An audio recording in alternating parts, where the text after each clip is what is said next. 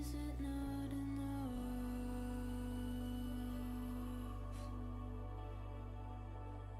This is what you wanted, and I thought it was love,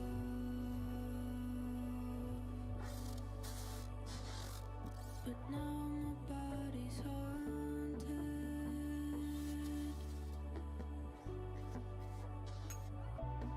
haunted by you.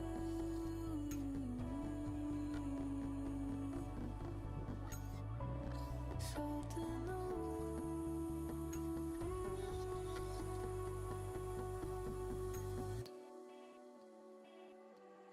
I wouldn't have told you if I knew you'd take it back. Someone else to hold you, someone else to know. Know you better than your ghost. I thought we were even closer, but I think you should know that you let me down. Never been so low since you know around. So how's it feel now? Keep bleeding out. Don't need me now. Better without. But do you even know that you let me down? You tell me for once.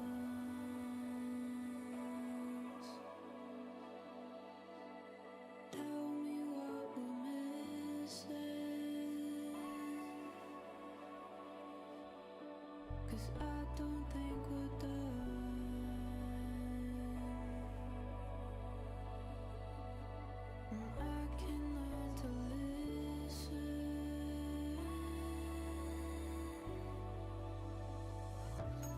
Listen to you.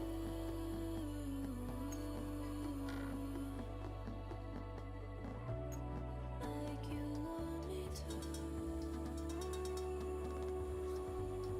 I wouldn't have told you if I knew you'd take All right, I'm here. Hello, hello, hello. I gotta like reset one thing real quickly. Someone else to hold, are better than you, ghost. this is over. Boo-doo-doo-doo. Okay, that should be good. Someone else All right, holds you close. so I'm gonna try it. I think I'm gonna do this without music. It'll be easier for me to concentrate on the subject for today's video, which probably gonna turn this into YouTube content as well. So if anybody wants to say hi YouTube, you know, say hi YouTubes, get your YouTubes out of the way.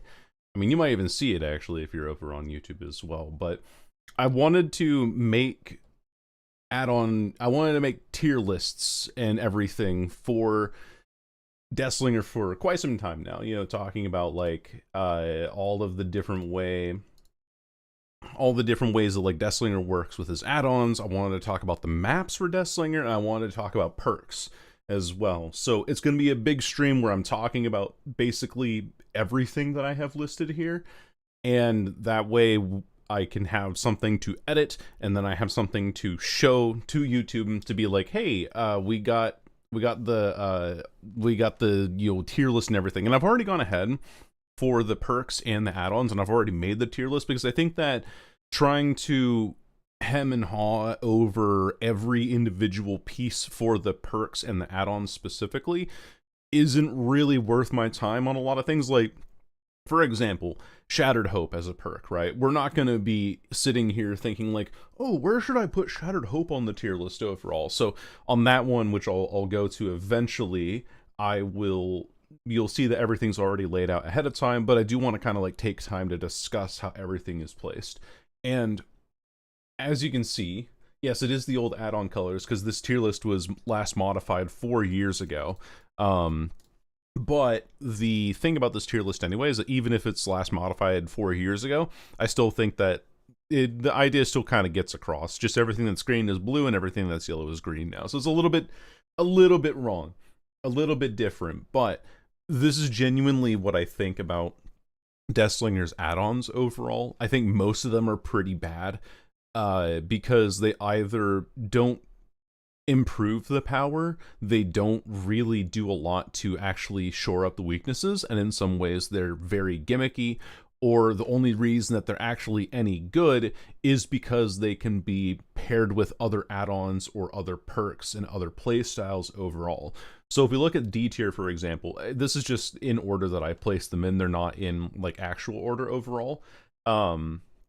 No, it's not in order, Corey. It's all just like in order that I had dropped them in here when I was looking at it earlier. I mean, honestly, this is probably the worst one. Jaw Smasher would be down here. Poison Ivy Leaves at least has a little bit of value. Snake Oil's pretty low. Bayshore's Gold Tooth like technically has a little bit of use out of it, and then I think you could technically say that this gets use as well. So that would probably be a more accurate order overall. Poison Ivy Leaves, for those of you who don't know, it increases the men timer for Deathslinger's the deep wound that he applies by 1.5 seconds. So any deep wound gets 1.5 seconds longer. So you go from 6 seconds to 7.5 with this add-on. Great. It replaces Warden's Keys or any other useful add-on that we have up here. Chewing Tobacco doesn't stack the stun timer with Bayshore's Cigar. It only takes the higher value, which is Bayshore's Cigar. So this add-on is actually just useless because 0.25 seconds off of the stun timer is completely useless. And then the two add-ons that reduce the terror radius when you're aiming down sights. Aiming down sights in general with Deathslinger is just so useless. It's so terrible. Like, you're just walking around with your sights up, looking down your sights, and you have 12 meters... You have a 12 meter shorter terror radius, which brings it down to 20, which you're like, oh, but you can pair that with Monitor and Abuse. But then why would you want to pair that with Monitor and Abuse when you can run undetectable perks? Unforeseen's a great perk on Deathslinger. You can do Furtive Chase. You can do anything along those lines. And those two add-ons still just wouldn't be useful. Then you have Snake Oil, which is written incorrectly. It doesn't actually increase the speed at which you reel. It increases your movement speed, like your strafing speed while you're reeling. It doesn't actually increase the time that the chain takes to reach you. So 2.5% increases your movement speed by, I think, you're moving at 2.79, so 2.5% of 2.79 is like 0.4 meters a second? No, 0.04. It's like nothing. It's literally nothing. And so that's why that's down there. Jaw Smasher makes it so that you move faster when you're aiming down sights by 1.5%. And the Rickety Chain is just bad. Well, I don't think I really need to say too much in depth about this, but like every single one of these add-ons is individually bad because they don't do anything. And what if you don't have enough Bayshore cigars is a good question, Rabbit, but the reason why chewing tobacco is so useless is because the time that you save on chewing tobacco, you already save with modified ammo belt, or you already save with Warden's Keys, or you save with any other add-on on top of here. Like the stun duration being 0.25 seconds is so inconsequential comparatively that you have other add-ons that would actually supplement the playstyle better. Like even anything in C tier would be better than trying to use the chewing tobacco in that regard. And yeah, most add-ons are useless. They're all pretty terrible in my opinion. Like you can try to mess around with them, but then when you're using anything from this tier now, which again Bayshore's Gold Tooth, slightly faster than Snake Oil, you can kind of feel it. Like 5% is something, I guess, but it really isn't all that much. But it is something, so that's why it's like down here. I think Spit Polish Rag is actually probably the best of the C tier stuff. Spit Polish Rag and Tin Oil can do the same thing, where it reduces when you take a shot, the shot retracts at a certain speed, and then you have a 1.5 second cooldown on a miss until you can reload. Tin Oil Can reduces that by 0.5 second. Spit Polish Rag reduces that by 0.25 seconds. And these stack, actually. You can get 0.75 seconds if you stack both of these together. It's not ideal, though. Tin Oil Can's good, because then you can pair it with keys. You don't want to just do double, like, miss cooldown add-ons, because it's not nearly as efficient, and not something that you're always going to be doing. Because if you hit the shot, then you're going to want to reload. If you miss the shot, then you'll want the faster reload. And so that's why this is down C tier. Like, you run this if you run out of tin oil cans, or you just don't really have a lot of high tier add-ons. Spit Polish Rag is not terrible, but I think it's something that you generally don't want to run by itself, because it's just, you have other things up here that are more valuable than it. Honey Locust Thorns, when you break the chain, you apply Mangled for 70 seconds. Rusted Spike does something similar. It applies Mangled for 60 seconds when you hit a basic attack, and I'm always of the belief that you want to actually be hitting your basic attacks with Deathslinger more than you want to actually be breaking the chain. And the reason for that is that Deathslinger tends to pair really well with a lot of M1 perks, and his add-ons also apply M1 effects if you have Iridescent Coin. And also, when you break the chain, you snap your view down, and I think you move slightly slower than if you were in a basic attack recovery. And I say I think because I haven't really tested it, but it feels slower. So it's harder for you to track a survivor when you break the chain, which is why I have Rusted Spike up here instead of Honey Locust Thorns. Barbed Wire increases the men timer by 4 seconds. It's Poison Ivy Leaves. I think this one might actually be slightly better than Bayshore's Gold Tooth, but still pretty bad overall. I'm going to move Wanted Poster down as well. Wanted Poster does the same thing as Jaw Smasher, just increases your movement speed while aiming down sights by 3%, which can be a bit of a crutch, but it also doesn't do a whole lot for you outside of like really heavy zoning playstyles. I typically don't play with heavy zoning playstyles. I don't think it's the most efficient way to play Deathslinger because you lose a lot of distance by doing that. I know that other Deathslinger mains would disagree with me on this, but I really don't think Wanted Poster is a very good add-on. It has its use case scenarios, but it's not very good. Same with Hellshire Iron. It has its use case scenarios, but the problem is that the 10 seconds that you have starts the instant that the chain breaks, whether that's through you breaking the chain with by letting it go through an obstacle or letting the chain expire, or by getting a basic attack. And so the most time that you'll get is by pairing this with Bayshore's Cigar, and you get 8 seconds of undetectable, because it starts like right when the chain breaks. So Hellshire Iron is kind of funny, but it's not good, you know? It's basically what it comes down to. Hello, chat. Hello. I know I'm just kind of going through a lot of these and not really talking with chat, but it's going to be YouTube video stuff, so I'm talking about like all of the add-ons just to kind of give an idea as to my perspective of things here. Hello, Cavello. Yeah, Polish Rag and Amabel is the poor man's Warden Skis and Oil Can. Exactly. And like, they're not terrible. You can run them.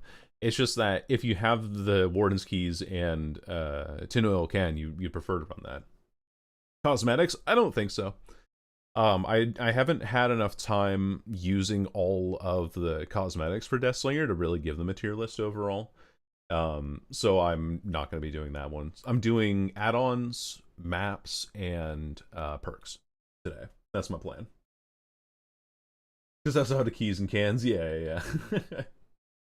Yeah, tier list, Jinx. When the moms look like before the DVD, the missionary. Ooh, that'd be cool. I do like that. I was thinking of like the prophet from Darkest Dungeon would be an interesting killer in DBD. Smash or pass tier list. You see, the problem with being pan is that everyone would be in the smash tier. That's a problem.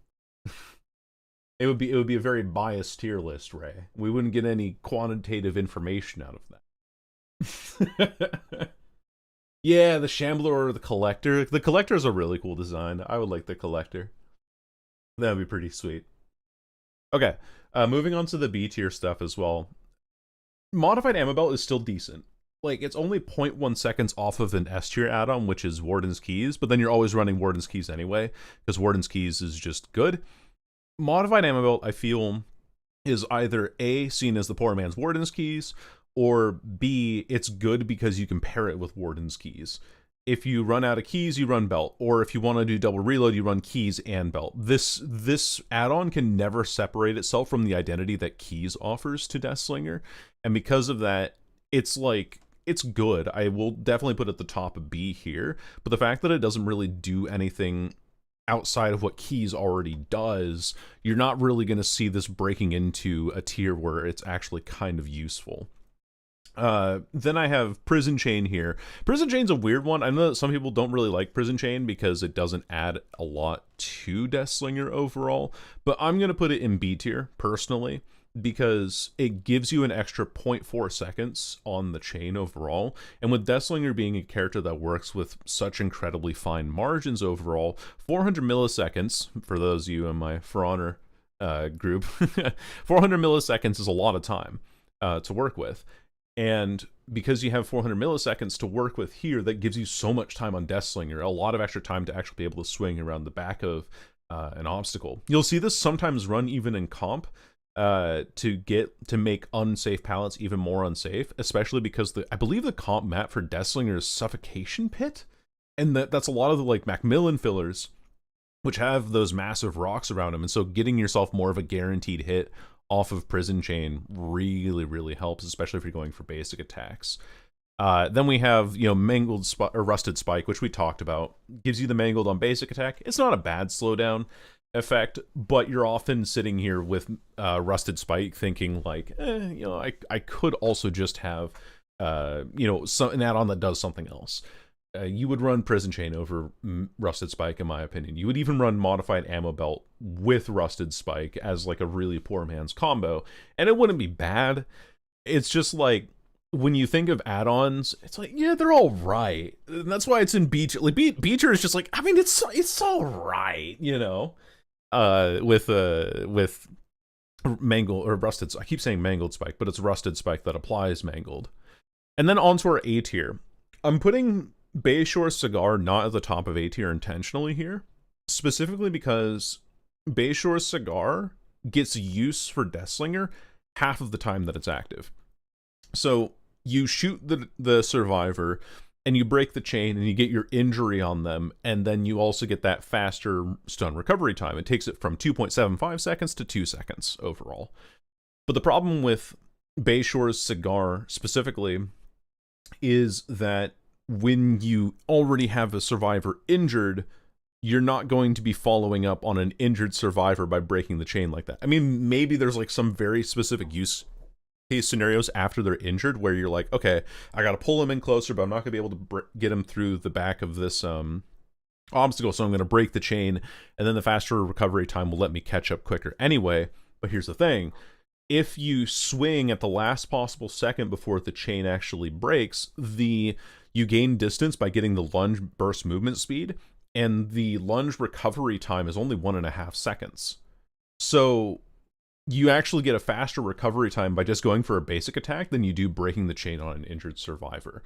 However, the 2-tap capability for this add-on by itself is so immense that when you do actually break the chain on a healthy survivor, you can break the chain 2-second recovery time, which is faster than a basic attack, and then follow up with, whatever kind of extra speed you might have. You have batteries included or something applied, and you break the chain with Bayshore's Cigar, you can just fly at somebody and knock them down. There's like good use case scenarios with Cigar, but I do think that it not being useful half of the time that you're playing Deathslinger, like literally half the time, it's just not an add-on that I consider S tier, but it's still very good.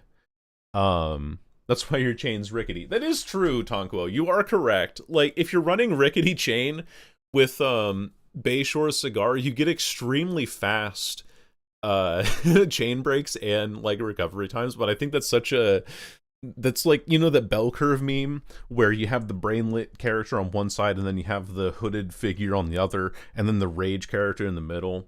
It's like the brainlet character is like, oh, break chain faster to get faster injury. And then the hooded figure on the other side is like, yes, if I break my chain faster with rickety chain and Cigar, I get an injury faster, which isn't bad. Like, I do agree with you in that kind of use case scenario, but I think it's like such a high level concept that it kind of loops around to being kind of silly again,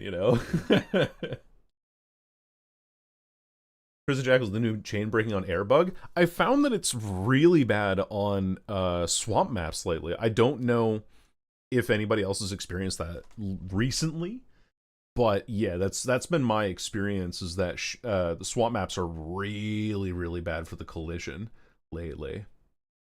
Awesome, welcome in, Keebs. Thank you for being here, and thanks for the wash drinks from Void and Ray. I appreciate y'all being here. Welcome, welcome. Y'all disgust me.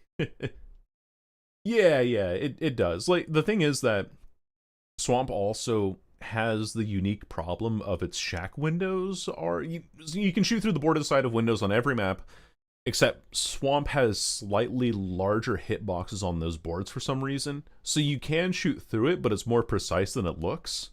And then there's also like a shot that you can hit on the corner of Shack that allows you to swing around the back of the Shack corner. It's very strange. Like the collision for Swamp is both good in the sense that behavior hasn't touched it in years, and so you actually get shots where you're expecting them to, but then it's also bad because there's so many things in the way, and then there's that off-center chain bug now that's going on, and there's a lot of stuff on Swamp that it gets caught on randomly.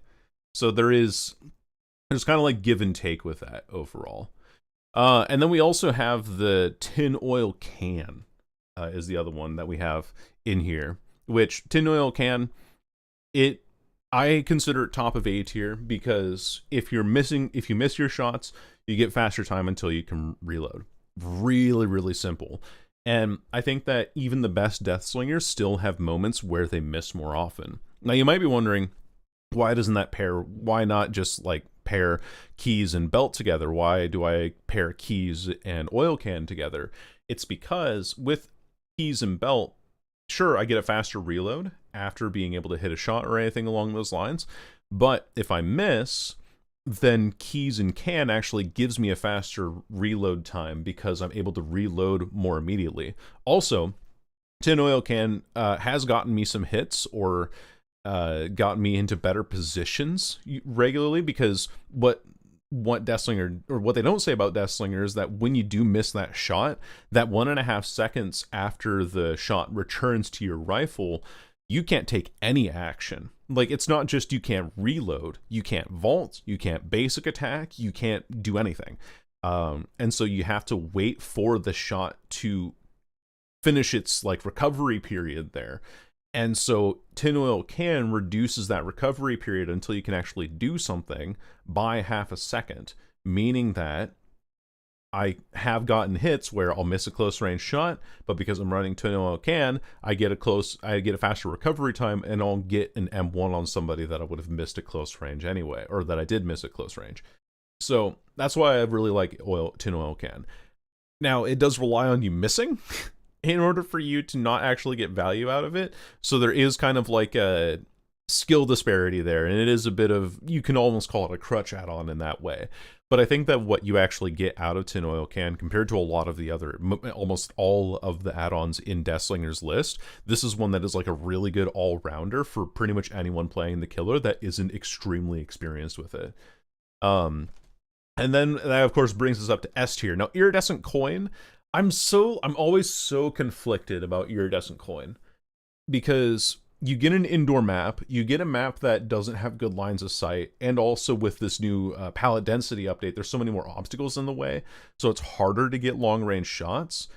And Iridescent Coin sometimes gets these weird moments where, depending on the map or depending on the way that the survivors are playing or whatever, you're not able to actually land sharpshooter shots. But this add-on by itself, you land one sharpshooter shot with it, and suddenly the entire game changes. It is the most snowbally of snowbally add-ons if you catch one survivor lacking. You catch one survivor lacking, instant down with the Iridescent Coin. You then reload with your Warden's Keys, and then you're back up again and you're ready to take another shot with Iridescent Coin.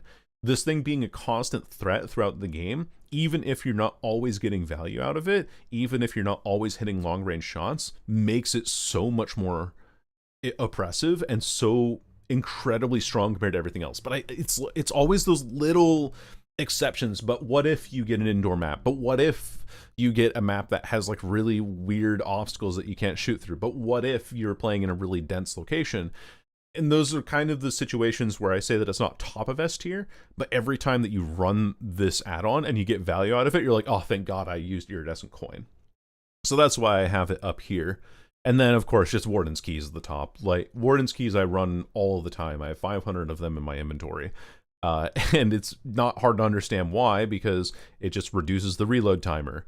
You need to reload as Deathslinger no matter what you do, whether you hit the shot, whether you miss the shot, and you'll always want to run the one that just gives you more reload time, because you're not going to run, if you have Warden's Keys, you're not going to run Ammo Belt, but you can run Warden's Keys and then pair it with any of the other add-ons. Because even if you're running, like, let's say Warden's Keys with Barbed Wire, and then you break the chain or hit somebody and get deep wound, and then they have to mend, and they take 4 seconds longer to mend with Barbed Wire, you still have Warden's Keys to help you reload. It is consistent no matter what build you bring it in, and so it's just his best add-on. It's an extremely boring add-on, admittedly, but I think that Warden's Keys is the top of the tier list here for a very good reason, and it probably is never going to leave this unless Deathslinger gets like a full-on add-on pass, and I don't see that happening anytime soon. I think that Deathslinger is going to remain untouched for months to come because he has not had any significant bug fixes, so this is probably just as how it's going to be.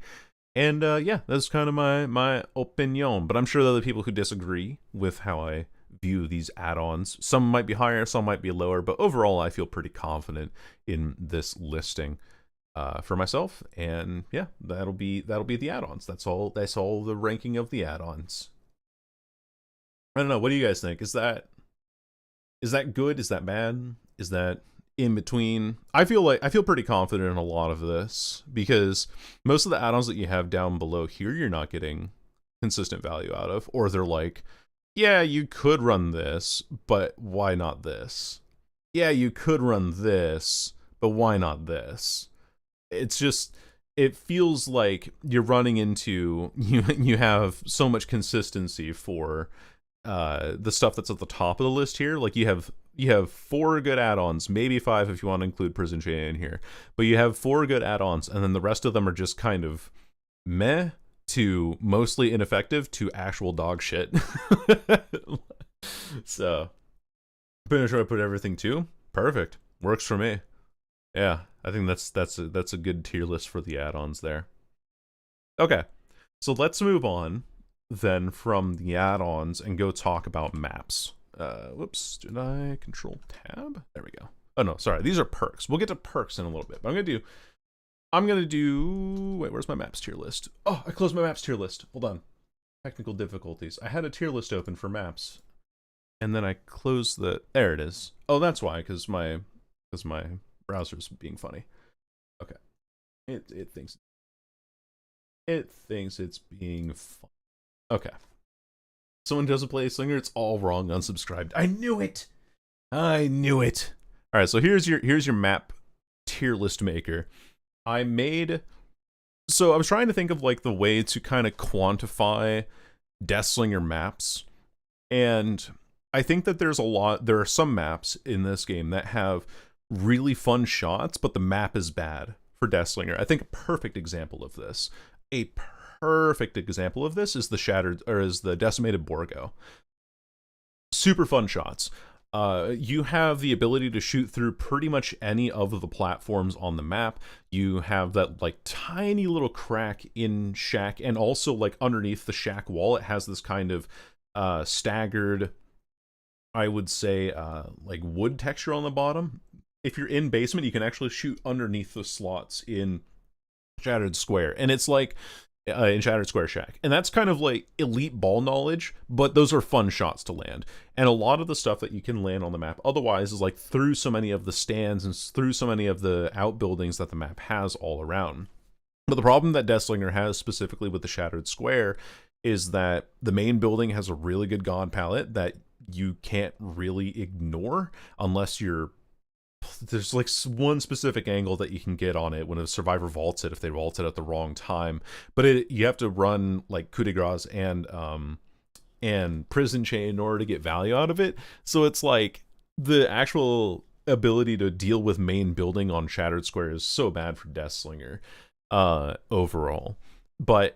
And the map is massive, so it takes them a while to clear it, so you have to kind of like hold a 3-gen from the start of the game, which isn't very fun, which is also why I think it's kind of a bad map, but it has so many fun shots to land overall. Yeah, Hawkins gets its own tier. Hawkins gets its own tier in hell, because there's literally one fun shot that you can do on this map that doesn't include just shooting through railings, and that is it. The only fun shot you can do is when you're in the portal room. You guys know the generator that spawns in the portal room, right? And that that generator up there, there's that kind of window vault that goes into the drop down through the glass, right? If you're standing underneath the glass and you aim at the corner of the drop there, right next to the vault, you can actually shoot a survivor that's working on that generator. You can actually get an injury from there. And so that's like the one fun shot that you can have on Hawkins. And the rest of the map is just shit. Like, it's terrible. I hate Hawkins. I hate playing it. I hope that the Stranger Things license gets pulled again so I never have to play this map. But I know that's likely not going to happen, so I'm not going to let my greed get in the way of it. But I'm still going to be putting it in its own tier in Turbo Hell here. So that's why it's all the way down here.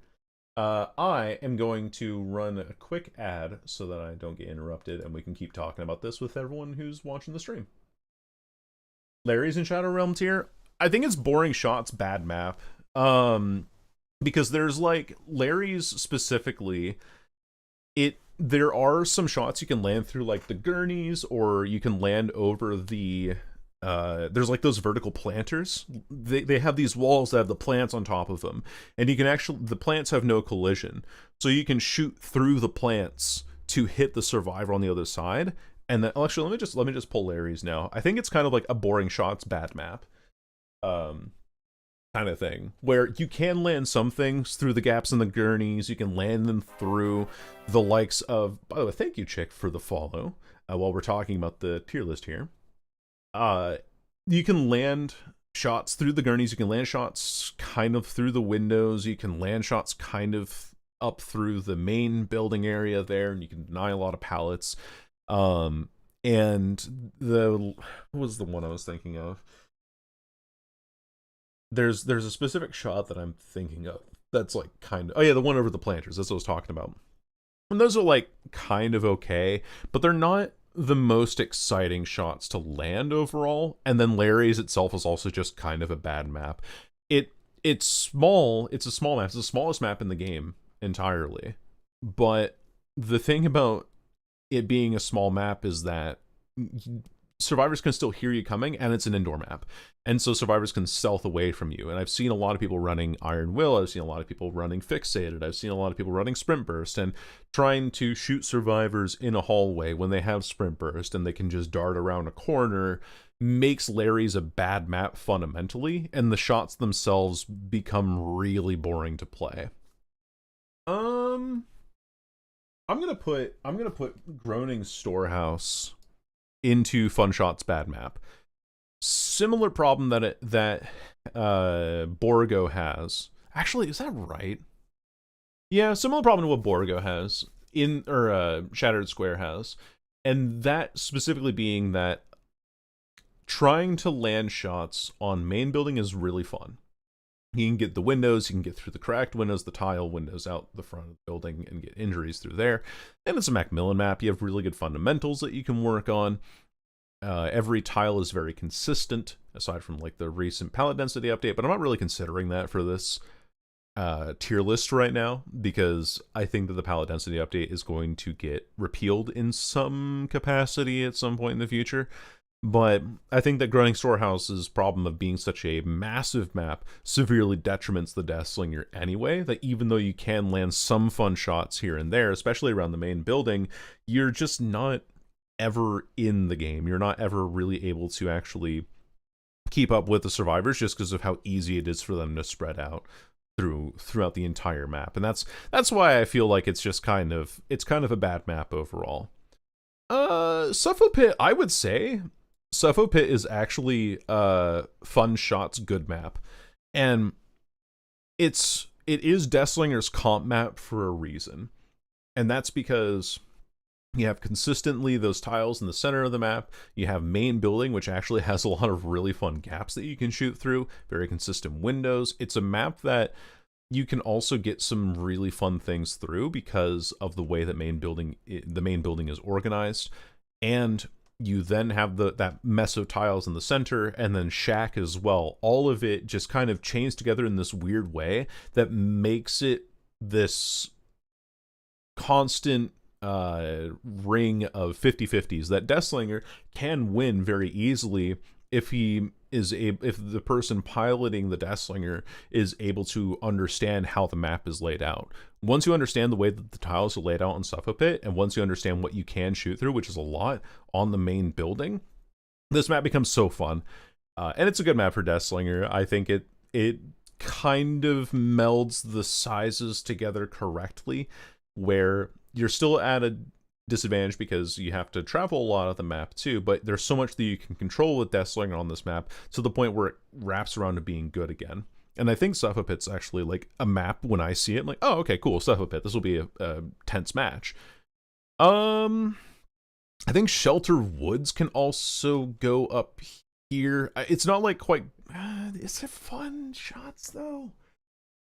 Is it? Okay, there's a couple that you can land. There's that netting that's outside of the tents on main, where you have the hole in the netting outside, and if a survivor crosses underneath that, you can shoot them through that. So there's like that shot, and then there's main, and then there's also like that really bad filler palette in the bottom of main building, and then there's the main windows that you can hit through, and a lot of the other like short pallets that you can hit around, and then you have all of the tiles and the massive tree that Shelter Woods has. Plus, it's Macmillan Shack, so Macmillan Shack's really consistent.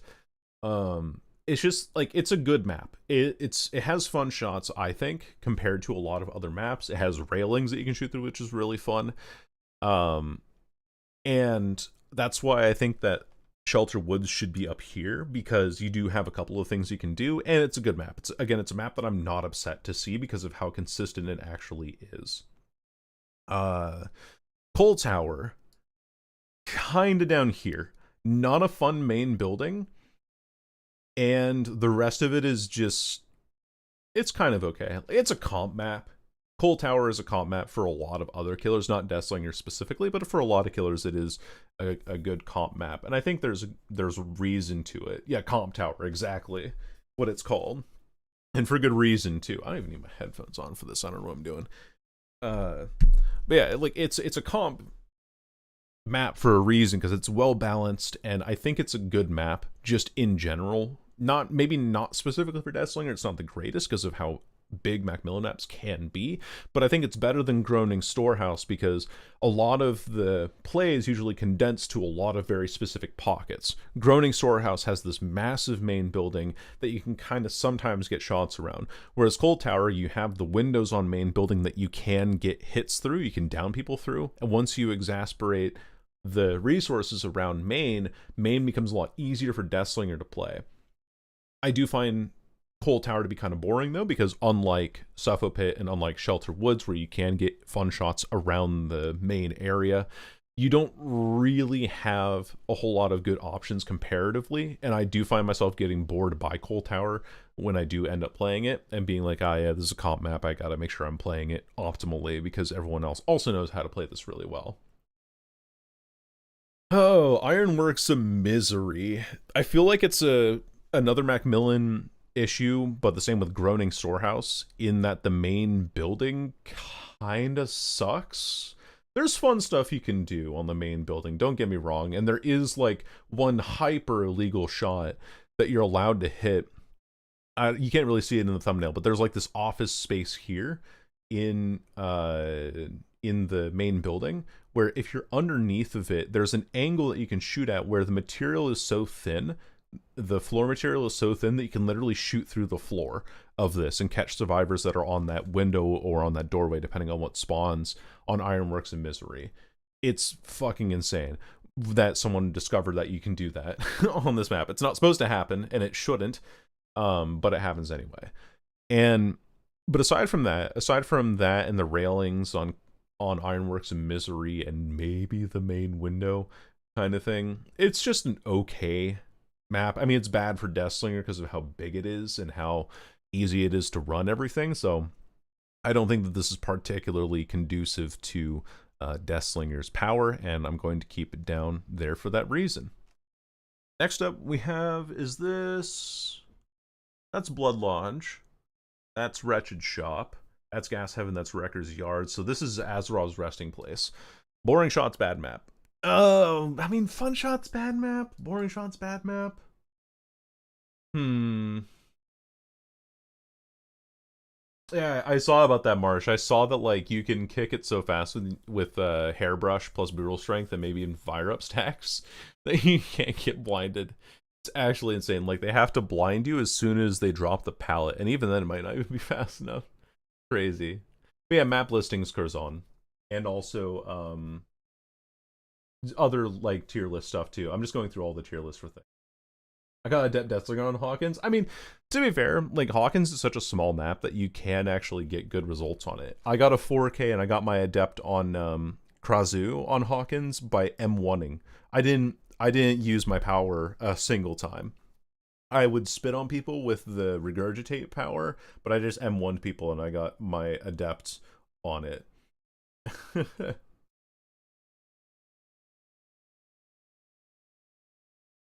Got a well-needed buff. Yeah, I agree. That's what I was saying in my video about Myers, is that the rework itself is fine. I think we just need number adjustments and it'll feel a lot smoother to play. And wow, suddenly now that we have number adjustments, it seems like everyone enjoys playing him.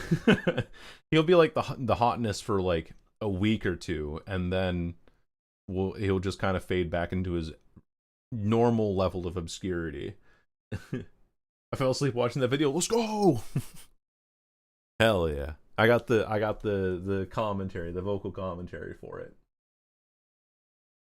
But talking about Azerov's resting place, I think that this map is really boring because you load into this map and it's like, oh, okay, I just got to hold a 3-gen on one side of the map. And so you just don't interact with one side the entire time. And even though it is an auto haven map, and you can shoot through pretty much anything that you can see through. There is actually a broken hitbox on the main building where you can't shoot through the slotted windows on the front of it for some reason. But the reason why I don't like ARP specifically is because of that kind of like 3-gen playstyle, and it becomes so dull and uninteractive every time that you come here. And then when you're playing in smaller locations, you can't really be like, oh, I'm going to go and play around this tile in the center of the map. It's like, no, you're kind of just hanging around either main or shack side, pick a side. And that makes the play a lot more boring just because of how the map is designed. You can get a lot of crazy shots. Like there's a lot of insanely tight pixels that you can shoot through on Azerov's resting place, as you can with any auto haven map.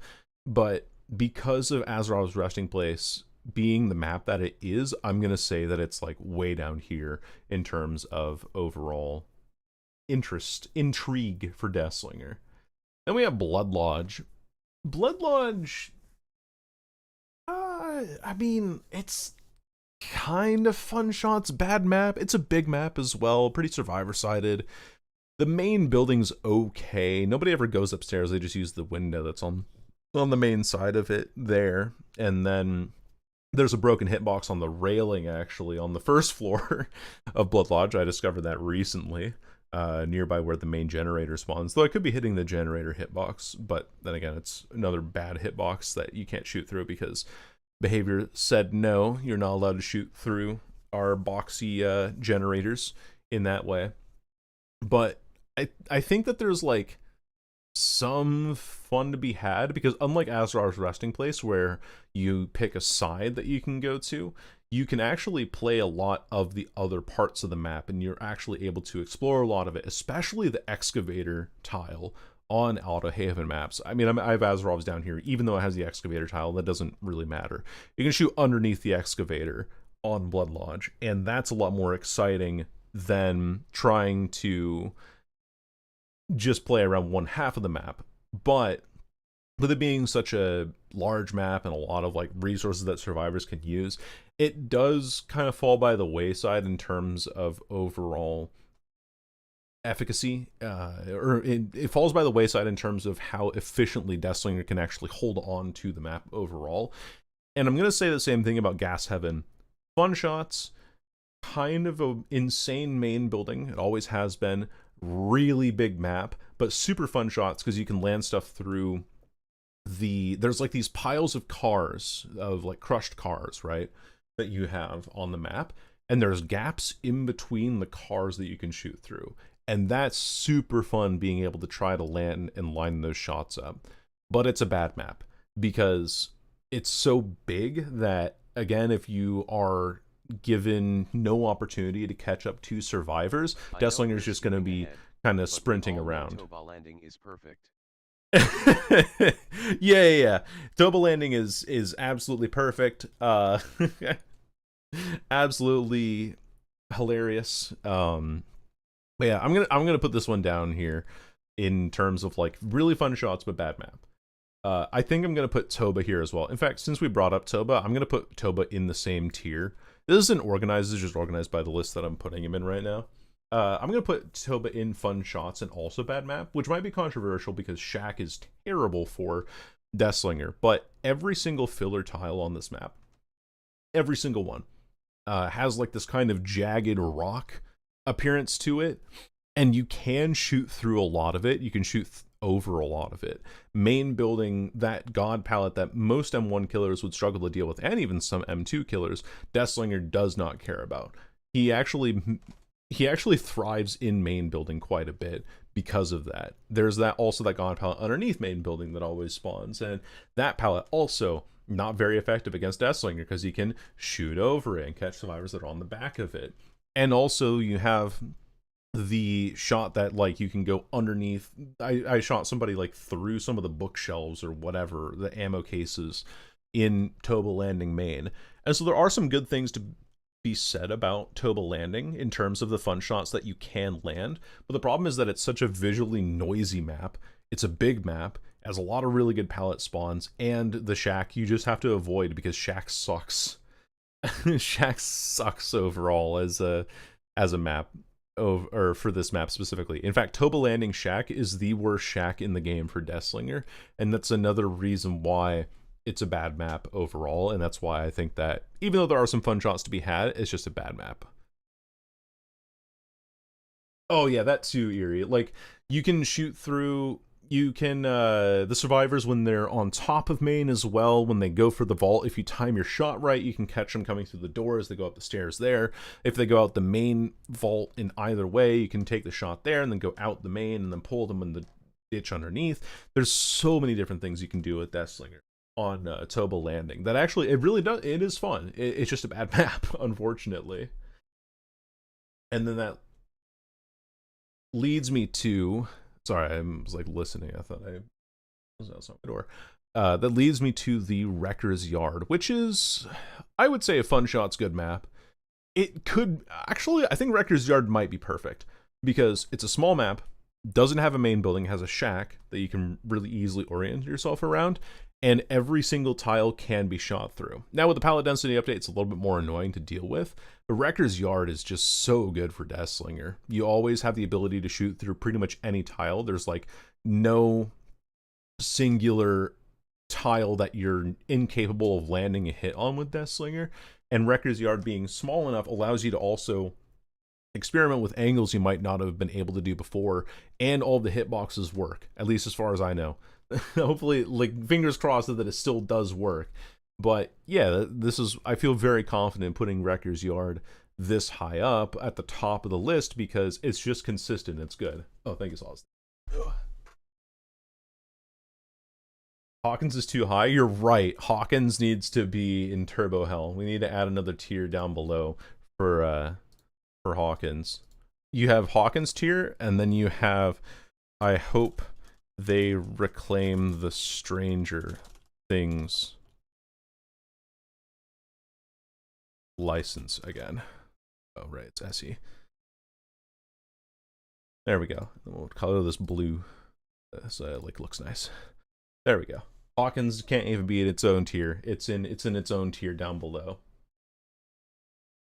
And I do. You're right. So fun to play as. Hell yeah! I'm glad to hear it. Yeah, because like when you say Dracula and Deathslinger, I think like, dude, you'll want another anti-loop killer. I got you. I'm glad to hear that. You know, hello Roka. Hello. We're taking little breaks in between talking about every map, but yeah, this will be a YouTube video eventually, because I want to have some commentary on the different maps that we have here. But yeah, Nemesis is very, very fun. Hello, Nightmare Knight. Hello. I'm so glad that you're enjoying him though. And also in the palette update, he's so effective. You just shred through any palette that you come across once you get high enough tier on once you get high enough tier on his infection rate, which is really nice. I think like Nemesis is my highest uh is my highest kill rate killer that I've done for one killer a day so far. And even over Deathslinger, which we did yesterday. And that's because he can just shred through pallets and apply pressure all the time. You just can't really do that with a lot of other killers right now. Awaken Awareness best perk? True. Thank you, Nightmare Knight. It's basically my birthday's Boxing Day at this point. Funny enough, I have a friend of mine who he was born on the 25th, but he was born in Taiwan. I was born on the 24th, but in Canada. And his mom and my mom talked, and they realized like, oh, actually, our sons or our children, I guess, were born within 4 hours of each other if we account for time zone differences. So that was pretty cool. The Lich and the Plague, what do you think? Ooh, Plague's really good. Lich is not one of my favorite killers in the game. I think he does too much for too little in return, but he does have a lot to master and stuff, and that can be fun to play. Yeah, it is so good. It's so good. Fought Nemesis yesterday. Hell yeah. Hope you enjoy him. He's very fun. Once you understand how to drag your whip, so when you hit the whip, I did the motion with my hand so that y'all know that just letting y'all know that I'm cringe as hell. But when you hit the whip with the Nemesis, it kind of has like a trailing hitbox that starts at the top and slowly tapers down.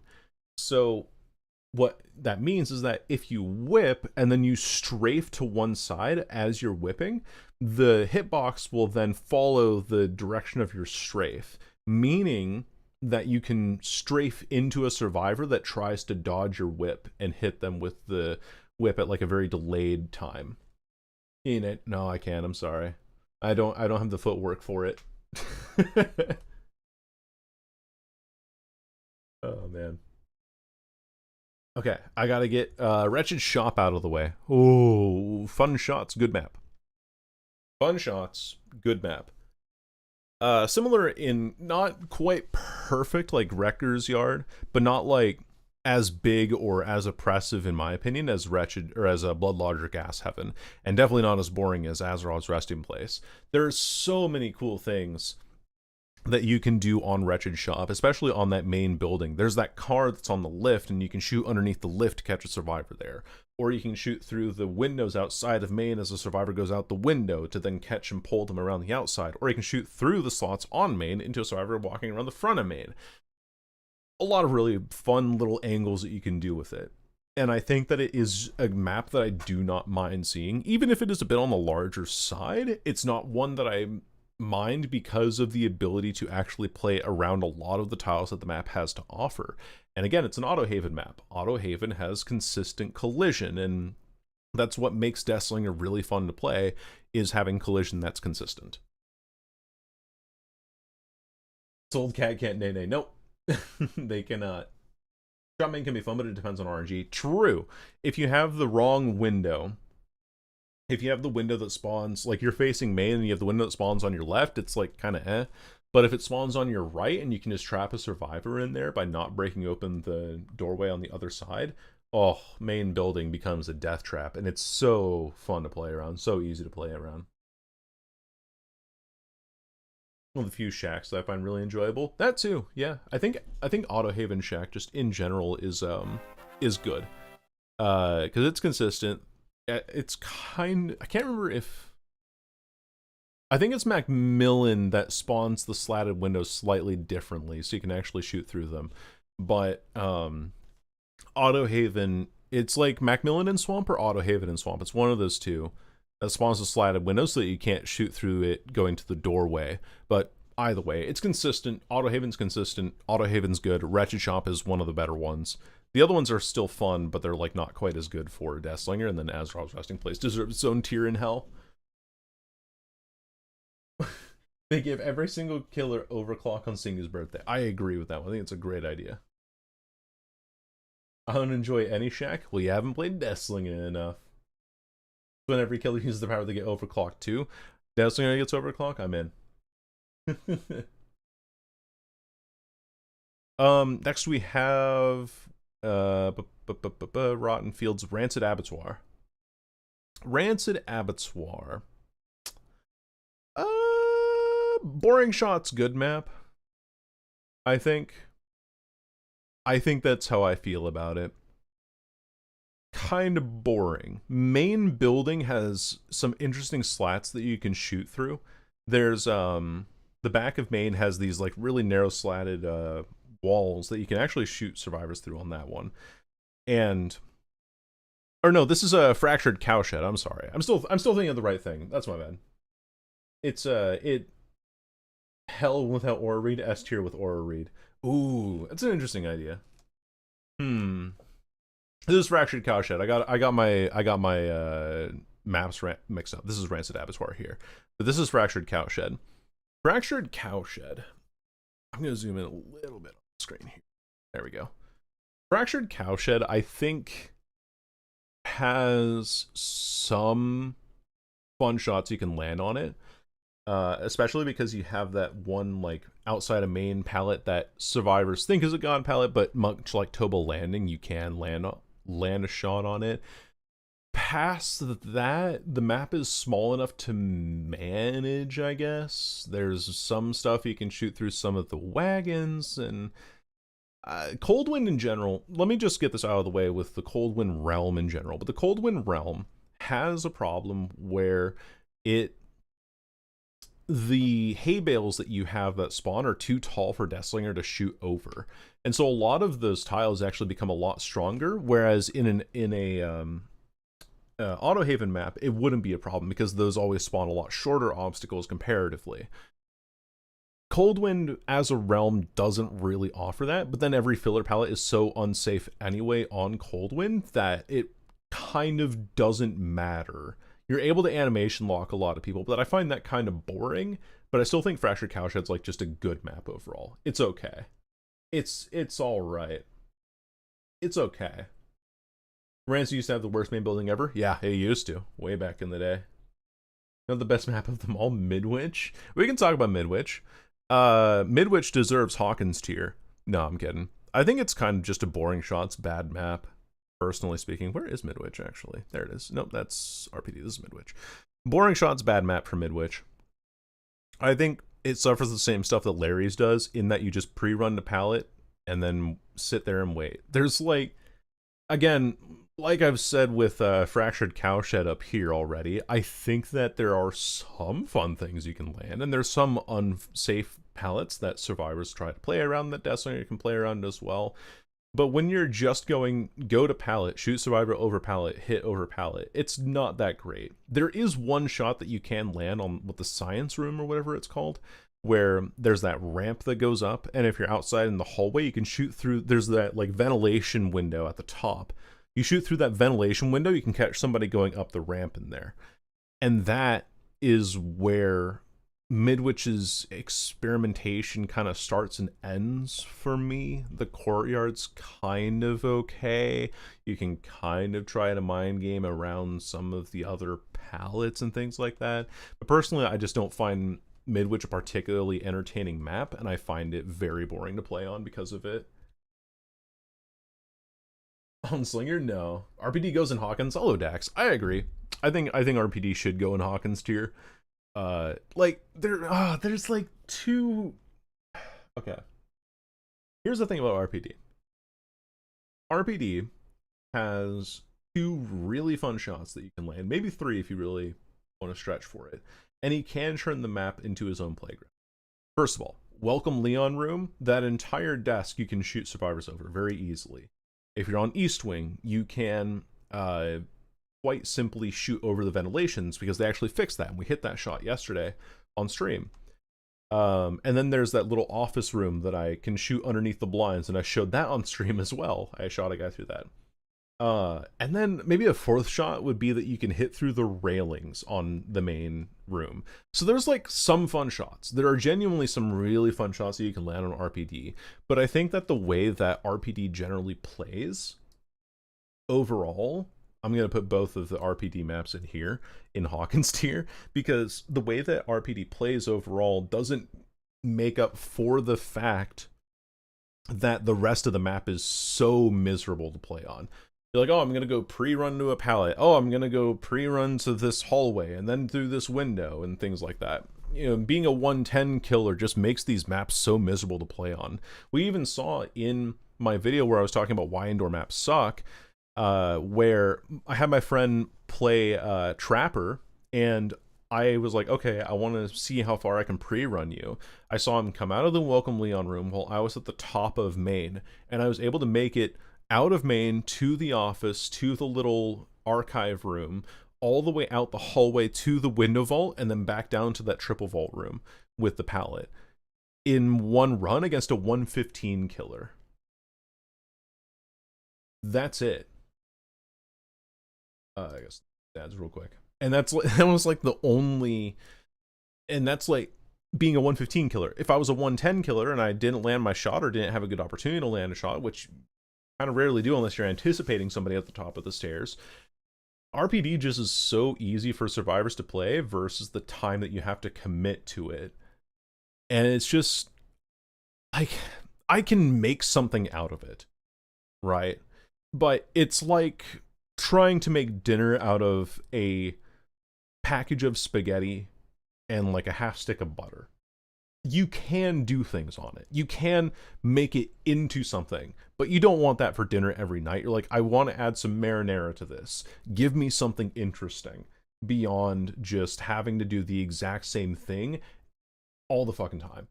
I hate RPD because it's boring to play on, and that's why I think it deserves Hawkins tier. Like it's below, it's an Enigma where you have some fun shots, but it's such a bad map. It's such a fucking bad map. East should be higher than West. You're right. You're right. Is this East? I can't tell these two apart. This is in the library. This is in main building, so I have no idea. Either way, if this is East, East is higher than West, very slightly. Yeah, it takes 40 seconds to start chases, or when you do get into a chase, they take 3 minutes to finish, especially if you're a 110 killer. It's just not great. Snooze fest map. I'd remove if I could. I respect it, honestly. If they were like, sorry, RPD or Raccoon City does not... I gotta run ads. I'm so sorry. I gotta run ads real quickly. There we go. Let me just run. I just gotta run some ads because that's what Twitch wants me to do. I gotta do that so I don't get pre-rolls running here. Sorry about that, fellas. Well, I'll hold the discussion until after. You see, Rab and Roka. I saw that, and my honest reaction was, "Oh, it's a popularity contest." Because the other map that was on there, aside from Mount Orem Resort, which obviously very easy for survivors to play on, the other map that was on there was Freddy Fazbear's. What franchise do you like best? Oh, I like Freddy Fazbear and Resident Evil. That is my tinfoil hat theory. Is it the right theory? No. But it just, when you see those three kind of putting together, when you see those three getting put together, you have this kind of cacophony where just it feels like it's a fan favorite thing. It feels like it's a popularity contest. I just like it because it's a faithful recreation. Exactly. Like, even if nobody's considering the design flaws or how miserable they are to play on in a lot of ways. Like, people are like, oh yeah, FNAF, that map is really well designed, a lot of cool Easter eggs and stuff. But nobody talks about the fact that when you complete the generator in main, I'm talking about the map already before the ad breaks over, I'm so sorry. But when you're on the generator in main, fuck it, I'm gonna get Freddy Fazbear's boring shots, bad map. You get it. You go to super hell for that one. Anyway, Freddy Fazbear's. This map infuriates me because there's a lot of shots that you could have, but the hitboxes aren't fixed, and so you can't have any fun shots on this map. And once the generators in main are finished, sometimes there's one that spawns in, well, there's always one that's guaranteed to spawn in main in front of the stage, and sometimes there's one that spawns in the reception area. But after those generators, or even the main gen by itself is done, you literally do not interact with main ever again as killer. Like, you don't see that part of the map ever again. And it's so boring to play the rest of it because of that. There's so many things that would be so interesting about this map, but it's so poorly designed that it frustrates me immensely. I just, like, I don't, like, oh, someone's running a main, okay, I'm just gonna go run to one of these filler tiles over here to figure things out, and that's what I do. Like, I'm sorry to be so, like, heated about this, but god, I wish that this map was better. It's just not fun for me. Yeah. Gets new to the PlayStation is Rebel. Yeah! The suck on Slinger, suck on Larry as well. Yeah, and I think that there's a commonality in between Singularity and Deathslinger in the way that they benefit very heavily from having sweeping fields of information. I can see you from a distance, therefore I know how to anticipate your movement, or I know how to follow up on things. Also, Mimi, thank you for the follow. I don't have my headphones on, so I'm not hearing the sound effects at the moment while I'm in my rant here. Appreciate that, though. Can you tell how pissed I am about this? Yeah. Ball pit not being a possible shot is criminal. I do agree with that. I agree with that 100%. You can't shoot through the netting on the ball pit. You can't. In fact, when you're on, even if the ball pit doesn't spawn, the railing that goes into the basement that spawns there sometimes in place of the ball pit, that also has a tall hitbox. So you actually get a hitbox rejection on that for no reason. It's insane. Like, how have we not fixed this shit? Anyway, I'm losing my mind over the funny Freddy Freak Bear map. Sorry, fellas. Hello, Morgie. I hope you're doing well. And also, comment, I saw your comment about the game earlier, and I do agree. I think it was actually pretty good. I think controversial. All right. Controversial take. Fun shots, bad map. Fun shots, bad map. The game for Deathslinger is a hitbox playground, but the map just fucking sucks. It's not as bad as the other maps that are below it. Like, the other maps that are below it, like Larry's is super boring, and there's not a lot of lines of sight. The reason why the game is up here at all is because on the upstairs floor, at least you have a lot of good lines of sight. In fact, if I swap my sources here real quick and pull up a clip, an old clip from this channel on my clip. No, that's not what I want to click on. I want to click on dashboard and go to clips. Content clips, because I know sort by views high to low. And we have, yeah, this one right here. This clip. Let me go to this clip page temporarily and then pause. Yeah, so check this out, right? Like, these are the things that you can do with Deathslinger on this map specifically. Is things like this. And let me also full screen here.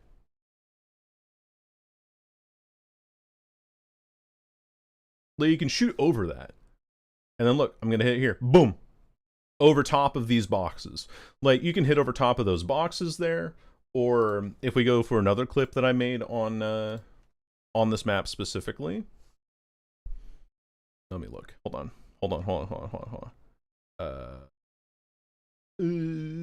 Turn this Felix inside out. Yeah, this one here.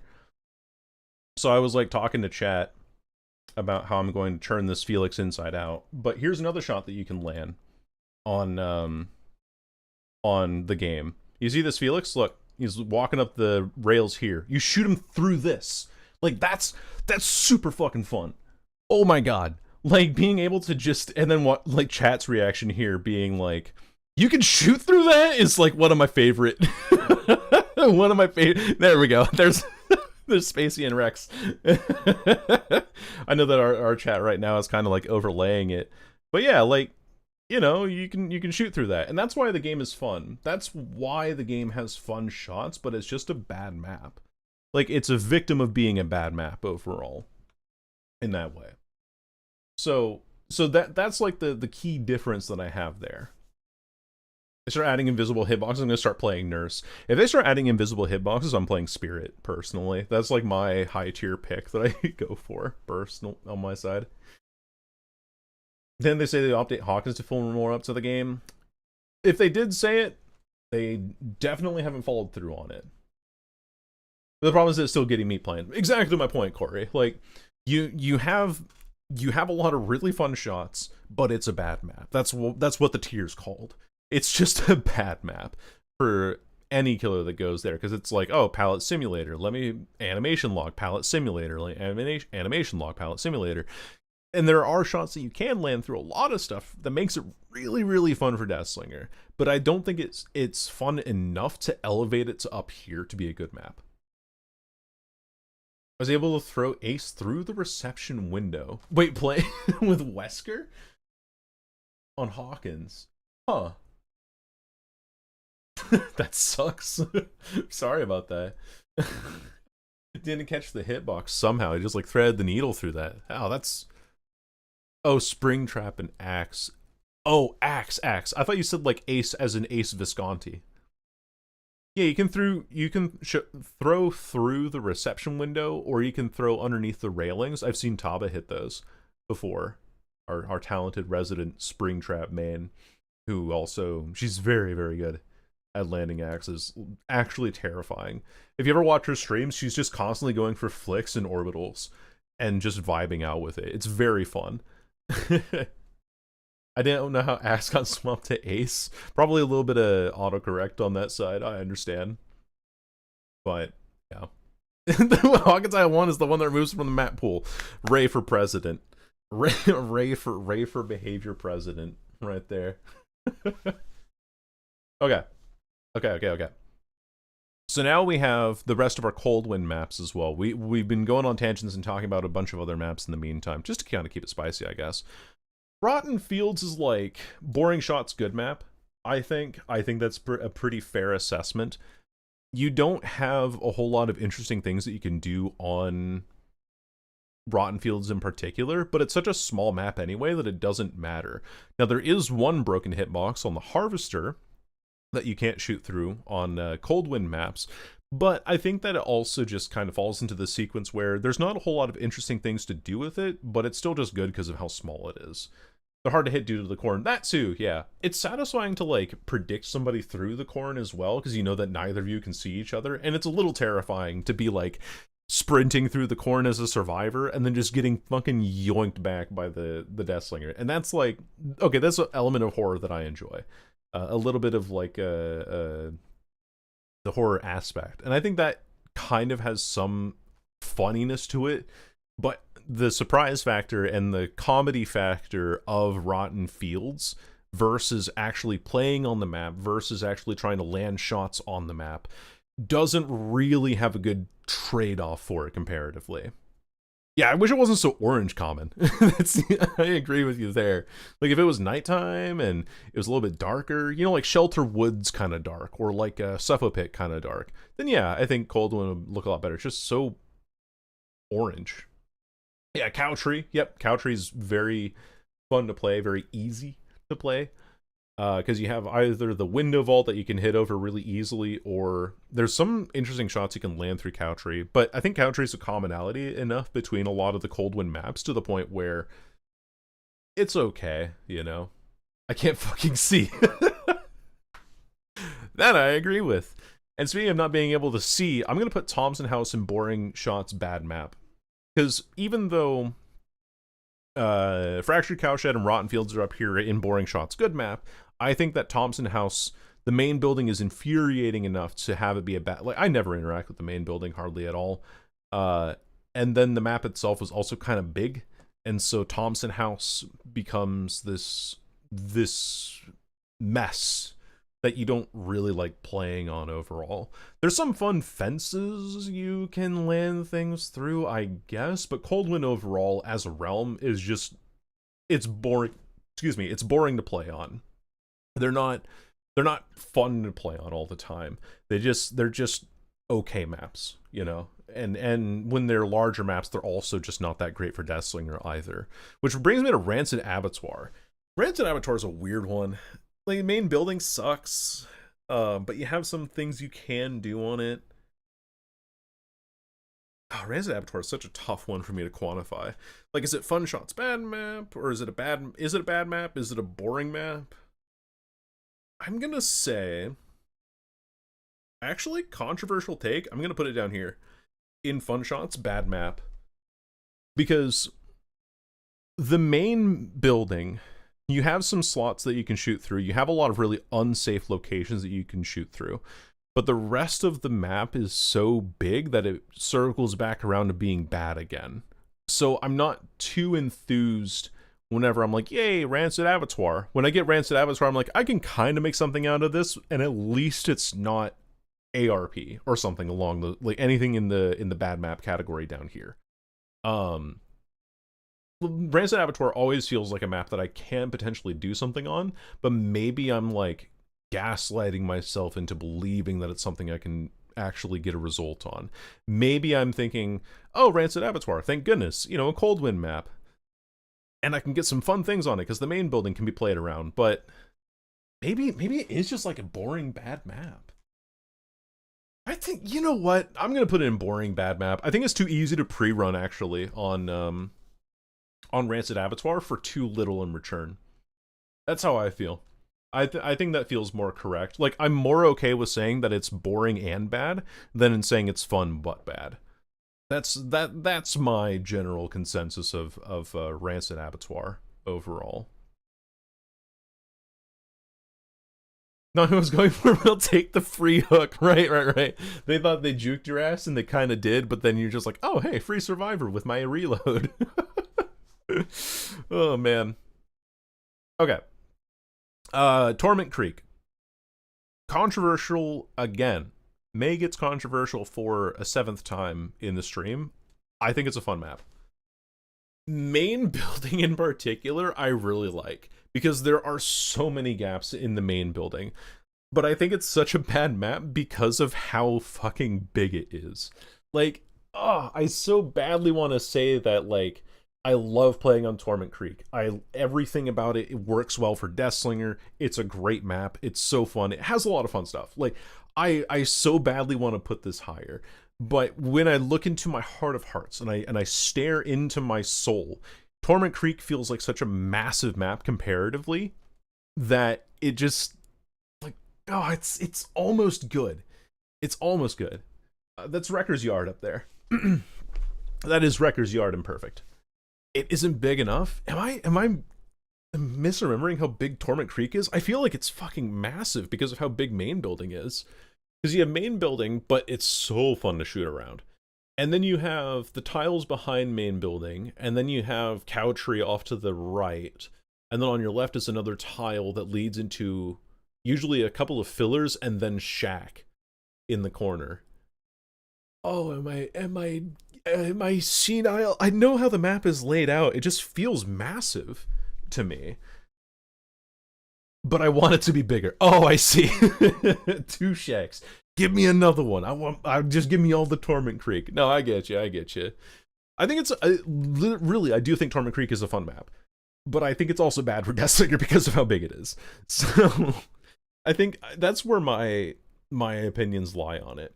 This category is really weird in the way that it's like you have really fun things you can do on these maps, but you also just have a bad time on it because you're like, oh, okay, cool, I got the shot and I'm 70 meters away from the nearest point of action on Gas Heaven or any of these other maps. That's how I feel it. Yeah, if Slinger was 4.6, a lot of these maps, honestly, like Borgo would go up. Borgo, Blood Lodge, Gas Heaven, maybe even Groaning Storehouse, Torment Creek, all of these maps that are kind of in this bad category just because of how massive they are, would easily go up into being a good map for Deathslinger because he'd actually be able to clear them with some speed. But him being 4.4 does hold him back in a lot of ways, and so we're tier listing him based off of like what he can actually do, which also kind of sucks. Like a lot, this isn't also like me saying I dislike a lot of these maps. The ones that I dislike are anything that are in these tiers down here. But it's like a lot of the maps for Deathslinger just aren't great. And there's only a few that actually exceed at being good for him overall, unfortunately. So maybe my criterion is too narrow and I'm being too persnickety about this.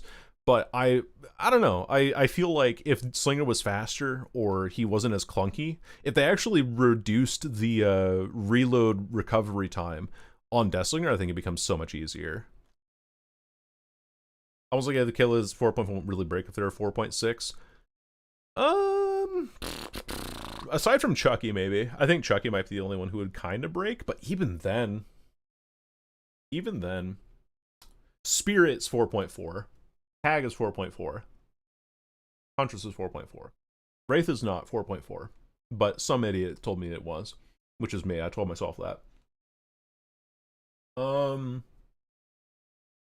Is 4.8 with a better camera? True. Yeah, that is true. I do agree. I do think 4.4 is an antiquated balancing mechanic, and that we should try to balance more around actual killer power budgets, but yeah. Imagine 4.6 nurse. Terrifying statement, Ash. Also, welcome in.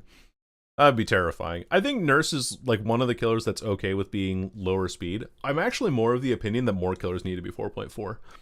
I think that Blight should be 4.4. I think that Billy should be 4.4. And that's because they should be encouraged to use their powers or fall behind. We're talking about walk speed? Yes, we are, Common. He is technically both. But you're losing the axe so often that you're often 4.6 anyway. Like the instances in which you're 4.4 is so rare, I feel. Nurse is the obvious exception. Yeah, exactly. Oh man. That'd be fun though. Okay. Next map. Ugh. Threw up in my mouth a little bit looking at this map. I'm just gonna put this in Hawkins tier. Fuck you. I do not like Disturbed Ward. Disturbed Ward has some very strange hitbox issues. It's a big map, has too many god palettes, has too many tiles that are just not fun to play around for Deathslinger. And I'm gonna put Father Campbell's in Boring Shots bad map, because at least around the main building on Father Campbell's, you can kind of get shots through the windows and through the railings and little bits and pieces here and there. Disturbed Ward comparatively feels irredeemable. Like, maybe some stuff through railings. Maybe you can get somebody through the hole in main building next to the generator. Or maybe you can get some shots over the... I mean, there's those counters that you have, like, that long counter space and then the pallet at the end of the way there. You can get a shot over that, but it's like, again, we're just kind of zoning around a pallet, and Disturbed Ward just sucks. It's just, I don't think anybody really likes this map, and like Corey's saying, I'm trying not to consider it too much for my tier listing of these maps overall, but the pallet density update really just drives home how awful Disturbed Ward is. And even like, oh man, I really do want to rank Father Campbell's Chapel lower, but I think that there's like two redeeming qualities about it, in that windows are easy to predict, you can hit shots through the railings, you can get shots through the vaults, you're on some tiles that don't have terrible collision necessarily. It's just, I feel the same way about Father Campbell's as I do about ARP or about Larry's. I'm just like, I don't want to play on this map, but I guess I will anyway. So I'm just gonna say it's okay. Like, it's not at least terrible. Like, it's not an irredeemable monster like these four down here. But it's just, I really just don't like it overall. I got Larry's DC'd Insecure. I got Larry's. No, T-Dog. I'm so sorry. Oh, man. And I'll say pallets in main. Yeah, you get 3 god pallets in main. No argument here, yeah. I don't know what happened, yeah. It used to be Coal Tower, they just made it worse, and now it sucks. I think that they also introduced a lot of like Ormond tiles to Father Campbell's, and then the main building with the breakable walls became this hellscape for killers because now survivors just have God window into God window. If Larry's we play Blight, I believe in you, T-Dog. You try and play Slinger yourself?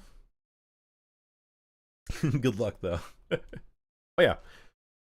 Final point about these two maps in the Crotus Pen Asylum realm is that Father Campbell's has some slightly redeemable things about it to the point where it's like it's almost bearable.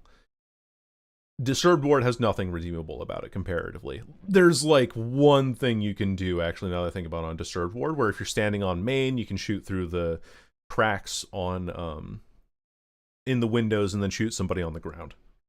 That's kind of it. I really do not like these maps, and I'm just gonna move on from it. Trying to become one of the best? Hell yeah! Oh, you got Bad M. Oh no, I'm so sorry. You got Larry's Bad M. Oh my god, the game's trying to tell you something. Time to play something else. Oh, instead of playing with your mental health. I'm so sorry. That is the worst sequence of maps you could possibly get.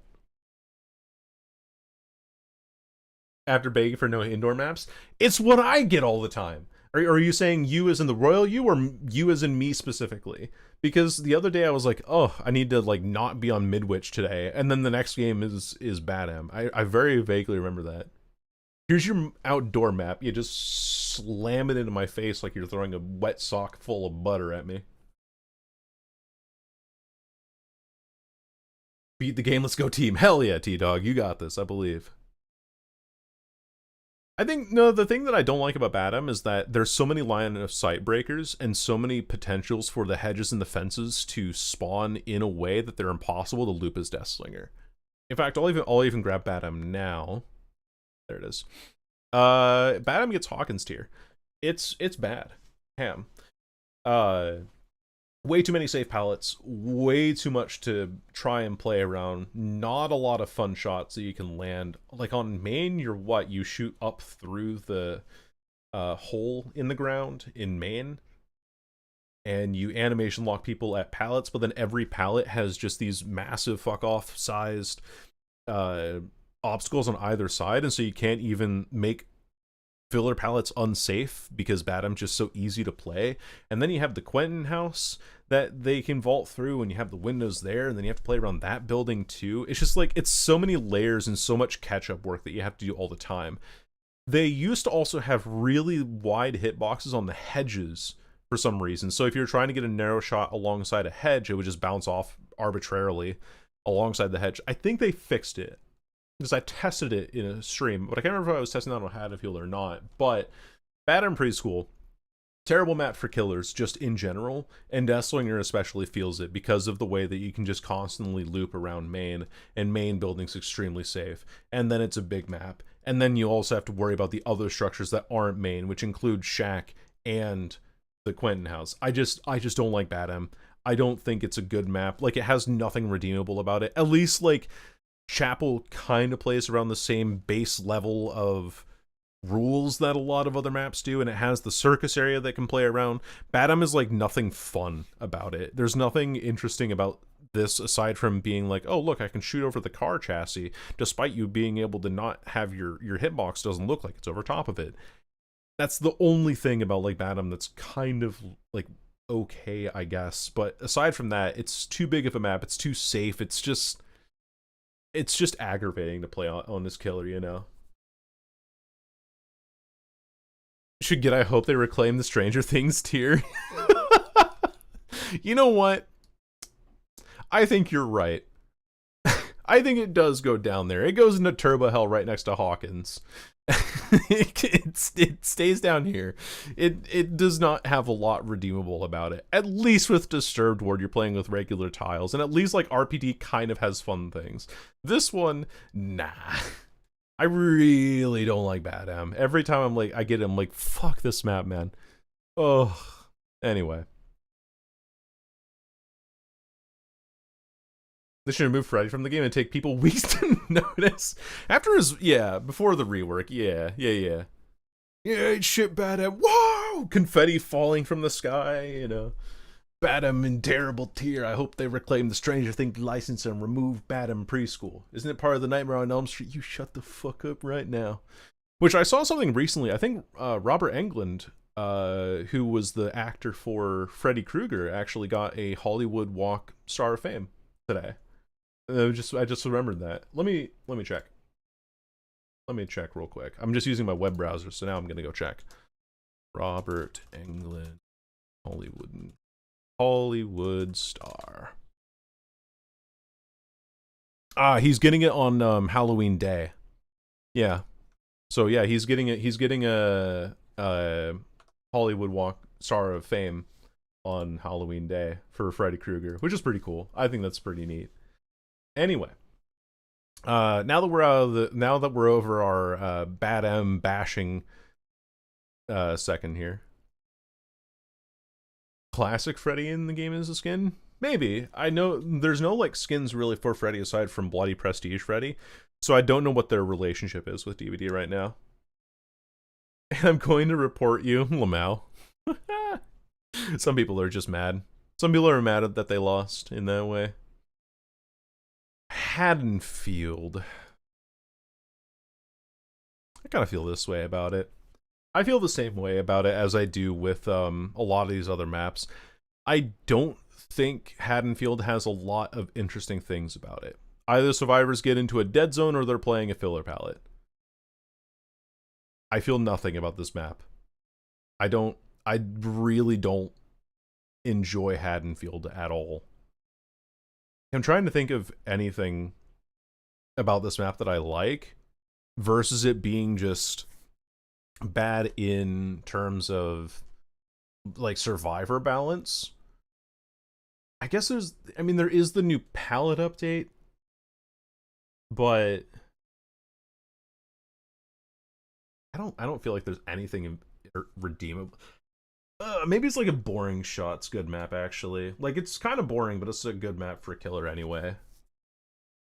From the balcony? Yeah, and you do have some of the railings you can hit through, and it's not bad. You do have pallets you can hit over. I just think it's boring. It's a good map, yeah. No, you're right. It is a good map.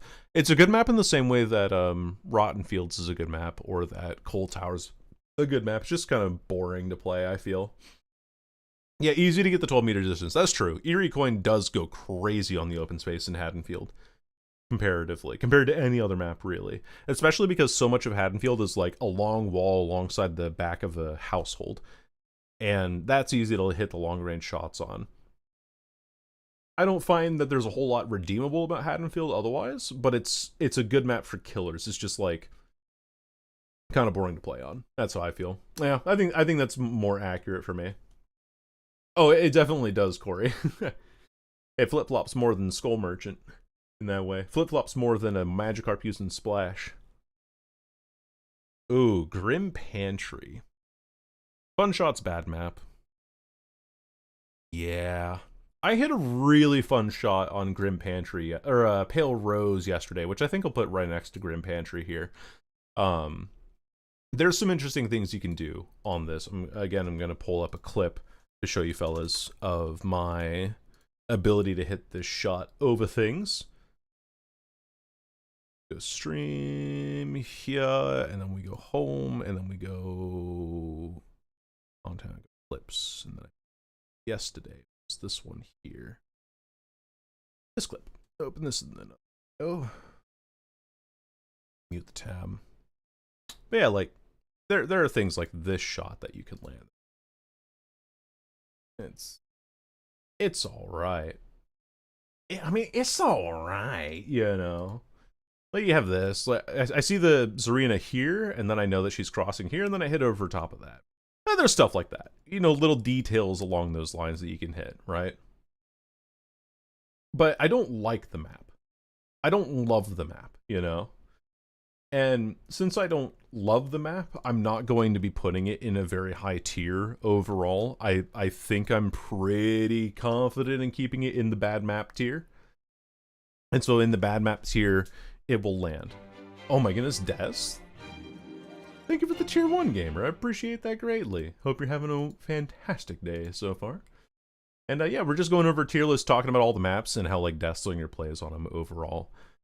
We're just talking about the swamp maps. I think that there are some fun shots to be had on Grim Pantry and Pale Rose, but it's a bad map overall because of just how big it is and the collision problems and that sort of thing. Like it's so easy to just say, oh, you know, bad map overall, but I don't know. I think there's redeemable qualities about it. Well, thank you, Des. I appreciate that. It was a very wonderful birthday. I'm going to have a celebration for it this evening as well with some friends and family, so we'll see how that goes too. But thank you, thank you. Thank you for dropping by as well. Appreciate that. Appreciate your time. Yeah, the piers are confusing. I agree. The way that the windows line up and everything tend to not make sense consistently. I get lost in there all the time. But the vertical angles that you can hit on that, and then the shack has a funny shot, and then you have the main buildings that you can kind of sort of play around, but they're also not that great. There's some fun shots to be had. I think also being able to shoot through the reeds is pretty underrated in this map, because it's not as oppressive and like costing us the corn, but you can still thread shots through. Welcome back, Taba. But yeah, for those reasons, I would say that I put those in bad map for Deathslinger, even though there are some fun shots you can land. Mother's Dwelling. Boring but good. Fun but bad. Boring but bad? I don't dislike Mother's Dwelling, and I'm also kind of the same with Temple of Purgation. The maps are big, though. Gosh, I'm so divided on those two. I think I'm okay with these maps. Like, these are maps that I'm actually not too terribly upset by. But I don't think that there's much creativity that you can have outside of the Red Forest shack having really funky hitboxes. There's like a weird gap in the Red Forest shack that you can hit a survivor's head over, and that makes it somewhat fun to play on. The main buildings for both of these aren't that great to play, and they're both kind of boring overall, but a lot of the shorter shots that you can hit are just your typical anti-loop things that you can do, which is what I feel the same about the Cold Wind stuff, but they're not bad maps necessarily. Like, they're not as big as Groaning Storehouse, they're not as big as Azaral's Resting Place or Thompson House or anything like that. They're like, there's some redemptive qualities about them comparatively, but outside of, yeah, exactly, outside of the main of Temple, or outside even the main of Mother's Dwelling, and even Mother's Dwelling itself has a couple of interesting shots you can land with Deathslinger, but outside of those, it's a good map. Like, they're good maps, so I'm confident with keeping them up here in this higher tier overall. Next up, we have Family Residence. I'm going to put down here, controversial take. I don't like Family Residence. But I'm going to put in Fun Shots Bad Map anyway.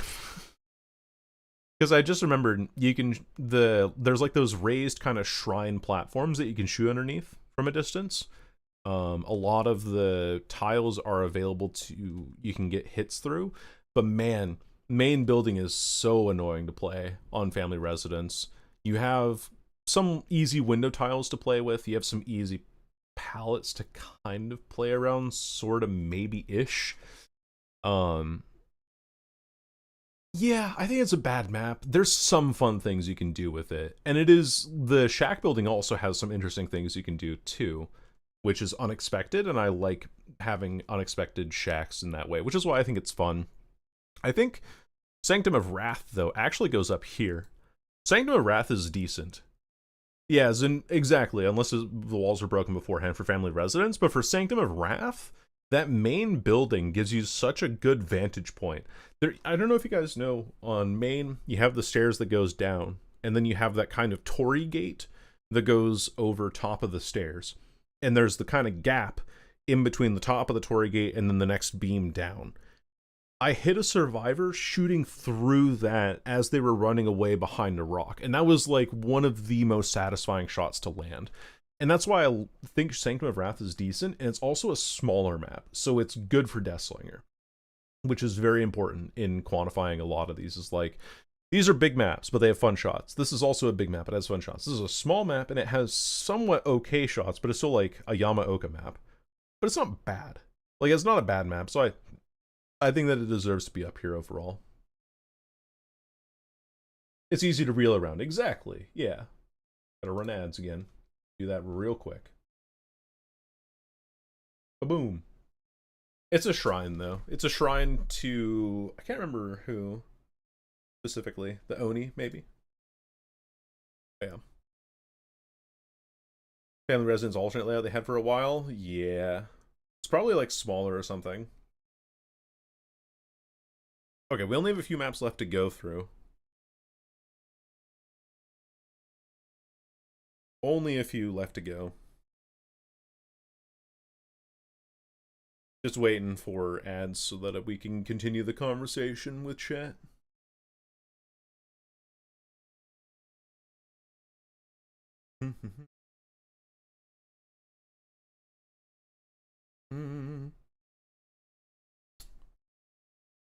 That was fast, yeah. Yep. Okay. Let me see. Like, in terms of, like, getting through all the maps, there's not a whole lot that I think that I need to say or elaborate on or really pick apart. I think I have a pretty good feeling for where I want to place everything, and so I don't need to spend too much time just, well, if I'm on this angle at a specific Thursday, it's like I'm considering more like regular gameplay kind of elements. I'm not expecting people in general to know every single trick shot that you can land with Deathslinger. I'm trying to think, like, moment to moment, what does the average gameplay for this look like, you know? I can't believe my favorite map was called Bad. Hey, I'm not saying anything by it.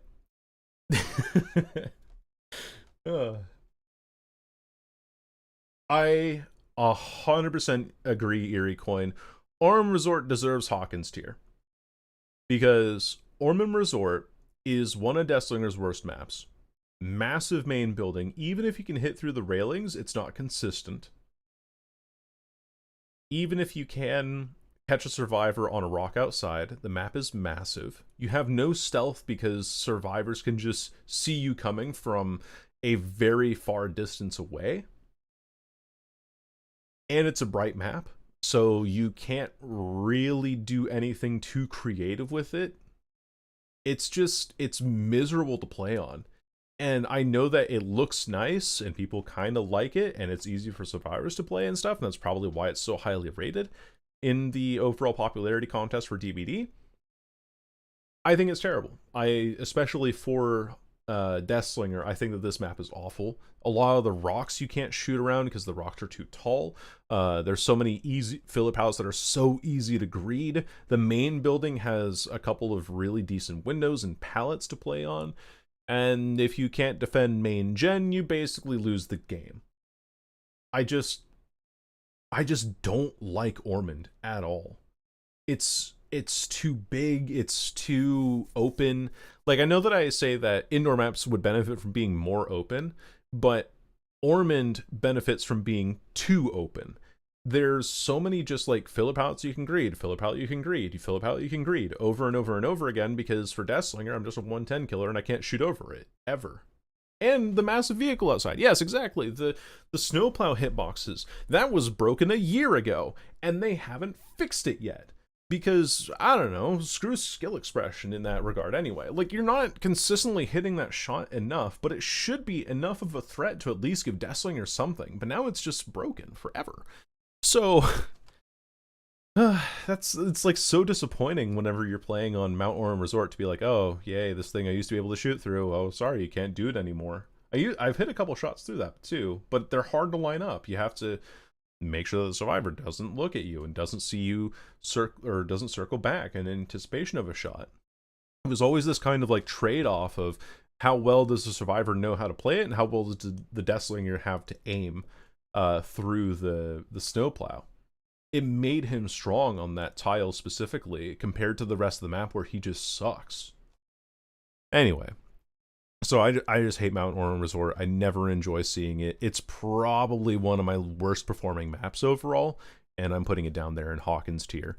I will agree that Ormond Lake Mine is just perfect. So much you can do with this map, and it's small, and you get like really cool vertical hits. In my Deathslinger montage, I like 360'd off a balcony and shot a survivor behind a wall. Like, there's just something like laughing at the memory, because I'm like, oh, it's so good. It's delicious. I love Ormond Lake Mine. Give me more slop behavior, please. And also, none of the hitboxes are broken. Like, surprisingly, compared to a lot of the other maps, Ormond Lake Mine actually acts and works as it's fucking designed. And I almost never see it, but it's still good. Like, it is a very, very good map for Deathslinger, and it's a small map. And there are little like details and things that you have to kind of keep an eye out for that make it, there's enough like flow of gameplay to where you mess up a couple times and you're behind, but you don't ever feel like you can't do anything because the map is screwing you over. Ormond Lake Mine, yeah, I think it's great. I think it's fantastic. And that's why I love keeping it up here in the perfect tier overall. Yeah, the Shack window is edge map. Yeah, Shack being edge map is kind of irritating, but I think it's like such a minor thing compared to everything else you can do on this map that I really don't care. Top 5 favorites? Yeah, same here, Dex. I think it's really good. Oh, the falling elevator in the corner of a map? Yeah, with all the corpses piled up in it, and you like walk over and it drops down. That's like a really cool detail.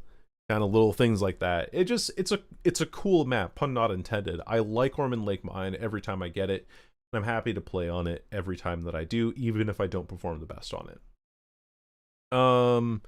Dead Dog Saloon, baby. This one goes up to the top 2. So much you can do on Dead Dog Saloon. Oh my god, I see this map and my brain just like fires off dopamine everywhere.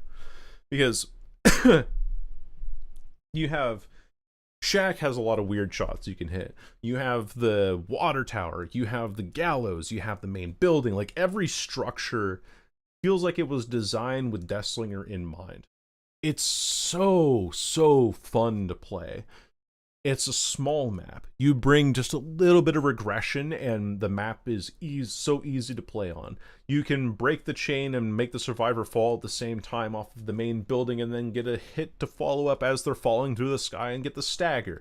You can hit people that are trying to vault through the gallows vault and get them over top of, or get them from behind the wagon that spawns on the gallows vault. You can go underneath the wagon that spawns that guaranteed pallet next to it.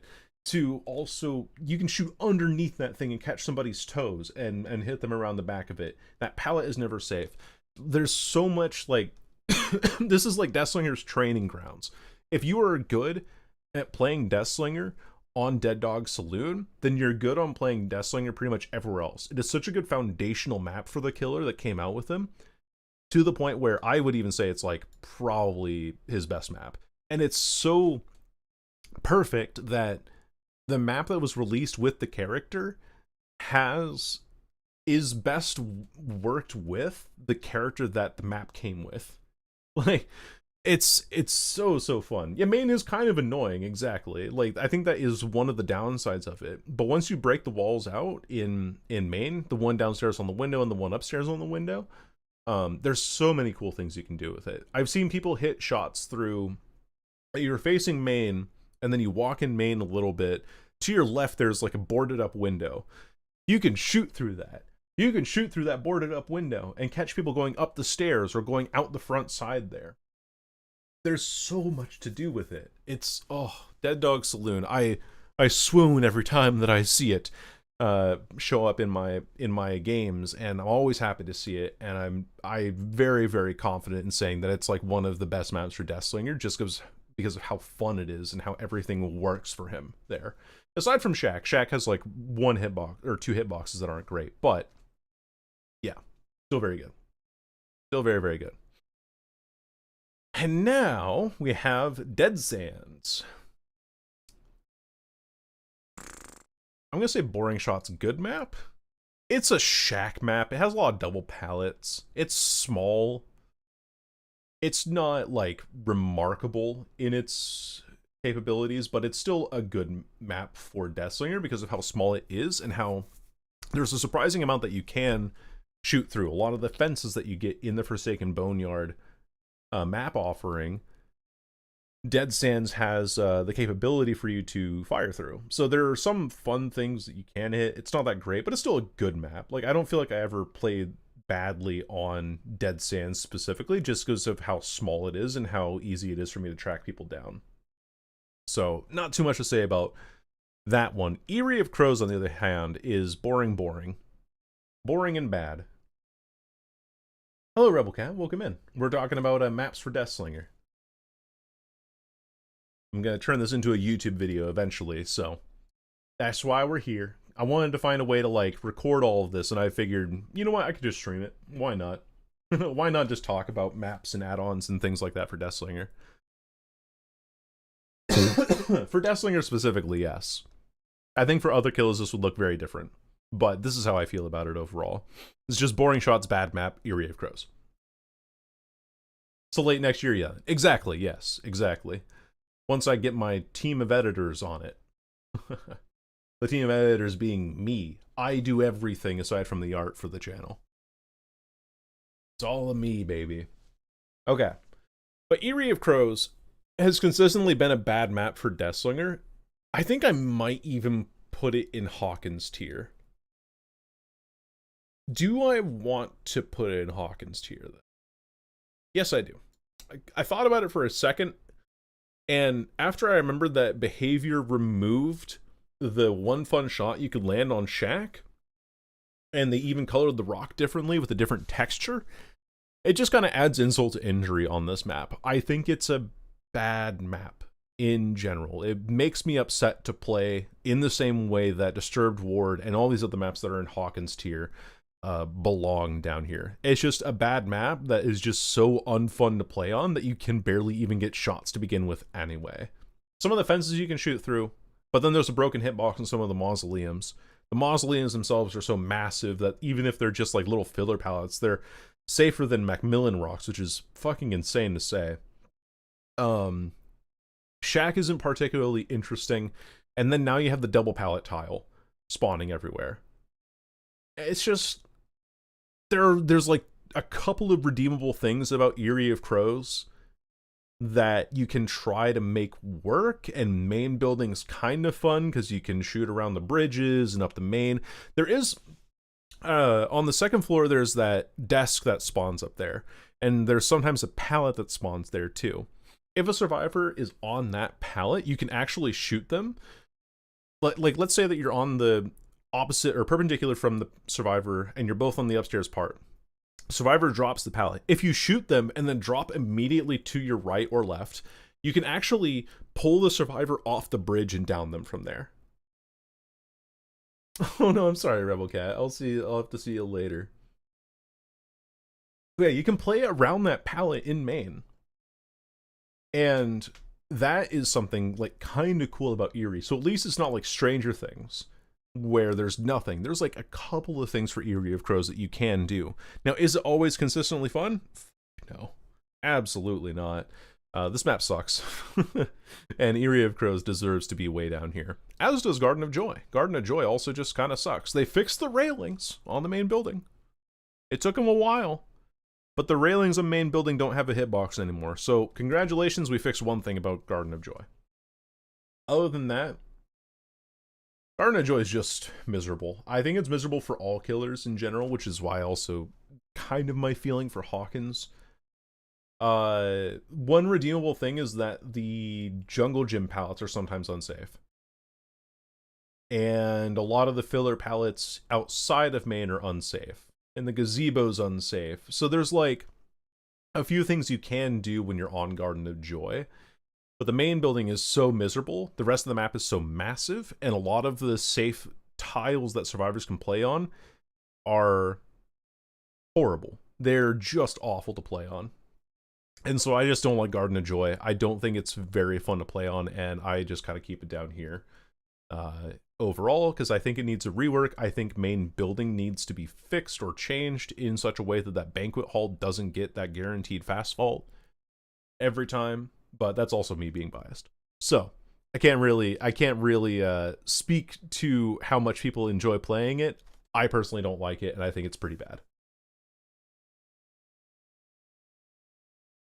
Really, Ripaku. I do remember seeing something about that where if someone lowered their graphics settings low enough, they could see the red stain through like the shack wall, which is fucking hilarious. Oh man. Okay, 4 maps left to go. 4 maps. Greenville Square, boring shots, bad map. Yeah. Map is big. Shots are kind of boring. It's a lot of filler palettes, and main building you never interact with, similar to Freddy Fazbear's. So that's where I'm going to put that one. The other thing too is that the hedges, especially nearby the statue side, have deceptively tall hedges, like deceptively tall hitboxes. But I think it's just a bad map in general, in the same way that Five Nights at Freddy's map is, in the same way that Father Campbell's Chapel is. I just don't like going here very often. I'm not going to be like, okay, thank God it's not one of these down here, but it's still just not fantastic. So we're just keeping it down here. Greenville Square needs to be a bit smaller, needs to have a more interesting main building, and also needs to fix the hitboxes on the fucking trees. I just remembered the trees. Chat, I remembered the trees. Oh no.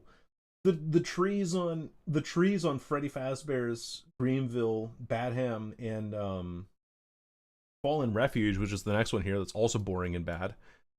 The tri-prong trees, those ones that have like 3 branches going up, you can't shoot through them.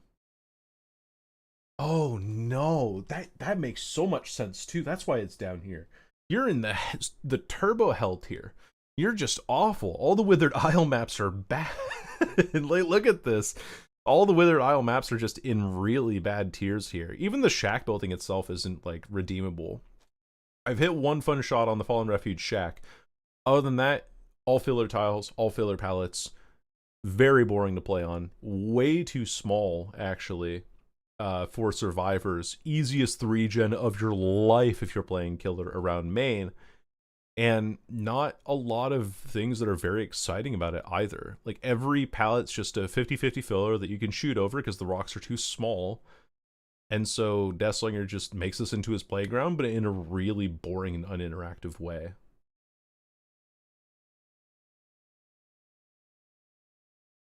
No, they haven't Wyvern. At least not totally. It used to be a lot higher, but they still have high collision. So let me see if I can get paint open here real quick, because I know what you mean by it. Paint time, as we're in our like last 2 maps here. So you have the picnic bench. Let's do a little symmetric view. And eggs down. Change colors to highlight the hitbox. Okay, flashbang. Bee. So ordinarily, you have like the cooler here, right? And then you had the little like cans or something on this side. Previously on Avatar, the hitbox for these picnic benches, this is like a terrible picnic bench, just drew a table, but it used to be up here, equal with the cooler, all the way across the top of the table. So if you tried to land a shot that was any lower than this red line here, it would bounce off. And so, you know, I mentioned it and it eventually got fixed, but now the hitbox is here, equal with the soda can. so it's still a tall hitbox. It's just slightly shorter now.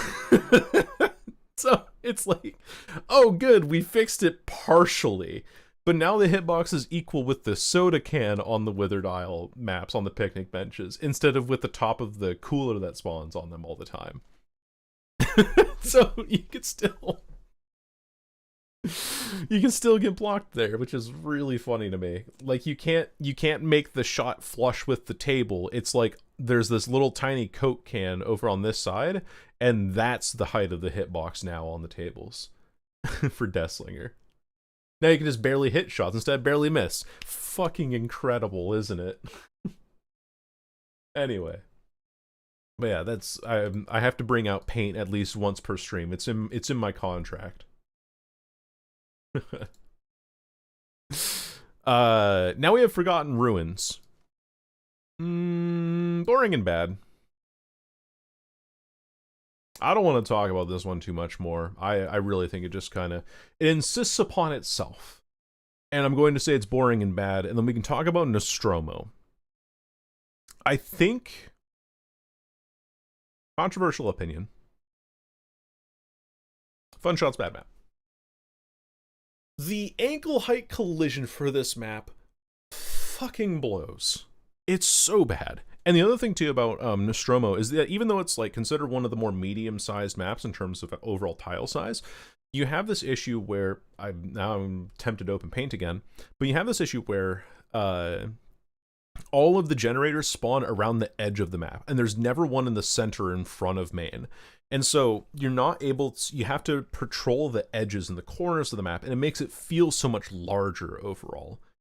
But there are some shots where you're like, oh, I can hit underneath or over the circle desk, or I can play around these tiles really easily, and there's some cool things that you can do in the weird 4 lanes that they have and things like that.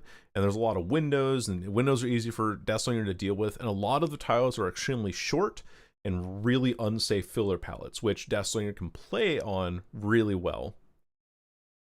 I think there are some very fun things you can do on Nostromo, but I think that it's a bad map because of the other things that work against its design overall. Yeah, it's good for many killers, but Slinger isn't one of them. That's why it's in the bad map category, where it's like, oh, it could be cool, in the same way that Pale Rose or Grim Pantry could be cool, but it's just not. Or Toba Landing has good ideas, and it could be cool, but it's really just not. And it's just not great for Deathslinger. I'm not saying, and of course this is also, you know, to really re-highlight all of these tiers that we've gone through here. None of these maps I'm saying are like, these are badly designed, or they look terrible. I'm saying this in terms of how Deathslinger plays on them, and how it actually feels to play Deathslinger on a lot of these maps. And it's really sad to see that, 5, 12, 10, 22... 28, 30 of the 44 maps are kind of bad for Deathslinger for a variety of reasons, and a lot of those come down to how slow he is. Like, being a 4.4 killer trying to navigate a lot of these maps, especially when you're behind, or you're missing shots, or just not on your A game all the time, makes the map really work against you in a lot of ways. There's some maps where they are larger maps, but they're fun to play around outside of the main building, to the point where you can put them in the good map category. But then things like Nostromo, they're not as fun to play outside of the main building, and everything's all the way to the edges, and there's no shack building on Nostromo either. So I mean, the little spacecraft in the corner is considered shack by the game, but yeah, I'm feeling pretty confident in this listing in terms of maps. Let me reorganize a little bit here. Suffa Pit, Shelterwood. I'm going to put Wretched Shop above Shelter Woods. I'm going to put Sanctum of Wrath above Shelter Woods too. Haddonfield goes up, I think, to top of Boring Shot's good map. It's like really close to being fun. Dead Sands kind of at the bottom, but I think Mother's Dwelling is worse. I think Rotten Fields is better than Fractured Cowshed. Fun Shot's bad map. I have such a bleeding heart for Shattered Square here. Like, I'm like, ugh, it pains me to love it, you know, and I would go the distance for Shattered Square, but it's just not great for Slinger. Blood Lodge I'll put up here. Torment Creek I'll definitely put at the top here of bad map, but it's like so close to being good, in my opinion. The game can go above Groaning Storehouse, which might even be a little bit crazy to think about, but I think that there's so many like shots you can land with Deathslinger on the game that it almost makes up for the fact that you're playing on the Gideon Meat Plant. Storehouse, Ironworks, and Misery. They're kind of whatever.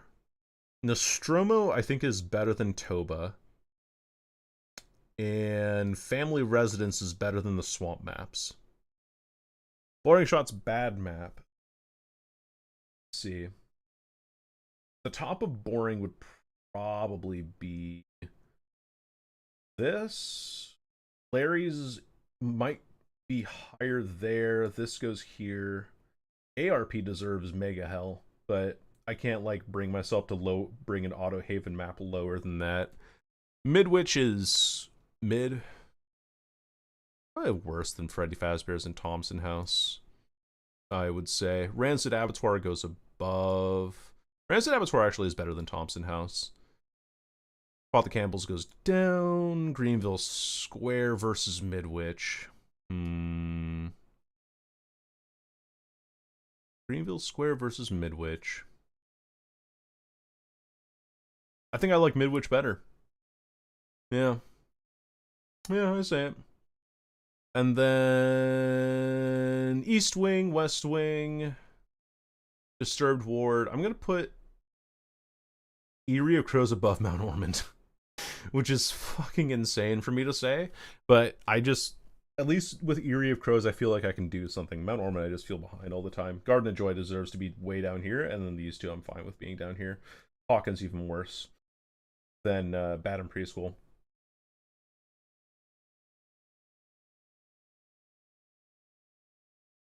Oh, did I get him backwards? I did get him backwards, didn't I? I meant to get Eyrie down there. Let me swap him around. Yeah, there we go. Because I forgot this big tower is the main building. I thought it was like a background thing. There we go. I think that's how it should be organized. There. Yeah. Yeah. I feel confident in that one. Overall, that's how I'm going to rate the maps for Deathslinger. There we go. The other half is pure hell. Pale Rose should be lower than Lair, and Larry should be higher than Residence. True, yeah. Than Residence, though? Nah, I think Larry's is extremely boring to play on. Impressively, you said only original sentence. Yeah. There are some fun things you could do on Nostromo. There's some fun things that I have done on Nostromo. 2 to 3 different hitboxes for maps, one for unknown Larry's, for Stalker, Hunter's Moon, one for Slinger Shots and Plague. That's never happening. Yeah, making all the different hitboxes for different killer exceptions is just never gonna work for Dead by Daylight. So that's how I feel. More fun than hitting a cool shot on Residence? I don't know. I don't agree with that one. I think that the rest of Larry's being an indoor map, like my indoor map bias is just saying that Larry's is so boring to play on because you just hold W at people the whole time. It's so dull for me. I just don't like indoor maps a lot more comparatively. I mean, even though I have the game up here, but I think that the game I've learned to play it a lot better to the point where it just outshines so many of the other ones. And you'll see 1, 2, 3, 4, 5, and 6. Those are all the indoor maps in the game. And most of them are in bad map. 3 of them are in the Hawkins tier out of the 44. Yeah, that's how I feel about the maps. I think that's pretty solid there. I was born indoors, yeah. I was raised by the indoors. All right, now we have a really controversial one, chat. We have our perk tier list for Deathslinger. In the meantime, though, I'm gonna go get some water so I can refresh my speaking capabilities. So we will be right back.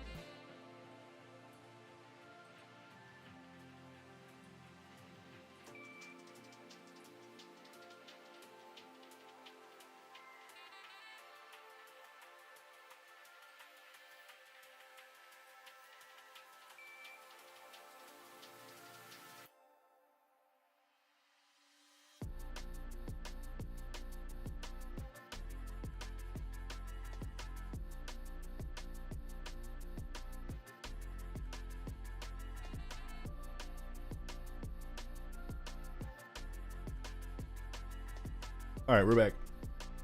We're back, everyone. Nobody panicked. That's good. We're off to a good start.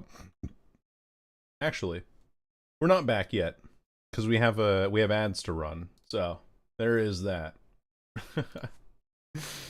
Oh, why are you like this, Twitch? Why do you pain me so? Okay, well, let me run some ads so we're off for half an hour. The rest of the maps are just fillers leading up to my Ormond Lake mine match. I love it. a true dedicated lover, no longer a hater. If I have time today, chat, too, after we get through these tier lists, I'll just play some Deathslinger in DVD, I think. Because I have to go in about 3 hours from now. Well, I'd say like 2.5, really, so I can get myself properly dressed. As my family and friends are doing like a... My family and friends are doing a birthday party celebration for me. Because it's the Saturday after my birthday. And my first map is Midwich. They just know, Ray. They like reset the timer for you every time. It's nice, yeah. Just gonna like order some food out from a local restaurant here and then kind of kick back for the evening. I will, yeah, I will have a good time. I'm not going there just yet because it'll be a little while from now. And I have some tier listing to go. I'll have tier listing to explain. Is it BJ's? No, BJ's is tomorrow. BJ's is tomorrow. Which means that I'll probably be streaming early tomorrow as well, because I need to finish stream before 3:30. Because we're doing like an earlier dinner thing. On some maps, winning doesn't even feel like winning, which is where the Hawkins tier comes in. Like when you win on RPD or when you win on Eyrie of Crows, it's just like, oh, that just, I guess that went there. Cookie found a new pin. It's Cookie saying that, Rab. She can choose to not pin her own message. That's the funny thing. I can't pin myself right. And Jinxed isn't here? What a tragedy.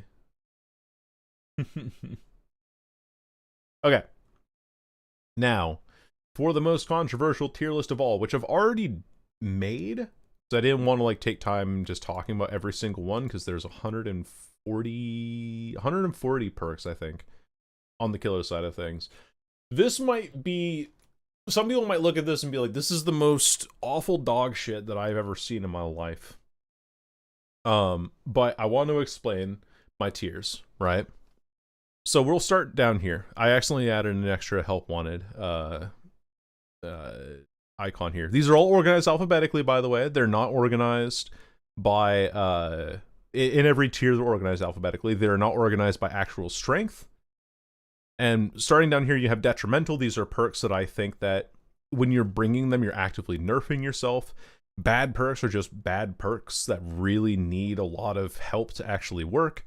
Unfit perks are perks that are unfit for Deathslinger or overall builds. These are ones that you'll need to actually really hyper focus in on or actually get consistent value out of. Middling, I feel, are perks that you can pair with some things to do okay with, but they're not always going to be your first choice. Decent, these are perks that are good, that you might want to pair with one other thing to actually get value out of. And then great is just like perks that are unequivocally the best across pretty much every killer, and Deathslinger is no exception with that. Yeah, exactly, the emotional support help wanted. Yeah. Ruin and Rapid should switch places after that. No notes. Ruin and Rapid. I mean, this is... Oh, you're right. Yeah. Because I did do this out of order. I think, like, I had Ruin lower before. There we go. Rapid. Hex. No, it's because it's Hex Ruin. That's why. That's why it's up here. Okay. I'd say it's unfit at worst. No, I think it's bad. I think it's really bad, especially because of Vigil being a nuisance now. Okay. So in great tier, we have a lot of your typical regression, high rate killer perks that you see pretty much everywhere. And the reason why they're all just great in general, like Corrupt Intervention or Scourge Hook Pain Res, is because they just do what they do extremely well. So, Corrupt Intervention, right? You block the 3 generators that are furthest from you, and that forces survivors to come to you, and it shortens the playing field significantly, which saves Deathslinger so much time. If you're not playing inside of your Corrupt Intervention as well, and you get it down outside of your Corrupt Intervention, and you're near other survivors, you can immediately apply pressure because they're only able to work on generators that are closer to you. So, Corrupt Intervention is just good on any killer. Deathslinger is no exception. When I made a comp build for Deathslinger, I included Corrupt Intervention in it because it's just good. I have no notes about this perk whatsoever. I think it deserves to be in this tier every single time. Coup de Grace, I think, is up here in great because even if you have Corrupt Intervention, or if you're not running Corrupt Intervention for that matter, you're always going to be behind on generators. You get your first down with Deathslinger, first generator will pop, you'll have 2 stacks of coup de grace every single time that you go for a down on people. And this also amplifies the lunge that you get off of hitting on a chain. So you chain somebody, and then you pull, and then you swing before the chain breaks, and then coup de grace extends the range of that lunge as well, and gets you a lot of really nasty hits you wouldn't otherwise, and makes up for distance for Deathslinger if he doesn't have his gun ready. So you get almost a second ranged attack when you're running coup de grace, and I think it's really, really good on Deathslinger. The Deadman Switch, even though it got nerfed by 15 seconds this last patch, I still think the information that it gives and the time that it buys Deathslinger is really good. Same thing goes with Deadlock. You lose a generator, okay, where do I need to go next? Cool, that's blocked for 25 seconds. Or No Holds Barred, whatever it's called for you now. I have the Pinhead license, or I bought Pinhead, so I have the license name of the perk, which is Deadlock. But No Holds Barred is a really good perk. And you can see as well, 2 of these perks in Great Tier are either specific to Deathslinger or a general perk. So that's why I like having it up here. And then Grim Embrace buys you a lot of time, gives you information. And I think for Deathslinger specifically, it's good because you leave the hook and you basically get a mini Corrupt Intervention every single time that you hook somebody freshly. And that in and of itself just buys you so much time on the map all the time. I love running Grim Embrace in a lot of regression perks, a lot of builds that try to do gen blocking and buying time for Deathslinger on the map. Not his best perk overall. I think that there are some things that are a little bit better, but I still think that you put Grim Embrace into a build and you're like, oh yeah, this feels great. This feels fantastic to have. Lethal Pursuer is so good. I mean, it's just good on any killer, but again, saving Deathslinger time by letting him know where everyone is at the start.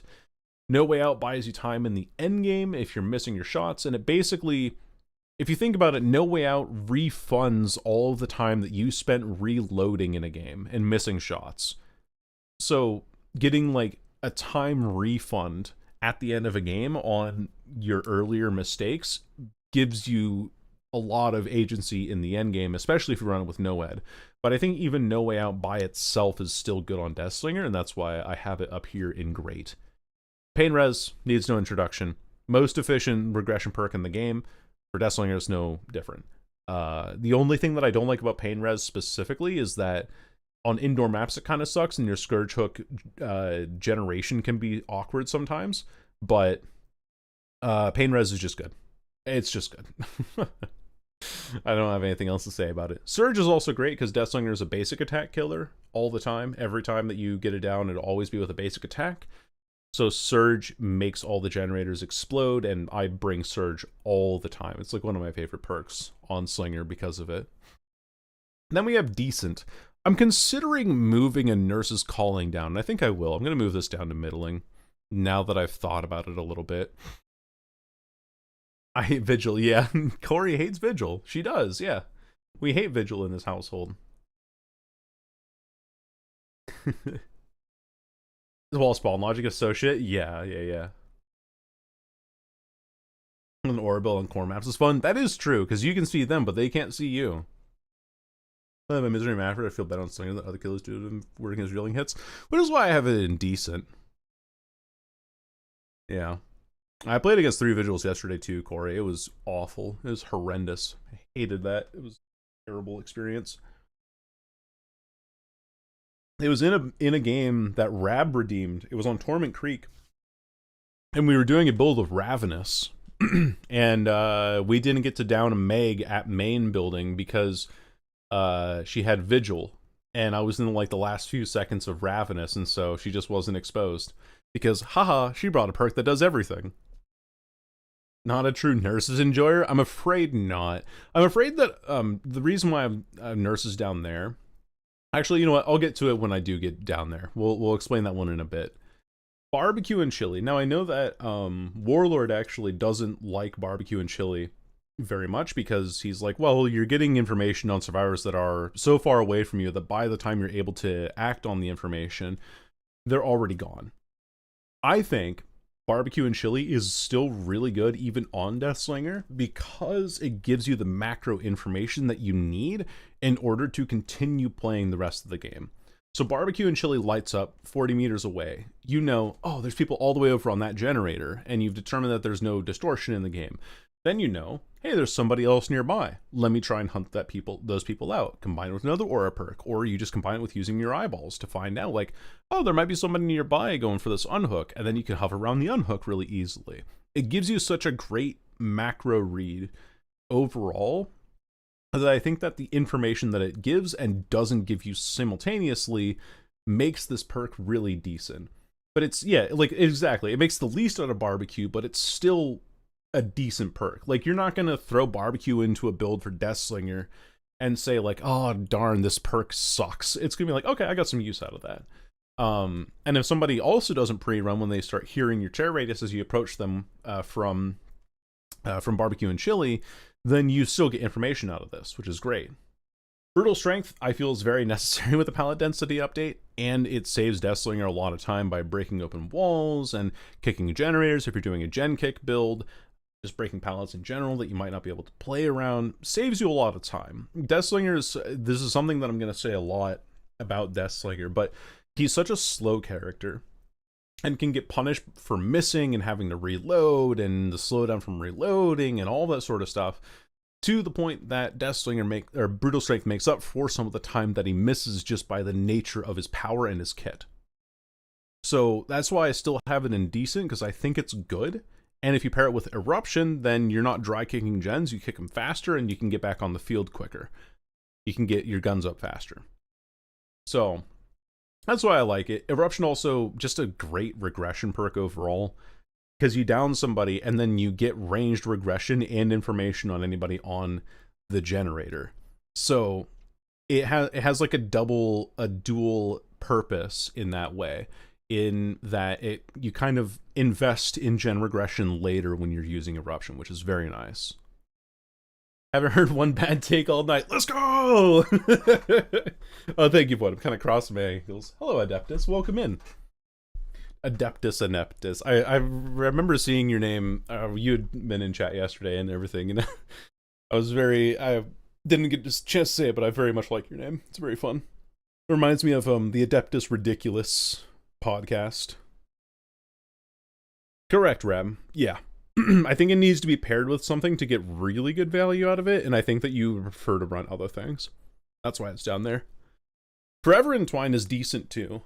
Some people might be like, it's, you know, doesn't really save you, so it should really save you a whole lot of time and stuff like that, but it actually saves you, once you get up to 8 stacks, which is very easy to do with Deathslinger because of breaking the chain and stuff, this thing saves you half a second on every time that you're in the hooking animation. That doesn't include the time it takes to pick people up quicker or drop them faster in case you need to counter a Sabo or you need to counter somebody and you have like Agitation Starstruck going on.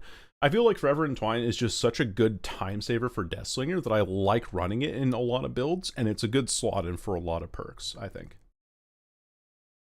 What was the tier list about? Specifically for Deathslinger perks. So this is all of my thoughts on like what's great for Deathslinger, what's decent in Deathslinger builds, and then we're working our way down until the 2 detrimental perks that are really bad for him. So just kind of like talking about why I like running it, why I like the perk, why it's decent overall for him, and why I would suggest running it if you can. This is the content I was expecting, but this wasn't the content. Oh, you have two. You have two typos in there, Three Ducks. This want the context I was expecting, but I'm not mad about it. I understand what you're trying to say, though. However you spell it, I think you got it. You got it right. Forever Entwined. I love it. I think it's a very good perk. It's very underrated.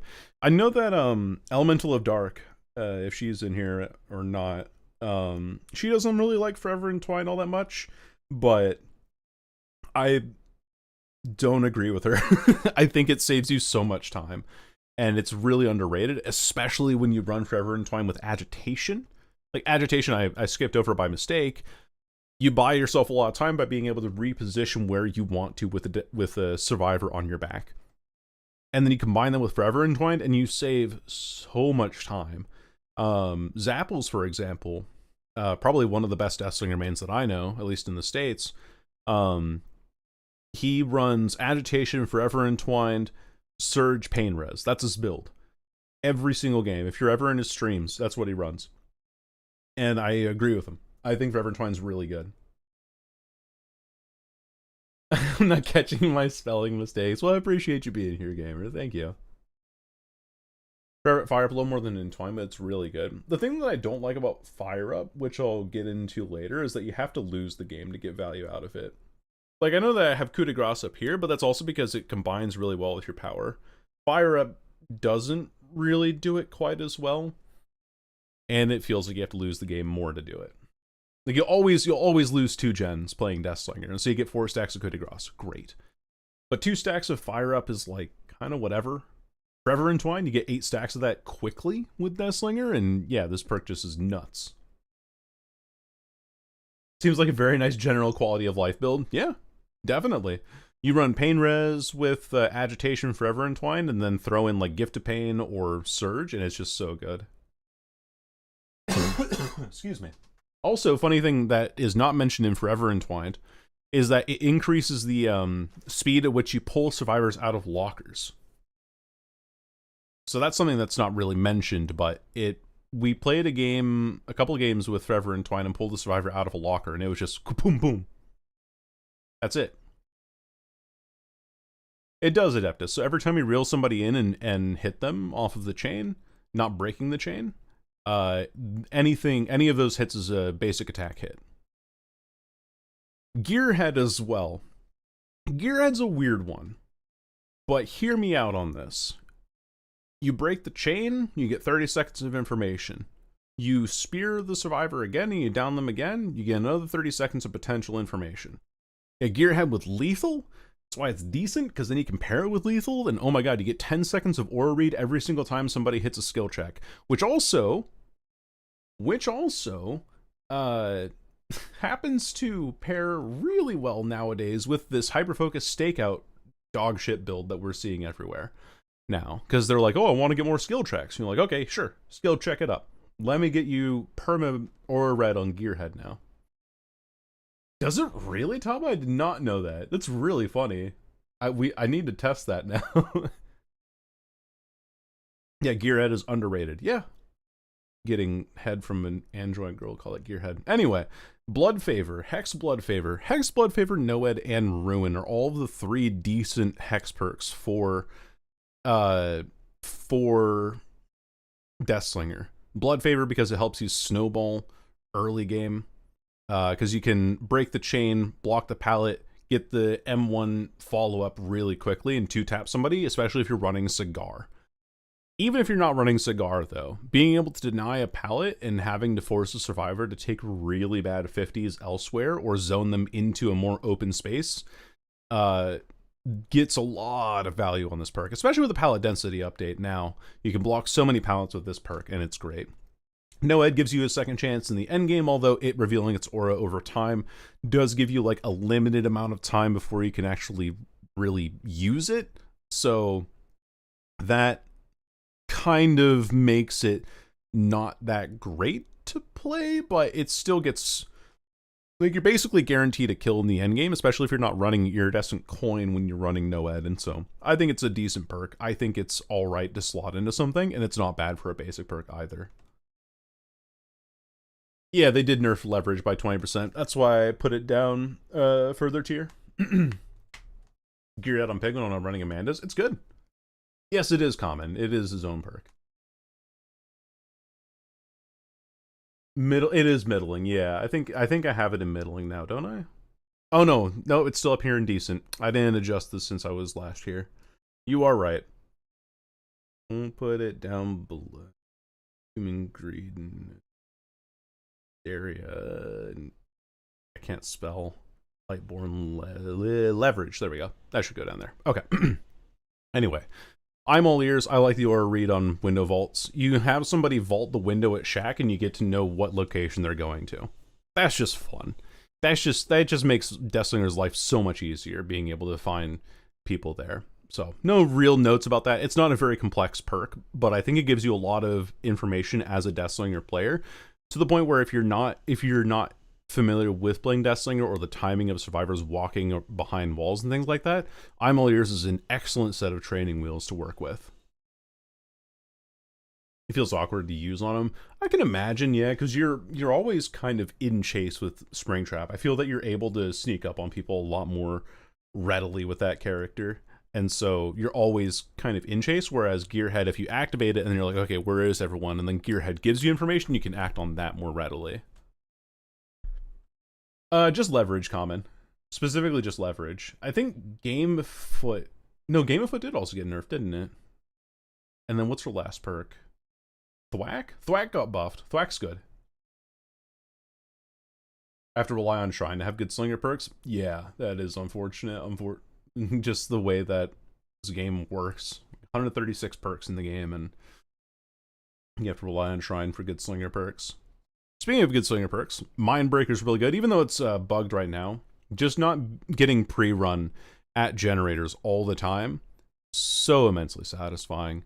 That's why I like this perk. I love running this with Surge, Surveillance, and Whispers is my favorite go-to build, even though I can admit, like, I have Surveillance and Whispers down here because I think they're middling. But for my personal taste, that's my favorite build that I like to run. Includes Mindbreaker, because getting pre-run as Deathslinger feels really bad, and this is probably your best counter to it overall when the perk is actually working. Yeah, I agree, Corey. Like, Shrine could be so much better for people, but it's just not.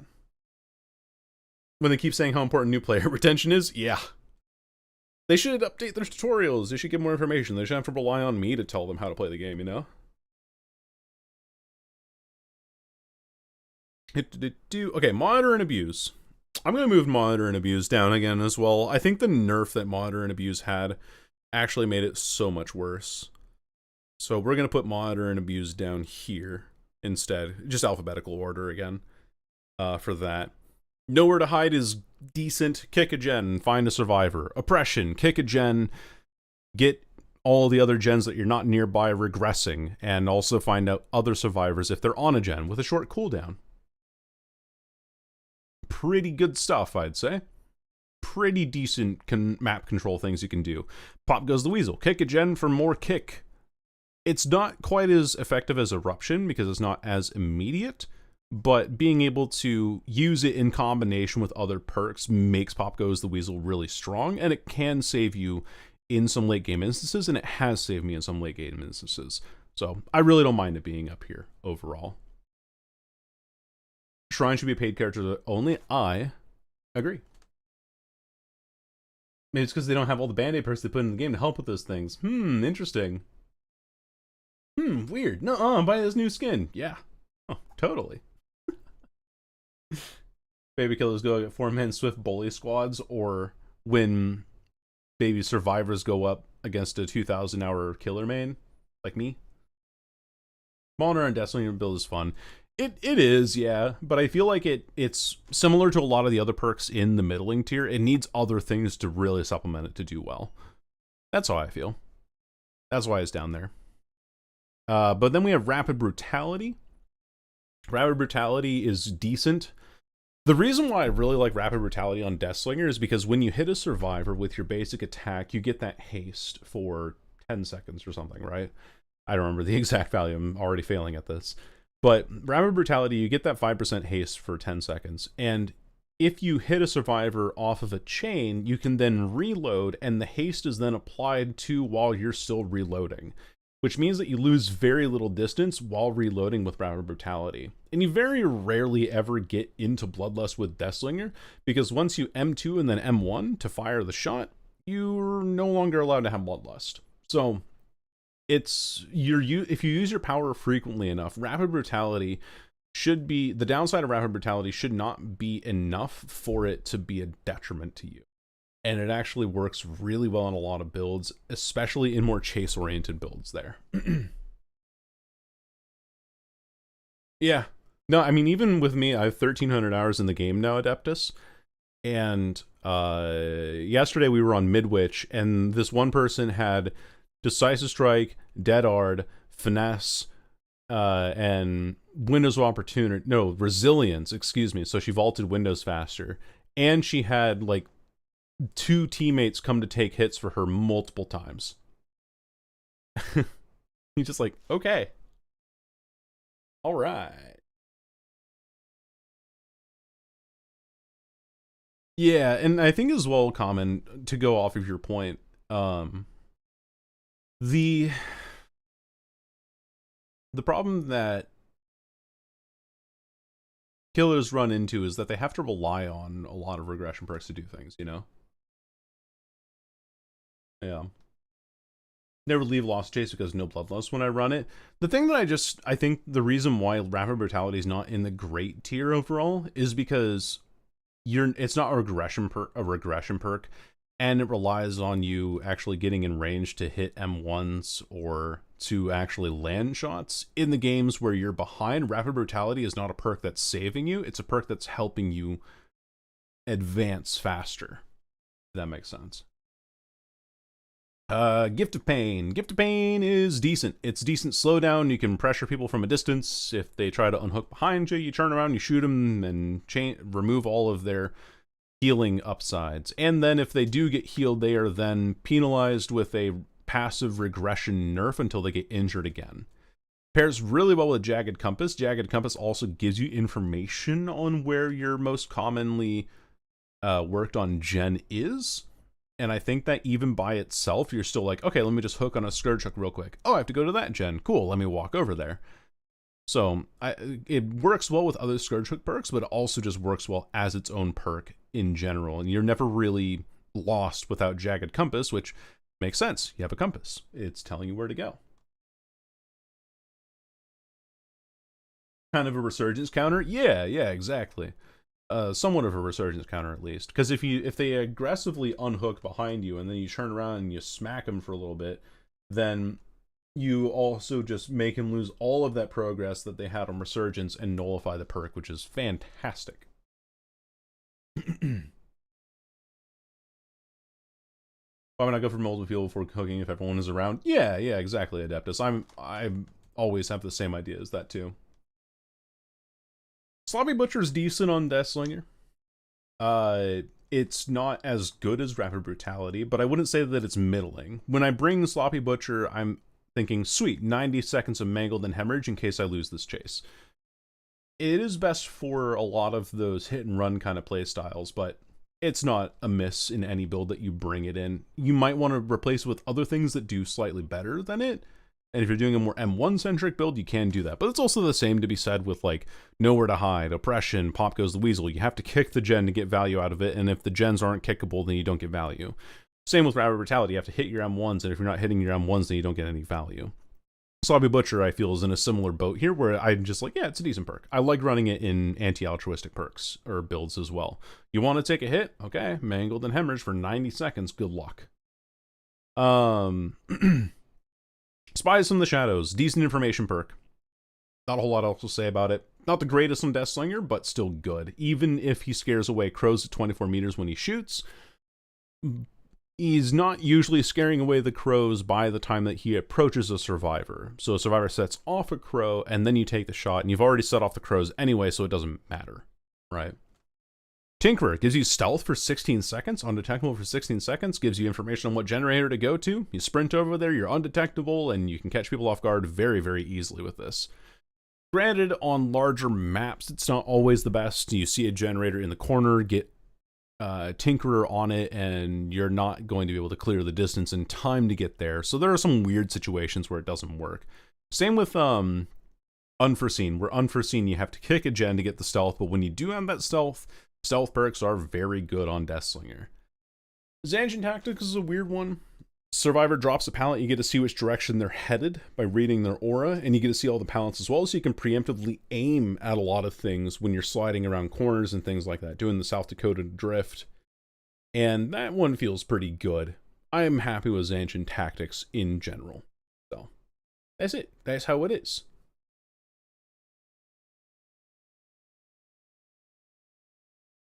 I lost without slowing due to altruism. I got panic, all slurs in Russian after 4. Oh my lord.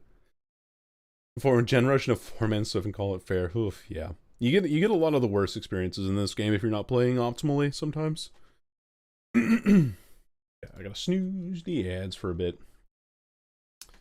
Now to our middling perks. I kind of want to go through these a little bit quicker. A lot of these perks are perks that I feel aren't always good on Deathslinger, but they can potentially get some value down the line. There's a lot of hex perks in here, by the way. Crowd control. Blake blocks windows, makes survivor pathing more easy to read. Devour Hope makes it so that they have to deal with you having an exposed perk at 3 stacks total. Face the Darkness gives you information. Plaything makes you hide your information. Undying protects your ruin and your Noed, but it has to go with another perk to actually do anything. Welcome back, Roka. And then other things like Human Greed. Now, I know that Taba loves Human Greed on Springtrap. However, this is not Springtrap. I don't have the map mobility with which to actually act on Human Greed consistently. So it's just an okay perk. It's a middling perk. It's a perk that I'm like, okay, I have Human Greed. But it's not something that I'm always loving. Lightborn here is such an interesting one. People are like, oh, but it's an S tier perk.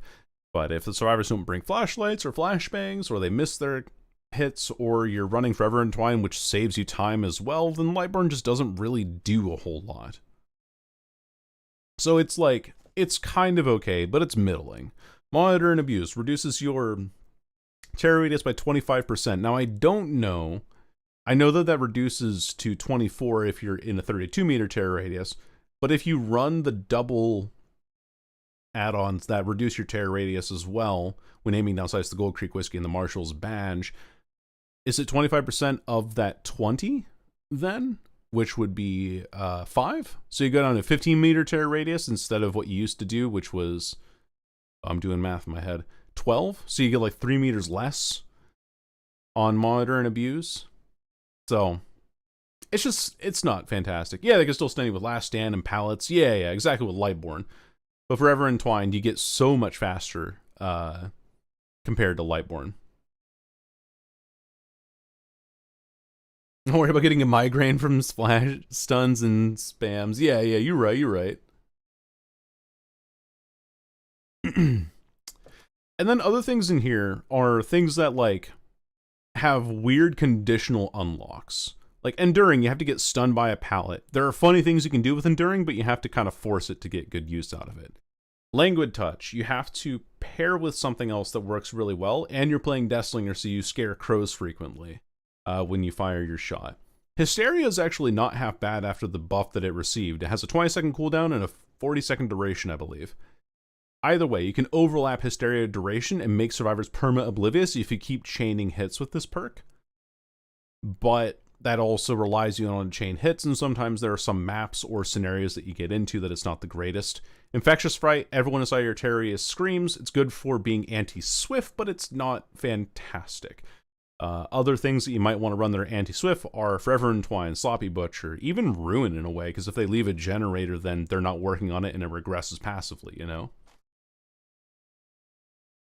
I'm ready to start slugging and bait the saves and get rid of them first. No point in taking Lightborn. Yeah. That is true, Deathslinger. Yeah. Infectious with Eerie Coin is a game winner if you find a survivor early and is in the open. Yeah, I agree. I think that is a very good point. However, that also relies on you running Eerie Coin, hitting a long-range shot, and downing them. But if you do get into that scenario, snowballs. You are out of control at that point, and it's great. It's exactly what you want. Darkness Revealed's a weird one. I think I'm going to move that down, actually. I'm going to move Darkness Revealed down here. I'm going to move Fire up here next to Friends Till the End and Furtive. My alphabet's wrong. There we go. And then I gotta run ads again, because Twitch is funny.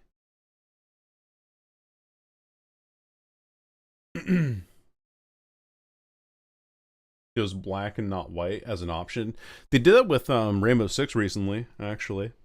They made it so that the sound that plays when you get flashbanged isn't like a constant ringing. It becomes like kind of a dull hum, and they made it so that your screen goes black instead of white.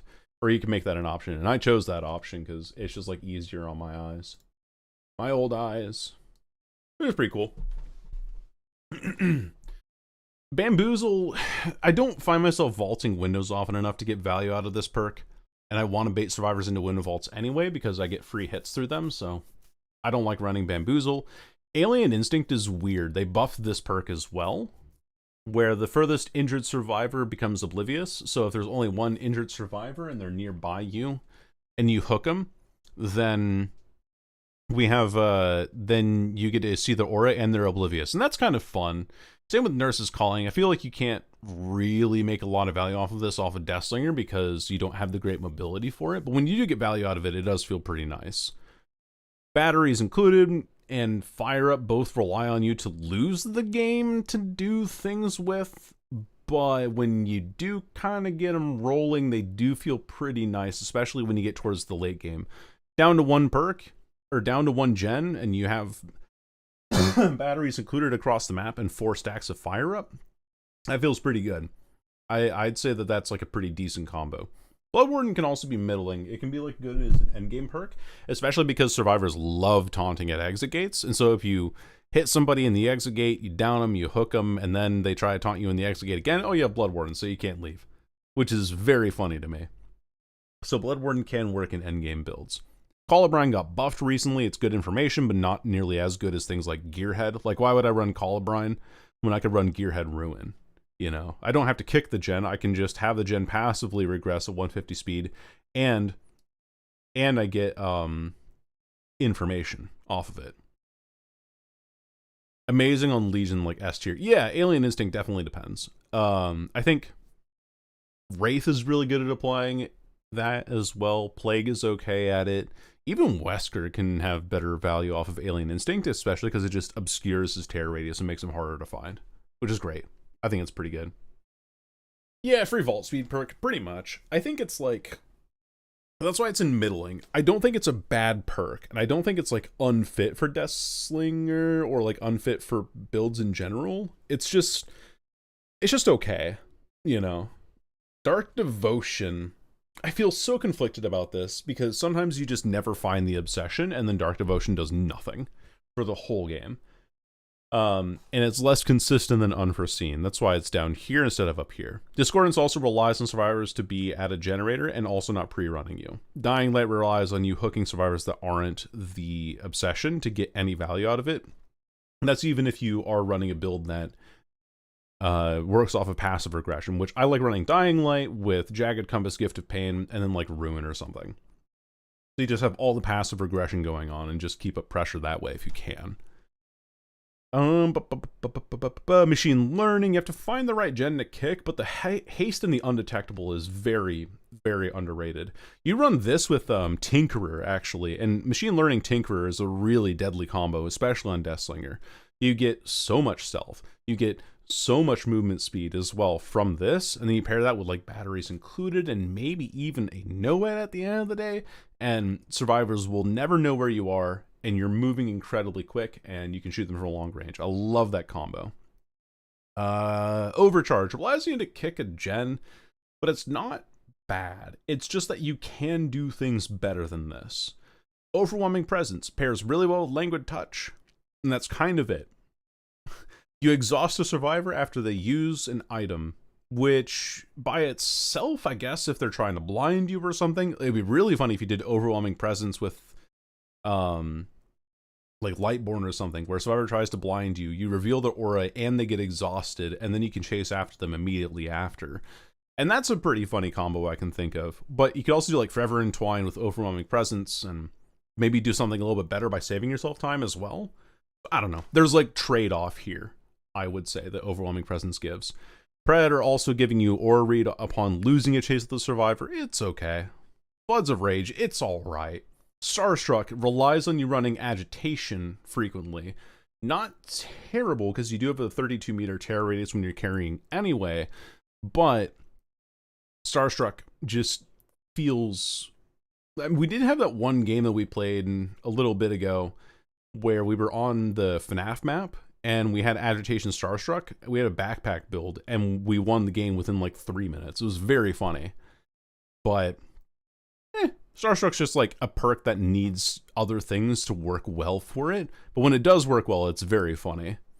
Surveillance, I'm sad to put in middling. Like Eerie Coin said, that it's like, it's criminal that you have Zancian up here, but not Surveillance. And I think that you're in Chase, and you're stronger in Chase than you are in regressing generators and applying pressure to generators as Deathslinger. Surveillance feels like it needs so many things to actually work with it compared to Zancian tactics. Like Zancian, you're always going to be running into pallets, especially with this pallet density update, and you're going to want to get hits behind those or behind walls or anything along those lines. But Surveillance, now that one needs you to run Surge or Ruin or other things like Oppression or even Overcharge to just aggressively regress the generator at the same time. Yeah, exactly. Just kill all of them. Just do that. That'll be easy. But yeah, I feel like Surveillance, even though I like Surveillance, even though I'm a big fan of Surveillance, I can't like look past it and say that it's a perk that's good enough to run by itself or as a pair with one other perk. I feel like it needs a couple of other things to make up for how little it actually does. It's a comfy perk, yeah, but comfy doesn't always mean good. It's like, my favorite movie is Inception, or one of my favorite movies is Inception. Is it a good movie? It's got like a lot of Chris Nolanisms in there that are kind of annoying, but it's a comfy movie for me. You know? That's how I feel. Why is the shadow on the neck wobbling? I think it's because like I'm up against a perk back there. And so it's just like blah blah blah blah blah. Thrilling Tremors got buffed, but I still think it's kind of middling because it relies on you to pick up a survivor to block gens with. It's Grim Embrace is just better overall. You're already moving, and then you're also moving to block gens with Grim Embrace. So Thrilling Tremors is it's just okay. It gives you information, but other perks give you information better. Like I want you guys to look at this tier list overall as anything that's above unfit, even anything that's above bad, really, but anything that's above unfit for Deathslinger, is something that you wouldn't be upset to have in your build if you were to play Chaos Shuffle. And with that in mind, like, you wouldn't mind getting Thwack. I think Thwack is good, but you need to have a survivor drop a pallet, and you need to kick the pallet to make it work. So it's just all right, you know? It's just okay. It's good for information reading. I think that it's good for like preventing flashlight blinds at pallets and things like that, which is kind of funny. Because then the survivor's like, oh shit, I can't blind you at the pallet anymore. So it is good for countering that specifically. But I think you can do better. I think you have other things you can work with better overall. And you burn through those tokens so quickly nowadays too, especially if you're not running with like brutal strength or something. And at that point, you're doing brutal and thwack, so your build's already a little bit behind. You need to run something aggressive like oppression and nowhere to hide to actually make that perk work with other things to make up for the fact that it doesn't save you time on the map, it just gives you information. Go to this game works as it should, then it's not useful. Exactly, which is why it's in middling.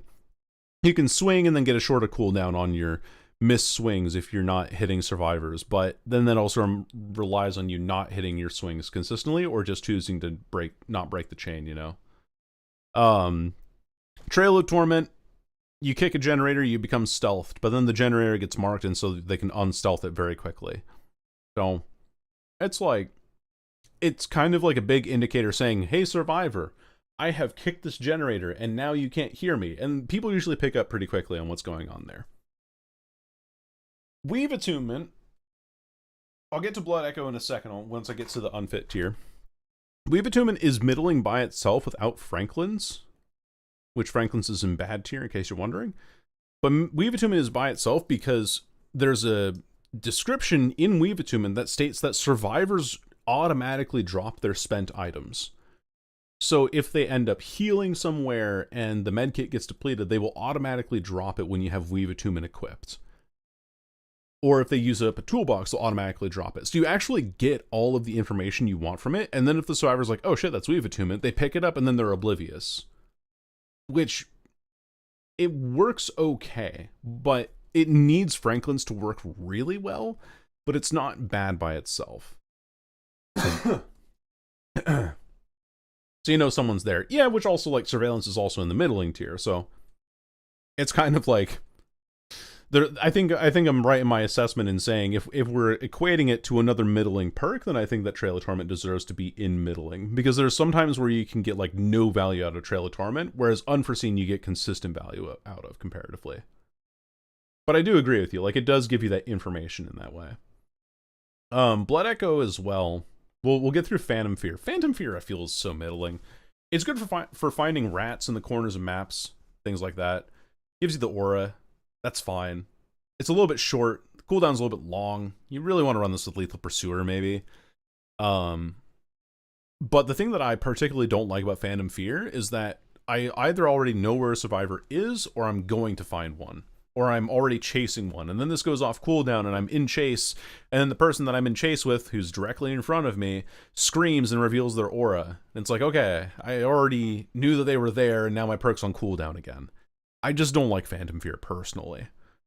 This is just the middling of middling for me overall in terms of perks. It's all right. It does one thing well, and then it just kind of gets held back by its own existence. Whispers as well, my beloved. I love Whispers. Whispers is one of my favorite perks, but I can't deny that it's a middling perk. You're not going to be using it to triangulate positions all that well. You're not going to be using it to great effectiveness in the mid-game. It gets countered pretty heavily by being on small or indoor maps. And especially like Larry's, if you're on a small indoor map where it's always active, and you're like, oh shit, well, of course I'm within 32 meters of somebody. It's the tiniest map in the game. So Whispers is it's just all right. But I do like using it to triangulate positions. In my birthday video as well, I was looking for some survivors on the back of the Toba landing game, and I was like, oh, Whispers went off over here, and then I moved to my right, and the Whispers turned on, and I was like, oh, okay, so they're back behind main, and I find them immediately. Yeah, it wins gate 1v1s, and it has, like, really good uses in those cases, but, yeah. Kind of like how the Phantoms work in FNAF 3. Yeah. Like, if they're not in chase, or they're not presently taking an action, like, they're not repairing, or if they're not repairing a generator, or they're not in chase, Phantom Fear shouldn't activate. So, yeah, from yesterday's video, Rabbit. I was talking about that scenario where I used Whispers to triangulate the last two survivors on Toba. Okay, unfit. We're getting down here. We have our emotional support help wanted. But unfit. And there's a perk in bad that some people are going to be very upset with me for putting down here, but we'll talk about that in a minute. Unfit, we have Awaken Awareness. You run this with Agitation and Starstruck, and it has gotten me hits before. Like, I'll see somebody hiding behind a box while I'm carrying a survivor, and I have Awaken Awareness, and I'm like, oh, okay. I know exactly where you are, and I can initiate chase right away. Helps against super altruistic teams. It's great with Forever Entwined because of that. Like, anything that involves picking up survivors, Awaken Awareness also really helps with. But it's not great by itself. So I don't think that Awaken Awareness deserves to be any higher than Unfit, as does Bitter Murmur. Bitter Murmur has the problem of revealing survivors by having their auras, but then sometimes the generators the generator that got done is so far away from you that, like, oh, there goes the auras, or oh, the auras are all hidden behind the generator bubble, so I get no value out of it. It's just like, you can get information off of it, but the amount that you get is such a pittance of information comparatively that it just doesn't feel worth it. Blood Echo, now, I know people are like, whoa, what if you do Blood Echo in Mindbreaker, or why is Blood Echo like so low and unfit? It's because Deathslinger is not a very good hit and run killer. And you have to run this with Sloppy Butcher, and then you're running Sloppy Butcher and Blood Echo, especially in a meta that entirely centers itself around healing. Healing perks are out of control right now, as are Gen Rush perks. But healing perks are so out of control right now that Blood Echo very rarely, if ever, gets value on Deathslinger, because you have to have so many people that get hit by it. Not encourage them to just sell until they see me. Yeah, exactly. Like, Retribution is just, it's unfit. That's why it's here. It's unfit. As is Wretched Fate. The condition that it has to activate is not fantastic. Well, they have to complete a gen, so then the Obsession just can't do anything. It's like, okay. But then they find the Hex, and that perk just does nothing. So it did nothing at the start of the game, and then it does nothing after it gets cleansed in 20 seconds. It's just not easy to work with. Pentimento also reveals, the reason why it's not up here in middling and why Plaything's not down here is because at least Plaything kind of does something when you activate it. But Pentimento reveals its aura now. So it gets the regression penalty of 20% plus, I think, 3% for every stack. But it needs other things to work with, and it relies on other perks. Forced Penance. I love Forced Penance. I love punishing survivors for taking hits, but it's just not great. Terminus relies on you losing the game and also having injuries in the end game to actually do anything with it. Septic Touch got buffed so that if somebody's healing within your terror radius, they get 30 seconds of exhausted and blindness. So the new effect is not bad. 30 seconds is not terrible. However, it still requires you to be in the terror radius for them to be healing in your terror radius, and for them to not also like pre-run to something with it. I don't think this perk is any particularly good, but at least it's not bad anymore. It only works on builds that require survivors to scream. Yep. Ultimate Weapon. Way down here. It's a real travesty. From what it used to be. A real fall from grace, one might say. Let's keep going through these. Deathbound requires you to have multiple survivors injured, and you can't exactly action on the information right away unless you're doing some weird anti-heal build or you have like other information to supplement it. Dissolution. The activation time that Dissolution takes is too slow for Deathslinger to really get any great value out of it. You break the chain with the cigar, and then after the cigar hit ends, you have to wait an extra second and hope that the survivor hasn't jumped over the pallet or left for a different one that they can just drop and then play around anyway. So even though Dissolution is good on some killers, I don't think Deathslinger has the mobility to really compensate for it comparatively. Darkness Reveal is unfit. There are other information perks that you can do better, and any Dredge main will tell you that locker spawns are horrendous. So if somebody's not nearby a locker or not on a map that it can have a lot of lockers spawn in it, this perk is pretty useless and unfit for Deathslinger, but at least it gets a little bit of help, you know? Make your choice. If you're 24 meters away, is that right? 24 or 32? I'm losing my mind on these. But if you're a decent distance away from the hook and the survivor gets unhooked, the unhooker becomes exposed for 60 seconds. Requires you to play back to hook, land a shot on somebody who's pre-running away from you because they get a big warning sign that they're exposed, and so you're not often catching up with people on this, and with the pallet density update too, it's very hard to get hits. Make your choice is 32 meters. Thank you. That's what I thought it was. I could not remember if it was 32 or 24, but either way, it requires you to be a fair distance away and then come back and then land a shot. I guess it like kind of encourages people to not heal under hook necessarily, so it could be a good pairing with Gift of Pain and Jagged Compass, which is why, like, in the unfit tier it's not great, but yeah, you'd rather run Eerie Coin and then a better perk in its place, right? Which I completely understand. I think that's a more valid take overall, where it's like, why would I not just use the base kit expose that is given to me instead of trying to play around a gimmicky perk that I probably won't get value out of because I'm not mobile enough for it. Nemesis is funny, but also Nemesis is funny bad. Survivor stuns you with a pallet, you get it activated, but not if you break the chain, because that's what the perk says. It's with a locker or a pallet. And then they get oblivious for a number of seconds, but usually with Deathslinger, it's unlikely that you're trying to juggle obsessions and play around information in that way. I just don't really like it all that much. Nemesis make your choice preferred plaything. Obsession juggling builds on Deathslinger are generally pretty bad. Especially with make your choice. And the reason why make your choice is, or sorry, not make your choice. Yeah, with make your choice and I thought it was like play with your food for a second there. With make your choice, I think that it's just not fantastic. Like you have to be able to move back to the hook quickly and get a basic attack, which isn't likely that they get. Nemesis gives you oblivious, but then if they just have eyeballs, they see you coming back. Plaything as well requires survivors to not just like cleanse the plaything. I don't know. It just feels too gimmicky. Far too gimmicky. Not a true Nemesis enjoyer. Not on Deathslinger now. I think there are other killers that make better use out of it, especially more M1 centric killers. I love running Nemesis on like Pig or Ghostface, you know, but it's not good. It's like far too gimmicky.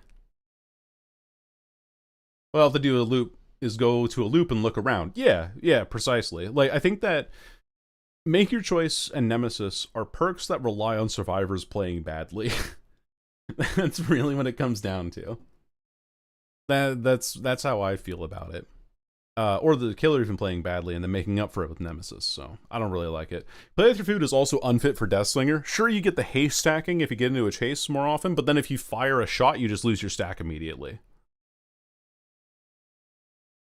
So, you just burn through stacks on play with your food so quickly. You do get to clear a little bit of distance if you drop chase, but you also don't want to drop chases very often because you're so slow that you can't afford to lose chases unless there's a cluster of survivors and you can lose the obsession. Then you can use that haste to catch the other survivor nearby, and then use that to finish off a chase. And so that's why it's like play with your food has some like very niche use case scenarios where it's okay, but Ravenous is not a good perk, especially with Vigil running around a lot. I like the idea. I like how it exposes people and shows them with screams, but it's whatever. It's not that great. Remember Me specifically needs endgame builds to work, and specifically needs you to kill the obsession early in order to get full value out of it, and specifically needs to not have you running a build that is obsession swapping centric. Because then if you swap the obsession, then someone else gets the benefit of Remember Me. So, not a great perk. It only works in one specific build, and that's why it's down here with like Terminus in that way. The tunneling perk. Exactly, the new tunneling perk. Now, bad perks. I think a lot of these speak for themselves. I think a lot of these perks really do speak for themselves. I think Dragon's Grip with Trail of Torment is a very funny combo. However, you have to run Dragon's Grip and Trail of Torment. And I don't think Deathslinger is the greatest use of it. He's pretty quiet, to be honest with you. Like, Deathslinger as a character is a pretty quiet character when he's not shooting at you. So you can get value out of it, but it's just not good. Franklin's demise as well needs specifically Weave Attunement to work, but at least Weave Attunement has its own use conditions that makes it so that it's not always attached to Franklin's. Franklin's is just so bad. Plus Dying Light. I'm tempted to do that now. The anti-synergy build. That's too funny. Oh, man. Yeah, I think a lot of these are just... I don't really need to speak too much on most of these perks. They're all very gimmicky. They're all pretty bad. Haunted Ground I don't like because, again, Vigil exists, and also by the time that you're able to even get somebody that's on a trap totem, it's just too much time that you spend going after a survivor. Third Seal I like because I like blindness effects. I like survivors not being able to use their windows of opportunity, Smile, but it's a hex perk. 2 can play, does not activate off of Deathslinger's Chainbreak, even though the perk does not distinguish the difference between it, and Hubris does activate off of a Chainbreak, which is exceptionally useless on Deathslinger. You can, funny enough, play Hubris with Enduring on Deathslinger. You pull a survivor into a pallet and then force them to drop the pallet on you, and then you can turn around and swing and hit them with Hubris. Haha, hilarious. But you're still breaking the chain and hitting them anyway, so it doesn't make a difference. It doesn't make a lick of difference. If you walk through a pallet, have Enduring, and then Hubris them around the back of an unsafe pallet, then yes, you get it down. But it's like, why would I run Hubris in that scenario? Why would I not just run Enduring, which is already a kind of middling perk, with something else that helps me in chase, you know? Yeah, it does, Corey. Yeah, I found out because I got Hubris in Chaos Shuffle once when I was playing Deathslinger. And, you know, it gives you the little timer that tells you when it activates. So it activates on Chainbreak, but 2 can play doesn't.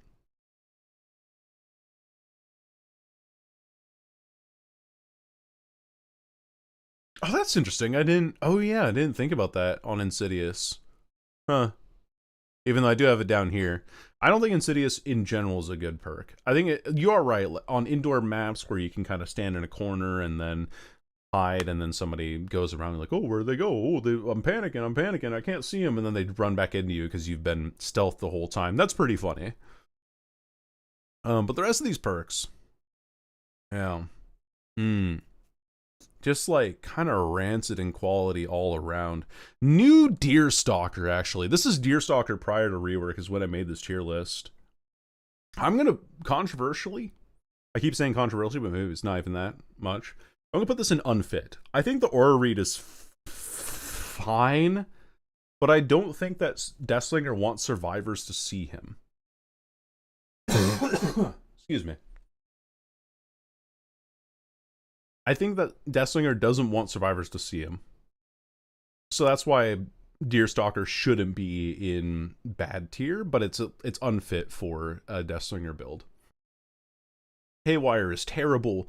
Help Wanted relies on you kicking a generator that activates and then also getting a hit reliably. You'll have to run like machine learning with it and Tinkerer and other things to make this even work normally. And even then, it's like for what, 60 seconds? So you have to run, you have to aim, you have to shoot, reel him in, smack, you get the basic attack cooldown from this. It's just bad. Order is just bad. Iron Grasp is just bad. Iron Grasp counter DS. That would be pretty funny. It should, you know what if it reduced the duration of Decisive Strike because you had a strong grip on them, but they stabbed you anyway, and you're like, oh, what the hell? That'd be funny. Mad Grit, bad. Bad perk. Save the best for last. This is the one that I know that people will be upset with me about. Specifically. Save the best for last. Whenever you land your spear, and this is before it even does damage, when the spear lands on the obsession, you lose 2 stacks. When you damage the obsession after landing the spear, lose 2 stacks. Reload, land the spear on the obsession again, lose 2 stacks. Damage the survivor, the obsession after landing the spear a second time, lose another 2 stacks. So, in one chase, if you use your power with Deathslinger, you lose all of your stacks to save the best for last. You might be like, okay, just leave the obsession alone. But Deathslinger has the unique weakness of being so damn slow that he can't afford to chase somebody else. He can't afford to be like, oh, I found the obsession. Oh, shit. Well, now I gotta go find somebody else because I can't lose my save the best for last stacks. I have to go somewhere else on the map. You don't have the time to do that. You really don't have the time to do that on Deathslinger. And so you're like, all right, well, I guess I'll just basic attack you and try to lose 4. And then, but then I have to use my spear in the middle and still lose 6. And if you're not fully stacked, you just lose all your stacks chasing the obsession. So this perk is just bad on him. Like, there are some moments where you're like, oh, good, I got value out of it. But that's also the same as saying, like, I got value out of Dragon's Grip or Franklin's or Game of Foot or Dominance or Claustrophobia or what's it called now? Cruel Limits or Ultimate Weapon.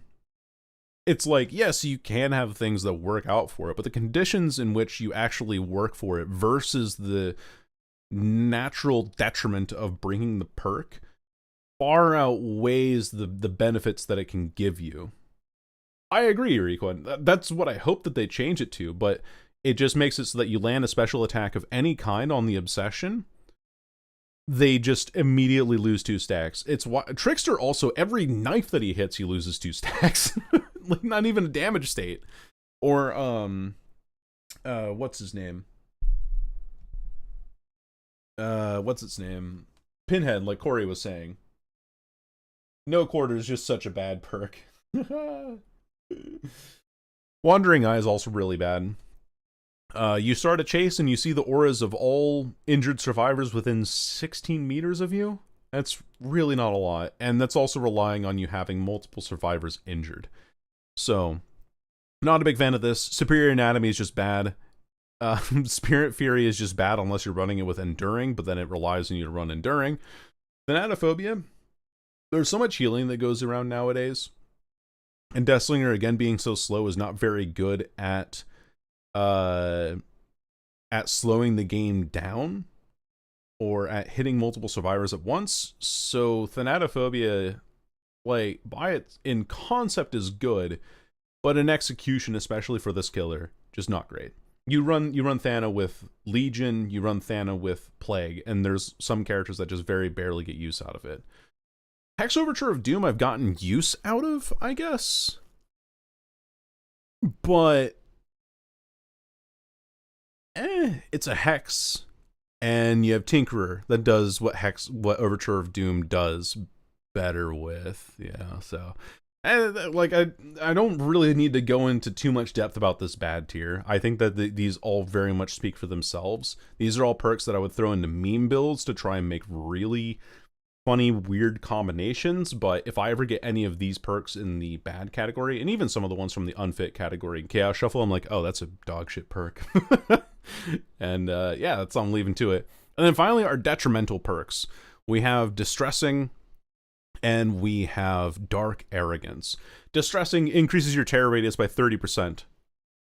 Deathslinger gets pre-run so often in this game that having his terror radius go wider is detrimental to him. 100% detrimental to him. Some characters, like, if you're doing an anti-heal build with a doctor or something and you shock people in a massive area with your static blast and you're being Mr. Worldwide with it, now that's kind of funny. That's kind of goofy. Deathslinger's not one of those characters that likes to be goofy with it. And then you also have Vecna's perk Dark Arrogance down here, because even though it doesn't increase the stun on the chain break, it does increase the stun on getting hit by pallets or flashlight stunned or anything along those lines, to the point where you're not really getting the benefit from it very often. You're not trying to vault windows with Deathslinger very often. And that's why I think it's detrimental, because you're more likely to suffer the stuns than you are to actually use the beneficial side of Dark Arrogance. Anyway. So that's my general explanation for all of the perks, the killer perks in the game, and how good I think they are for my boy Deathslinger. Yeah, feel free to leave your thoughts below, because there'll be a YouTube video now. Just saying, let me know what you think about some of the perks, if some of them could be a little bit better, or if they're generally unfit. But for my playstyle and for the general playstyle of Deathslinger, I think, because that's what I do a lot of fundamental stuff with the killer, this is how I feel about the perks overall. And yeah, thanks for watching, fellas. You all have a good rest of your day, and bye-bye. Alright, that's the outro for YouTube, don't worry about it. Hello, Thorough, welcome in. Welcome. Free information on a gen completion good. It's bad in the same way that other perks are. So, I mean, technically, yes. I guess, the information that you can get from Rancor is good, but I don't like running perks that force you to lose the game to get information on them. And then also, if you have information on the Obsession in the endgame anyway with Rancor, then it's... I don't know. I feel like you have to lose too much to actually get any value out of it, Give kisses, please. Mwah. Mwah, mwah. There you go.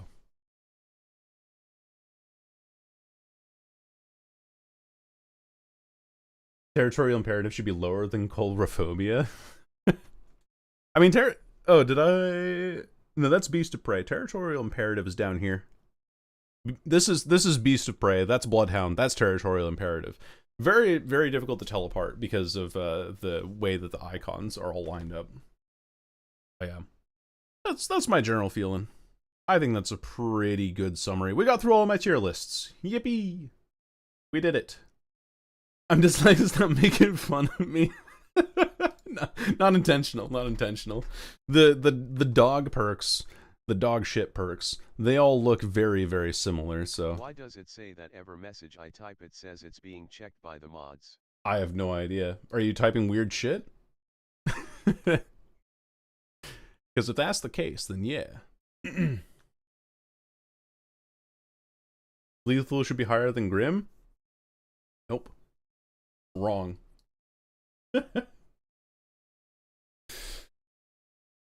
Grim Embrace starts with a G. G-H-I-J-K-L. Your 6 letters removed for lethal.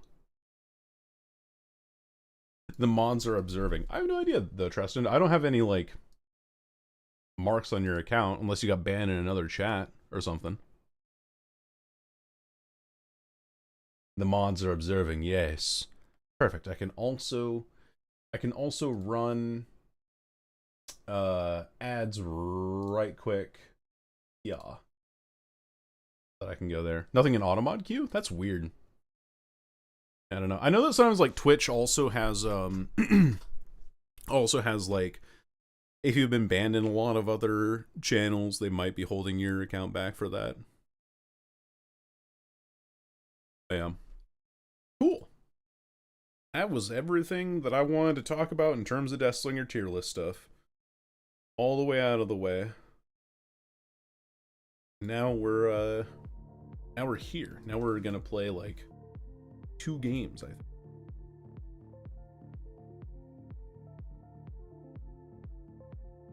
Because then I'll have time for just a little bit of game. Doing the old, I'm pulling the classic. You can't even say I love DILFs, yeah. Welcome back. Chatting room.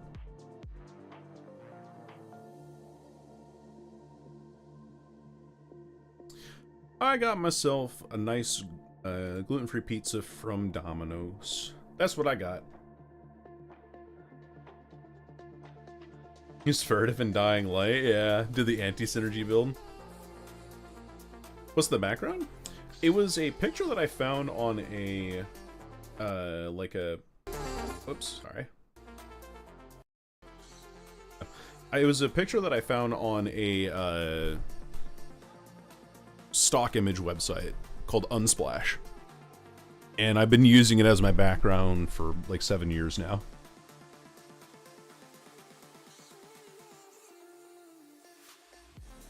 Let me see if I can find it.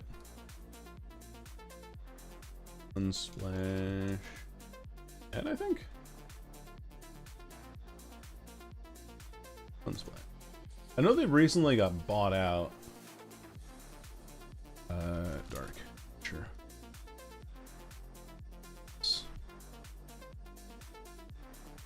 Like Mountain Peak or something? Hold on. I actually think I have the original photo name load somewhere.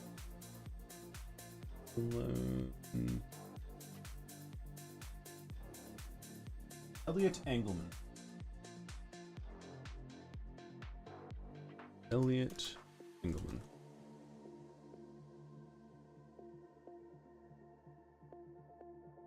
Oh man, they like redid the website, and so the photo doesn't look like it's available there anymore. Power word scream is ultimate weapon, yeah. Also, chat, have you been having this issue lately where you try to open Dead by Daylight and then Dead by Daylight, it's like, no, you have to do that again, actually. You have to click it again. I don't know if it's just me, but I've been having this issue a lot. I think my overall assumption is that the easy. If I play League or something in the same day, then it's like easy anti-cheat and Vanguard kind of look at each other funny, and then Dead by Daylight's like, I need you to shut off before I can turn on, and then I have to kick it on again or something. I don't know. Then it doesn't let me click things? Weird. It's a sign that you shouldn't open it. Shit, you right.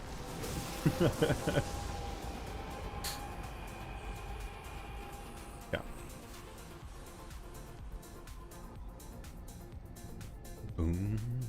Boom, boom, boom. It's a warning. It truly is.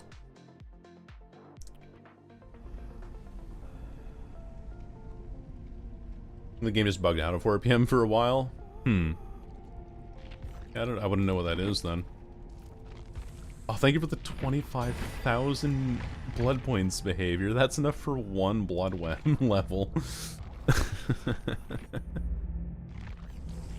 Yeah, whatever. It's like little pittances here and there, I guess. Enjoy a slot Peggy's hair. With only quality of life perks? Okay, let's do it. Let's run it. We gotta run an anti-synergy build, and then we're gonna run quality of life build. Actually, I kind of have that here, don't I? Yeah. Eerie Coin, Forever Entwined. Surge Agi, Pain Res. I could Jagged Compass too, right? Oh, thank you for joining us too, Marshall.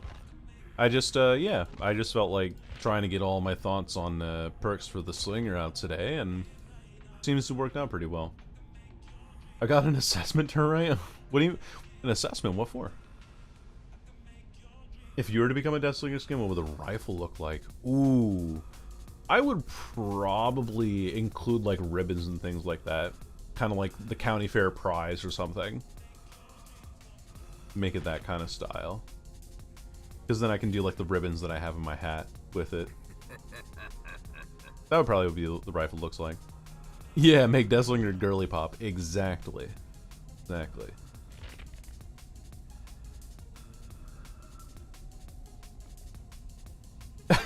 Right, yeah, exactly, right. The game warned me not to open it. Said that only bad things would happen if I did. I opened it anyway. Then photorealistic blood started coming out of the screen. I paid no mind to it, and continued to play.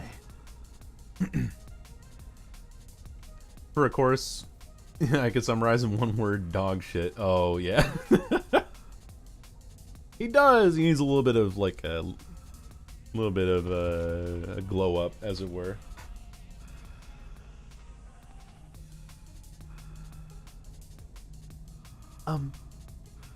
Guys, I'm not sure if we're supposed to be here. I'm trying to do, like, I can't really do the... Hi, my name's Deku. I'm from Kingdom Hearts. Would be most likely to wear a skirt in DBD. Non-female character. Are we saying killer or survivor? Sound like Western Deku? Yeah. Singu? Ooh. I heard someone said...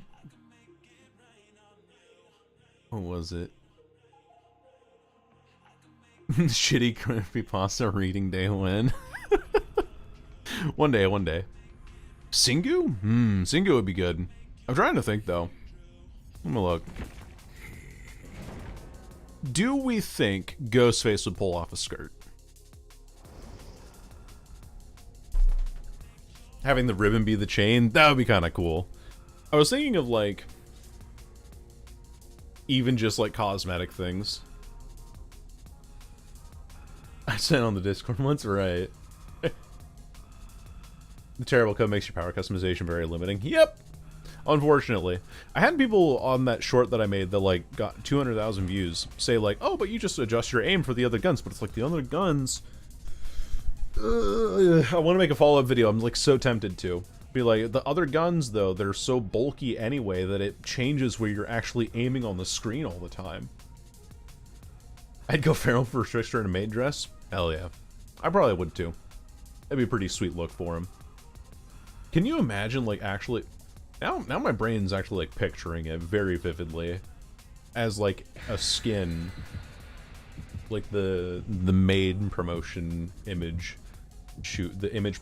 the promo shoot. He did a photo shoot. Now, there's kind of a difference in the way that the skirts are made between a kilt and a actual skirt. Skirts are usually meant to be a little bit more flowy, a bit more light, and usually like a specific, I guess, combination of materials, whereas kilts are very heavy and pleated and a lot heftier, bulkier material. Kilts are a type of skirt, but not all skirts are kilts. Really now, Momoka. Also, welcome in. You sound like an expert. Well, funny thing is that my roommate is Scottish. Well, he's Scottish descent, and so his family, they wear kilts to like formal events, and so I've asked him about it before. The Scots were right all along. Yeah. I mean, listen. If you're in battle, would you want to be doing it in bulky jeans, or would you want to do it in a skirt? There's like so much more range of movement. Who cares if I'm flashing my balls at somebody? I'm going to be kicking their ass too and having a lot more mobility comparatively.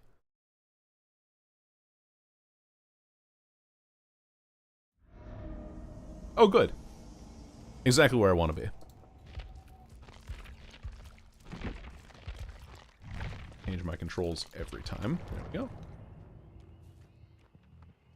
Just a sleigh in both meanings. Joy, smile. You can tell us the Garden of Joy in a way that we're very fucking happy about. Okay, people on main.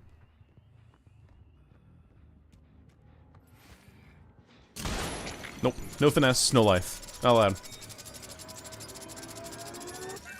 There we go. One stack. Snap my camera down, please. Oh, thank you. What I always wanted. Oh, scratch marks were kind of hidden from me there. That is unfortunate. Hello, madam.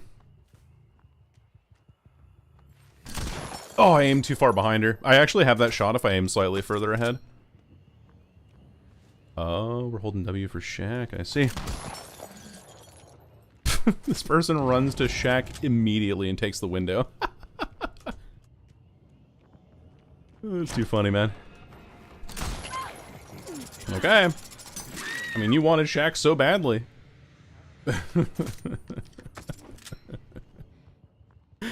That's pretty funny. What's up, baby grill?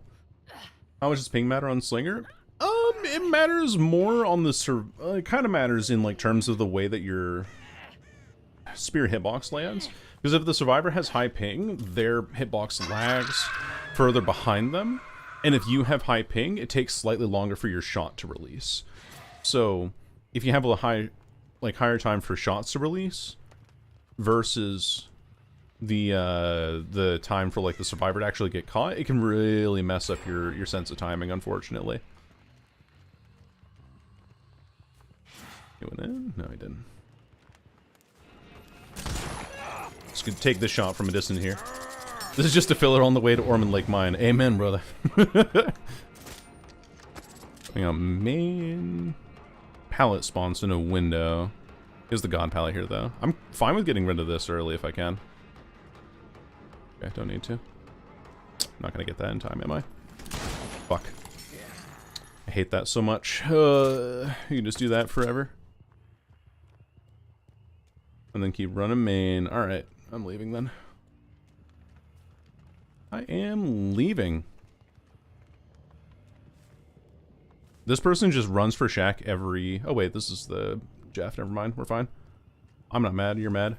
I almost have the timing on that. A little bit early though. That's fine. Oh my god. Just hold W. This is my first hold W type gameplay. Wait. I can actually see his cosmetics through the wall there. That's so funny. Hey. What up, girly pop?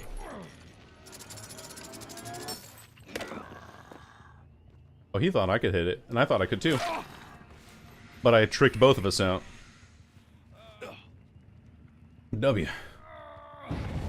Yeah, if only, man. Power word. Cry. Cry about it. Cry about it harder, bitch. Possibly one of the gens on the edge map, I think. Able to get this one pretty easy. Especially if she's just running into a wall. Bonk.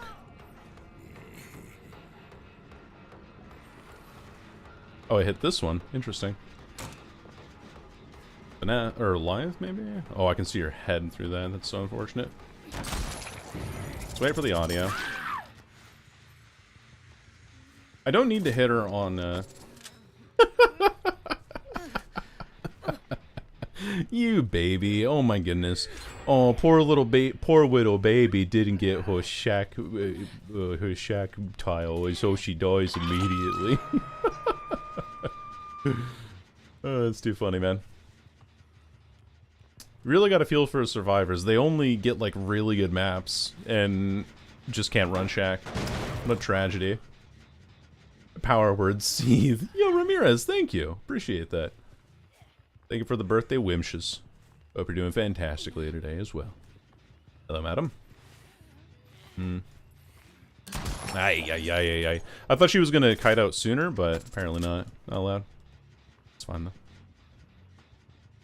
I'm gonna go over here. They unhook.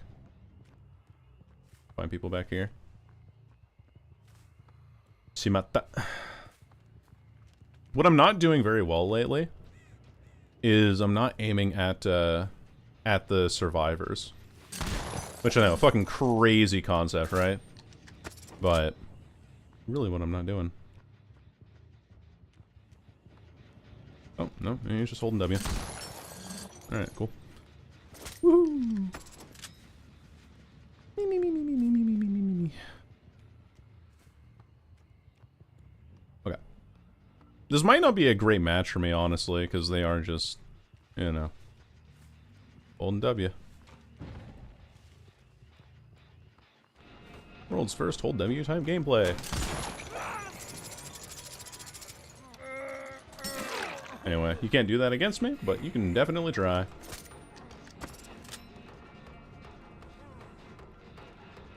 Pedro? Fucking buffering gets me mad. Alright. Why can't I get survivors like that, Lara? Well, you gotta understand. They're still winning the game anyway. Like, it doesn't matter what I do. If I play more aggressively around unhooks, it'll be fine, but... Widow, baby, Loa. I think the Fung might have Deliverance. Gotta see that.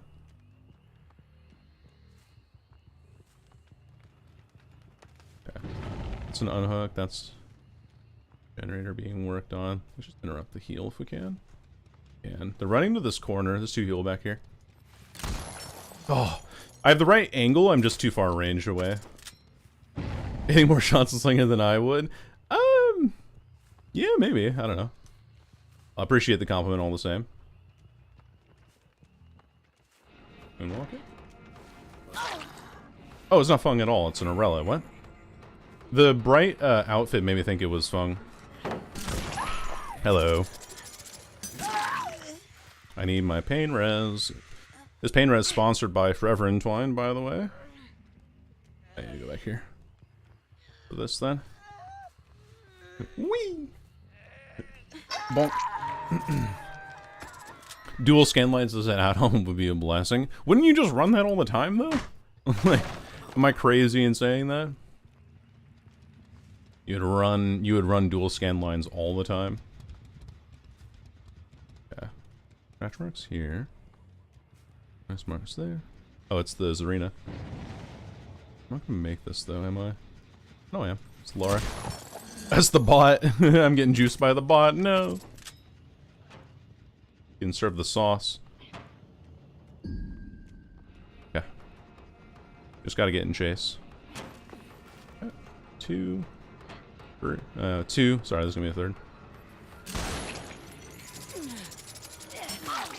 Wait, she doesn't... The window didn't block for her. What?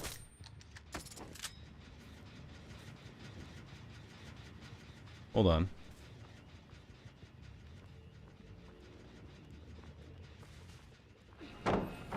Oh, bot dodged to the left. I see. Yeah, this works. Well, at least get the down and the surge hit there, but I definitely don't win this game, unfortunately. Yeet. Bye-bye. Ah, shimata. That was really bad. I don't know why I'm cursing in Japanese. I just kind of felt like it. Boo-doo-boo. Hello, Agent Wakes. Got no reason to take a shot there. Boo-doo-boo. Ay, what am I doing? Hold on. And she gets that. Okay. I was curious. I wanted to try something funny there. All I wanted to do. That ladder being there actually fucks that shot. Huh. It is crazy.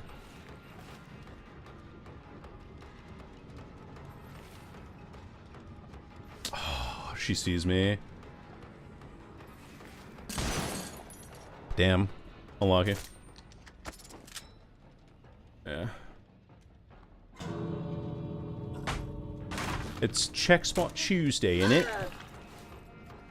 Check Spot Tuesday.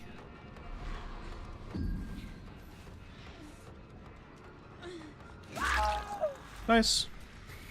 That'll work for me. Get you away from a door real quick, shall we?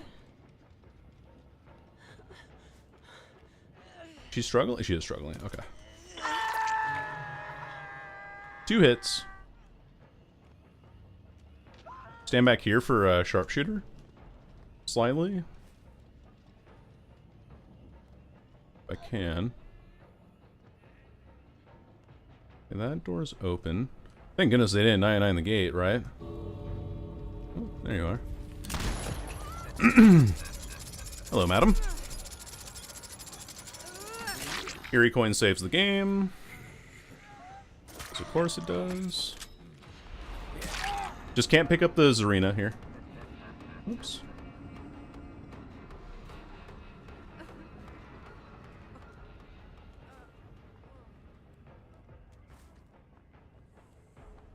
I'm gonna Jeff the kill you. Yeah. He's gone. And then Forever Entwined sponsored this hit here. So I can get 2, I think. More eerie shots? Yeah. Exactly what it is. Yeet. I need to be mindful of deliverance, though. Doo-doo-doo. Okay. No deliverance. Don't know where the... Okay, we get the kill. GG's. 10 hooks. 10 hooks on Eerie of Crow... Or, sorry, Eerie. Garden of Joy. Not bad.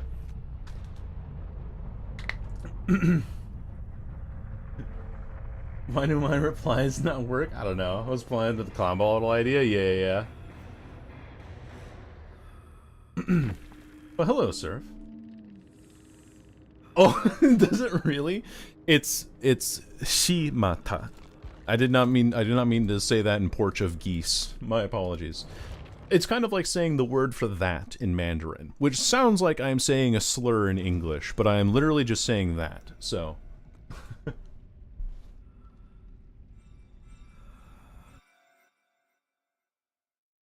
be cool if Slinger had an add-on where if he hit a survivor and reeled them to an M1, the pallet or window would get blocked or broken. I'm not sure how fair that would be.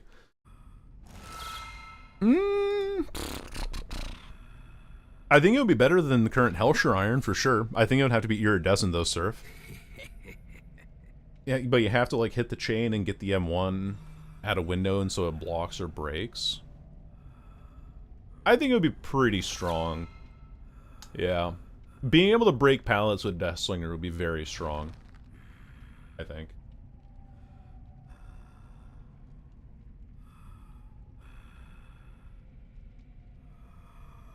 Oh, yeah. Sorry, I was talking about the clowns. Right. Yeah, it was that one specifically. Hey, not a bad result though. Definitely sponsored by Iridescent Coin. Holy, absolutely the carry of that game. We're running Eerie Coin on my favorite build here, and then run blood points. Oh yeah, the anti-synergy build. We do have to do that, don't we? Run that. Still run coin. We want to do furtive, dying light. I think this is kind of like a funny synergy build though, because if we do furtive and dying light, and then I want to do Phantom Fear. We'll do Phantom Fear. I don't know. I kind of like these perks too. Lobby Butcher Surge. Let's do this. Septic? Yeah. Let's throw all the bad perks in here. We'll do Septic, and then we'll run, this. I want to touch Slinger's add-ons in case they change the ones that are crucial.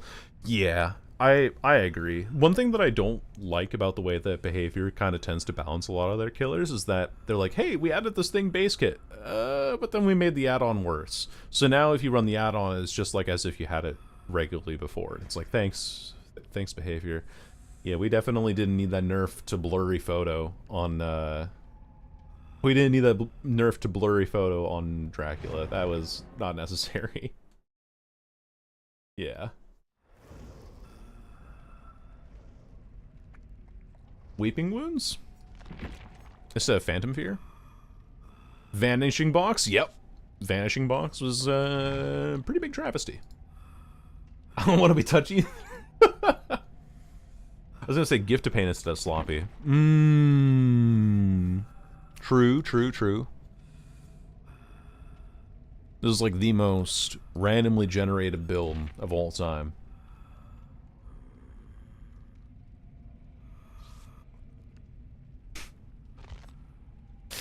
Oh my goodness. What, Weeping Wounds here? We can do this.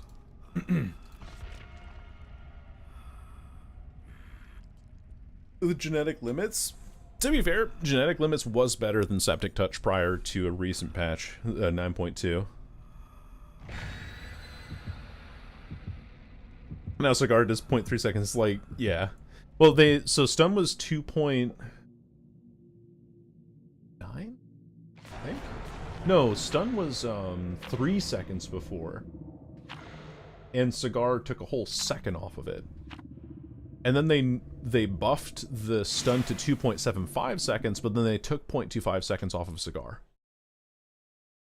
Or Pig, they increased the dash distance that she gets on her charged M2, but they nerfed Last Will and Workshop Grease to compensate.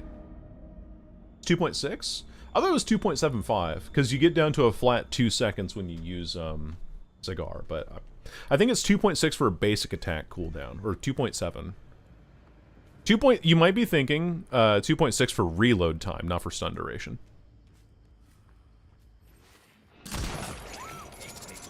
Pay attention. We're playing a game.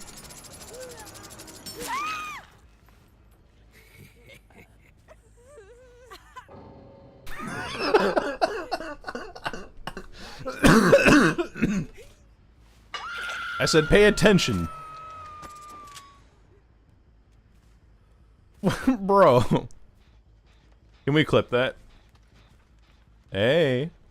Hi, peekaboo.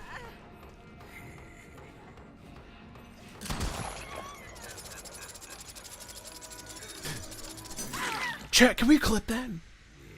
Heaven forbid Legion run an add-on for his stagger and actually have a looping power. Yeah, heaven forbid. I think that was half the reason why the killer got removed from 2v8 was because the reason why, or the thing that keeps Legion in check, because, you know, you would say, oh, free injuries. That's pretty fucking good, right? But, oh, this person just pre-dropped. What the fuck? What the scallop? Hey, buddy.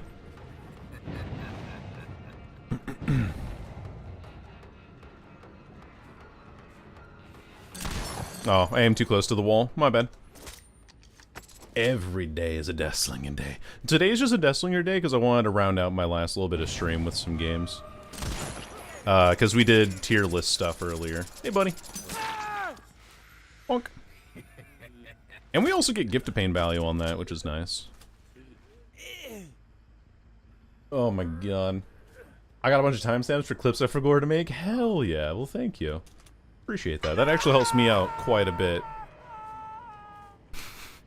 Seeing Dying Light at one stack is so fucking funny to me. Hey. Bird of Chase is getting us a ton of value. This game, by the way.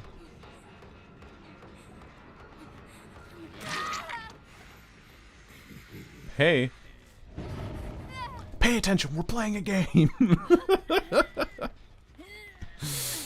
Oh, it's too funny. Yeah, we were talking about like tier list for Slinger. And kind of like what perks are good on him, what do his add-on tier lists look like, that sort of thing. Pretty fun stuff. What maps is he good on? I swear they increased the hitboxes on blockers.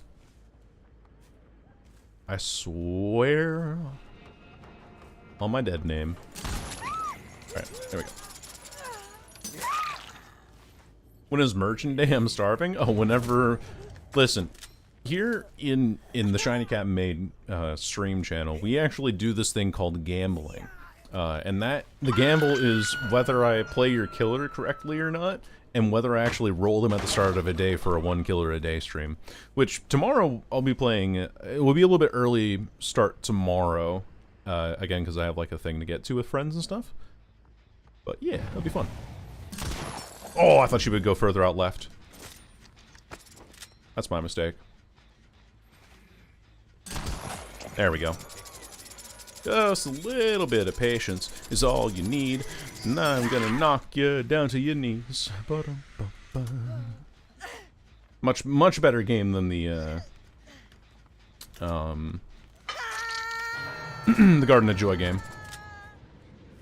And I should have a Mori, right? I think I do. So excited for Pinhead Day. I like Pinhead. I like Pinhead decently enough, at least in concept. Even if in execution I'm not particularly great with them. Let me kick this real quick if you don't mind. Hello, Meg.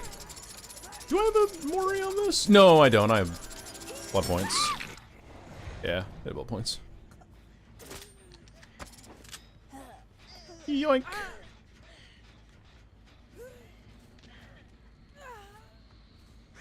He'd been quite hard sometimes, but like his animations. His animations are very fun. I think that the animations are satisfying. I think the sound design is really good, especially when Pinhead goes to like break a pallet. Just that it's like, oh, such a good sound effect. So immensely satisfying. I mean, I'd probably consider P100ing Pinhead if he weren't so damn difficult to get right all the time. Doesn't touch the survivors. Yeah, he picks them up with chains because they're impure characters or whatever. Whatever the lore is. Slinger's gonna feel the same to play it now, or it gonna be changed for the worse. Yeah. I agree. Oh, that's funny. Oh, that's funny. She was trying to bait a Deadard. And,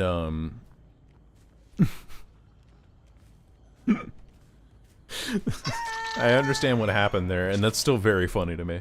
So she was trying to bait the Deadhard, and the reason she couldn't get it on that previous hook, also the event giving me information, Lamau, for free. But the reason I didn't get it on her previous down was because I hit her with the exposed hit, so she couldn't use it. Another W for Deathslinger as he plays around Dead Odd. Yeah, you'd be good at Deathslinger, kid, if you weren't, if you just weren't so dog shit and relying on people disconnecting and, you know, iridescent coin all the time. Hey, look where you're going. Look out. Hey. Hey, watch where you're going. Hey, look out. There's a ghost. Yeah, we disconnected? Fair enough.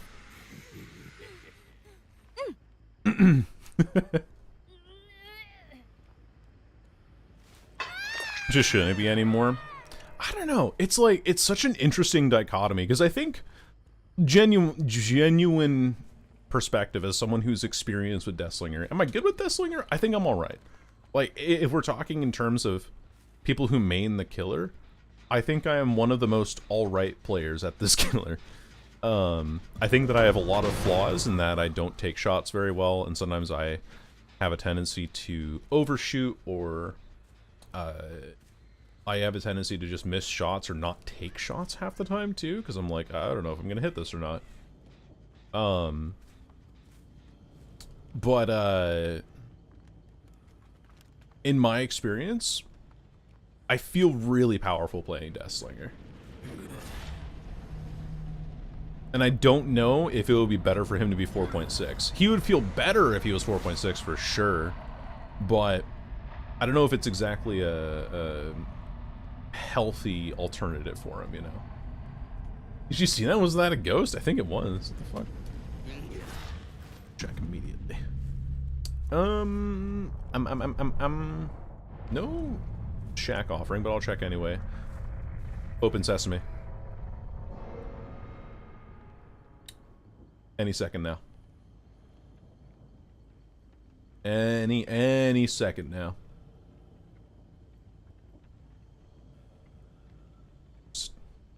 Just give it a second, guys. It'll spawn. Don't worry.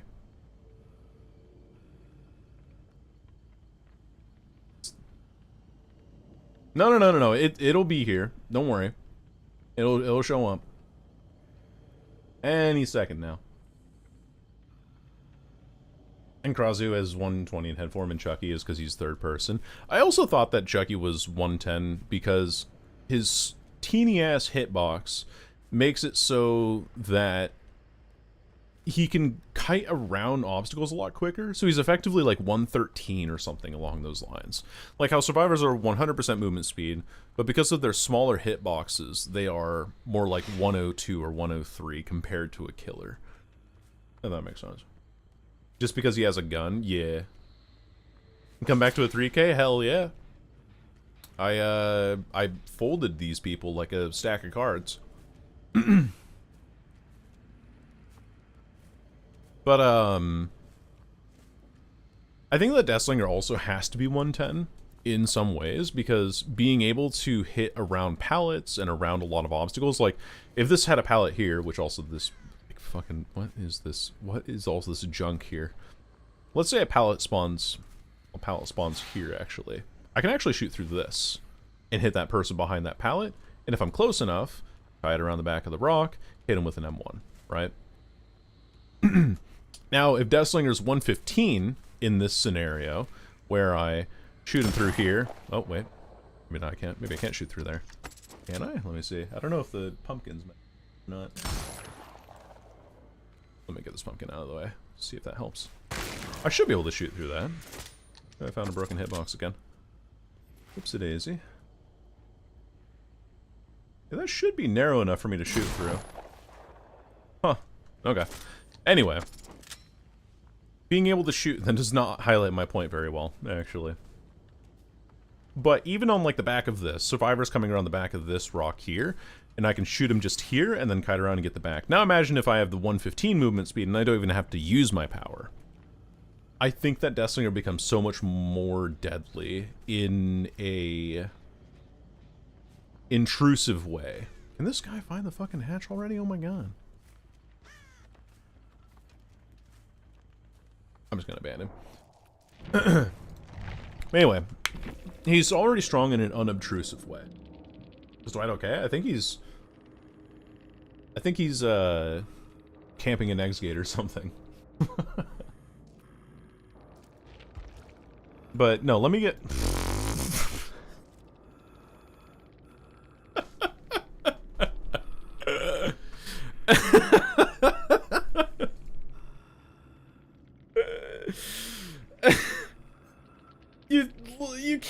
you can't make this shit up, man. She's AFK at the start of the round, so I just shoot her with iridescent coin. She has an anti-hem, has OTR, adrenaline decisive strike. She was like, oh, I can't use my deliverance now.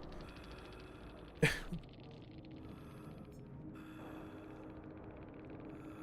don't know, man, like, I do not like perpetuating the cycle of toxicity that this game encourages so often. But when you get people who have reactions like that, and then you look in the end game and you see their builds are shaped like this, I don't know, man. Sometimes it really is an issue and not an ish-me. Like, not all Megs, but it's always a Meg. Yeah. God, that's too funny. Anyway, chat. I've got to go because I got to get ready for.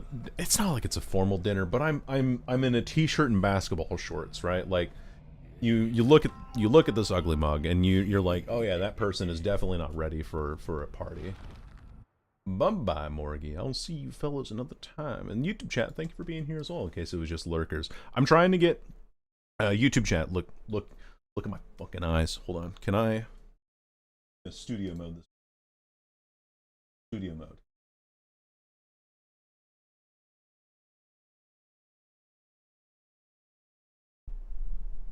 Does it look messy in here? Ah, fuck it. My room's a little bit of a mess, but that's fine. Listen. YouTube chat. Hey. Fucking talking to you. You in the YouTube chat. I see you lurking. I know you're in there. So, listen to me, alright? I'm trying to do better about reading YouTube chat, okay? That's a promise on all of it. Alright. Oh, I gotta go find someone to raid. Let's go do that. You're live on YouTube too? Yeah, so I have a YouTube streaming chat, or a YouTube streaming channel, that is called Shiny Cat May Live. If you go to the homepage of my YouTube channel, and then scroll down, you'll see other channels that I have, and one of them is the live stream channel, where I try to stream there, but sometimes I've had like audio issues with it before, and the audio issues have made it so that I can't stream to YouTube regularly. So I'm trying to find a good balance, and then YouTube chat gets left out because I haven't been able to read them before, but I'm trying to do a lot better about that now, and I found a method today that I was experimenting with that actually freaking works. So let's go raid somebody. Let's go raid Lachlan. Lachlan is streaming some Dead by Daylight. The wonderful Scottish nursemaid himself. And I appreciate you guys being here for some tier listing and all that good stuff. I appreciate you. See you tomorrow, where we will be rolling a new killer for the 1 Killer a Day series. Appreciate y'all being here. Socials are where you can find me elsewhere on the internet. Twitter, Blue Sky, Discord, all that kind of good stuff. But thanks for being here. Have a good one. Don't forget the raid message if you want it. And see you later. Bye-bye now.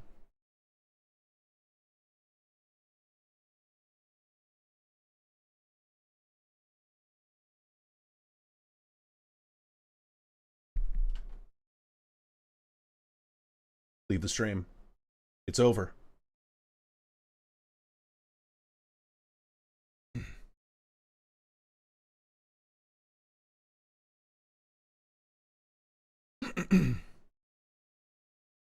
Yo! Welcome in, Raiders. Shiny, how was your stream? Well,